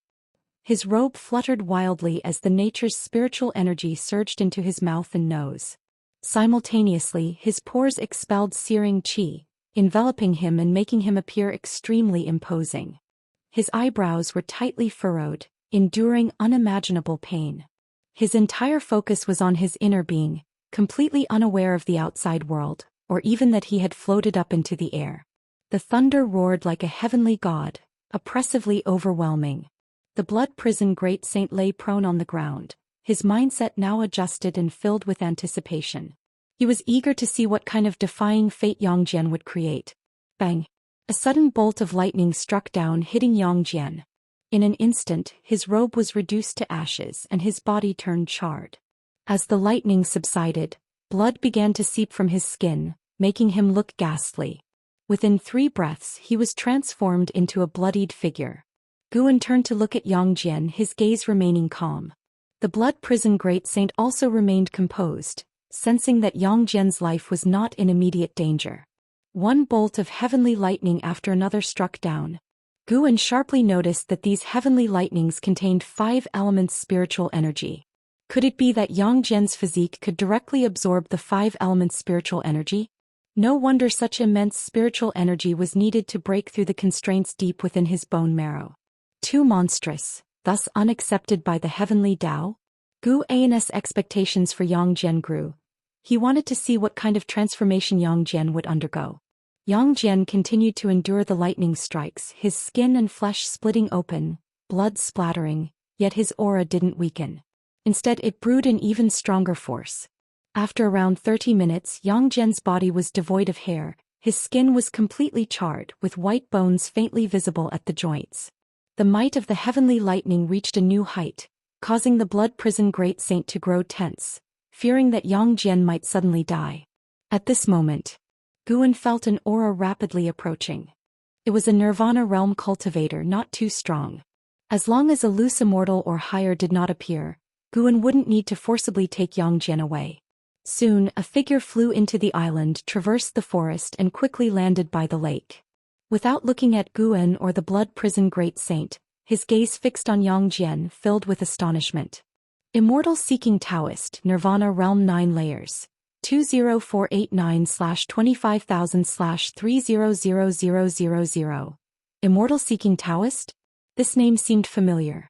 Guan suddenly remembered that Wuxia mentioned being taught the Daoist expansion skill by a divine monk who called himself Immortal seeking Daoist. He didn't expect this person to be a Nirvana realm existence. In other words, during his weaker days, there was a Nirvana realm great cultivator in the Tri-3 halls. If he had recklessly seized lifespans and grown rapidly, he could have very likely perished at the hands of a Nirvana realm great cultivator. This made him feel fortunate for having kept a low profile. Though named a Daoist, Immortal seeking Daoist looked more like a monk, clad in a dark yellow monk robe and cassock, with a youthful and handsome face. Guan remained silent, but the blood prison great saint wasn't pleased. He grumbled, "Hey smelly monk, who let you in? You come in without a greeting?"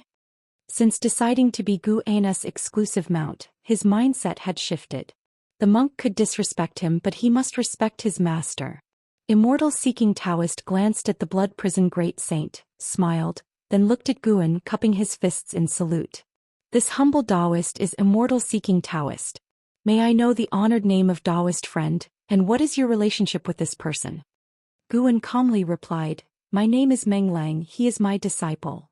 Immortal seeking Daoist noted that Guan's aura only indicated a core formation realm cultivation level, but he didn't believe it, growing even more curious. Being unable to discern the other's true cultivation meant the other was likely far superior to him. He smiled, "Daoist friend Meng, your disciple is extraordinary. His heavenly destiny exceeds the current world's limits. It should have been buried, but you discovered it. This world will change because of him." Guan asked, "Oh? Did I make a mistake?" "Not at all, the affairs of heaven and earth are about change.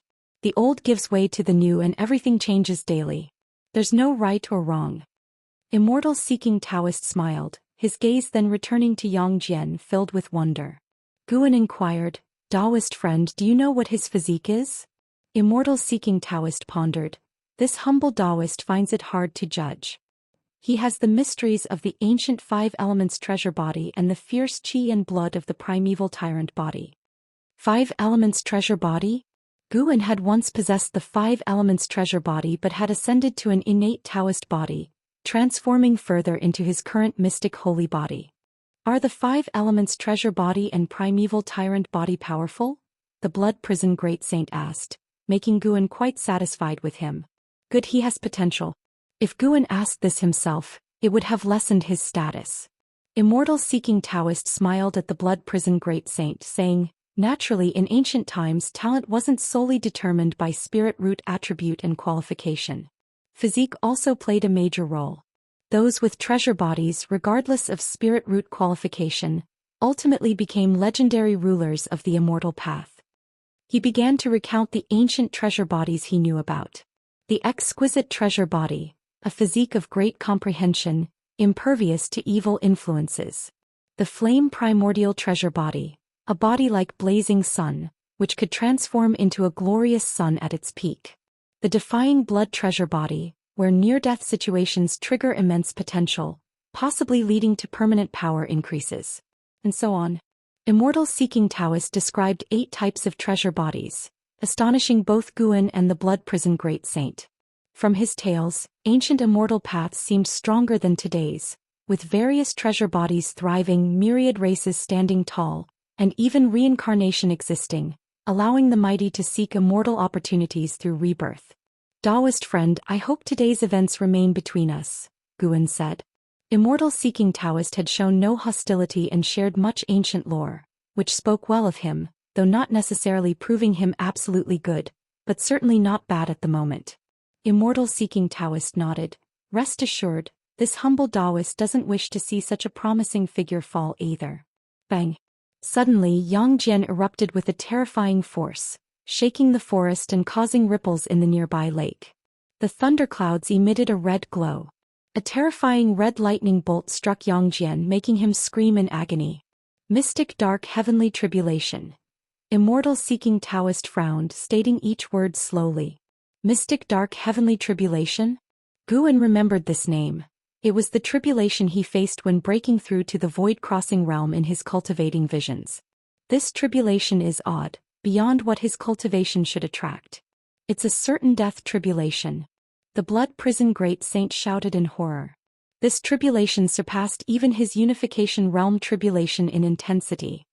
He sensed the mystic dark heavenly tribulation still brewing, with the true horror yet to come. Immortal seeking Taoist took a deep breath and said, "Indeed, a certain death tribulation. Seems the heavens will not tolerate him." Guan thought of An Hao, who also had a 9,999-year lifespan, yet faced less intense tribulations. Could it mean that even within the same 9,999-year limit, talent varied? This number marked a human limit, but talent had no bounds. Immortal seeking Taoist said to Guan, "The mystic dark heavenly tribulation is a tribulation of karma, not to be forcibly dispersed. Intervening would stain you with karma, leading to facing the same or even stronger tribulation yourself during a breakthrough." His face expressed deep regret. What a pity for such a promising seedling. Guan looked at Yang Jian and remained silent. Karma from the heavenly tribulation?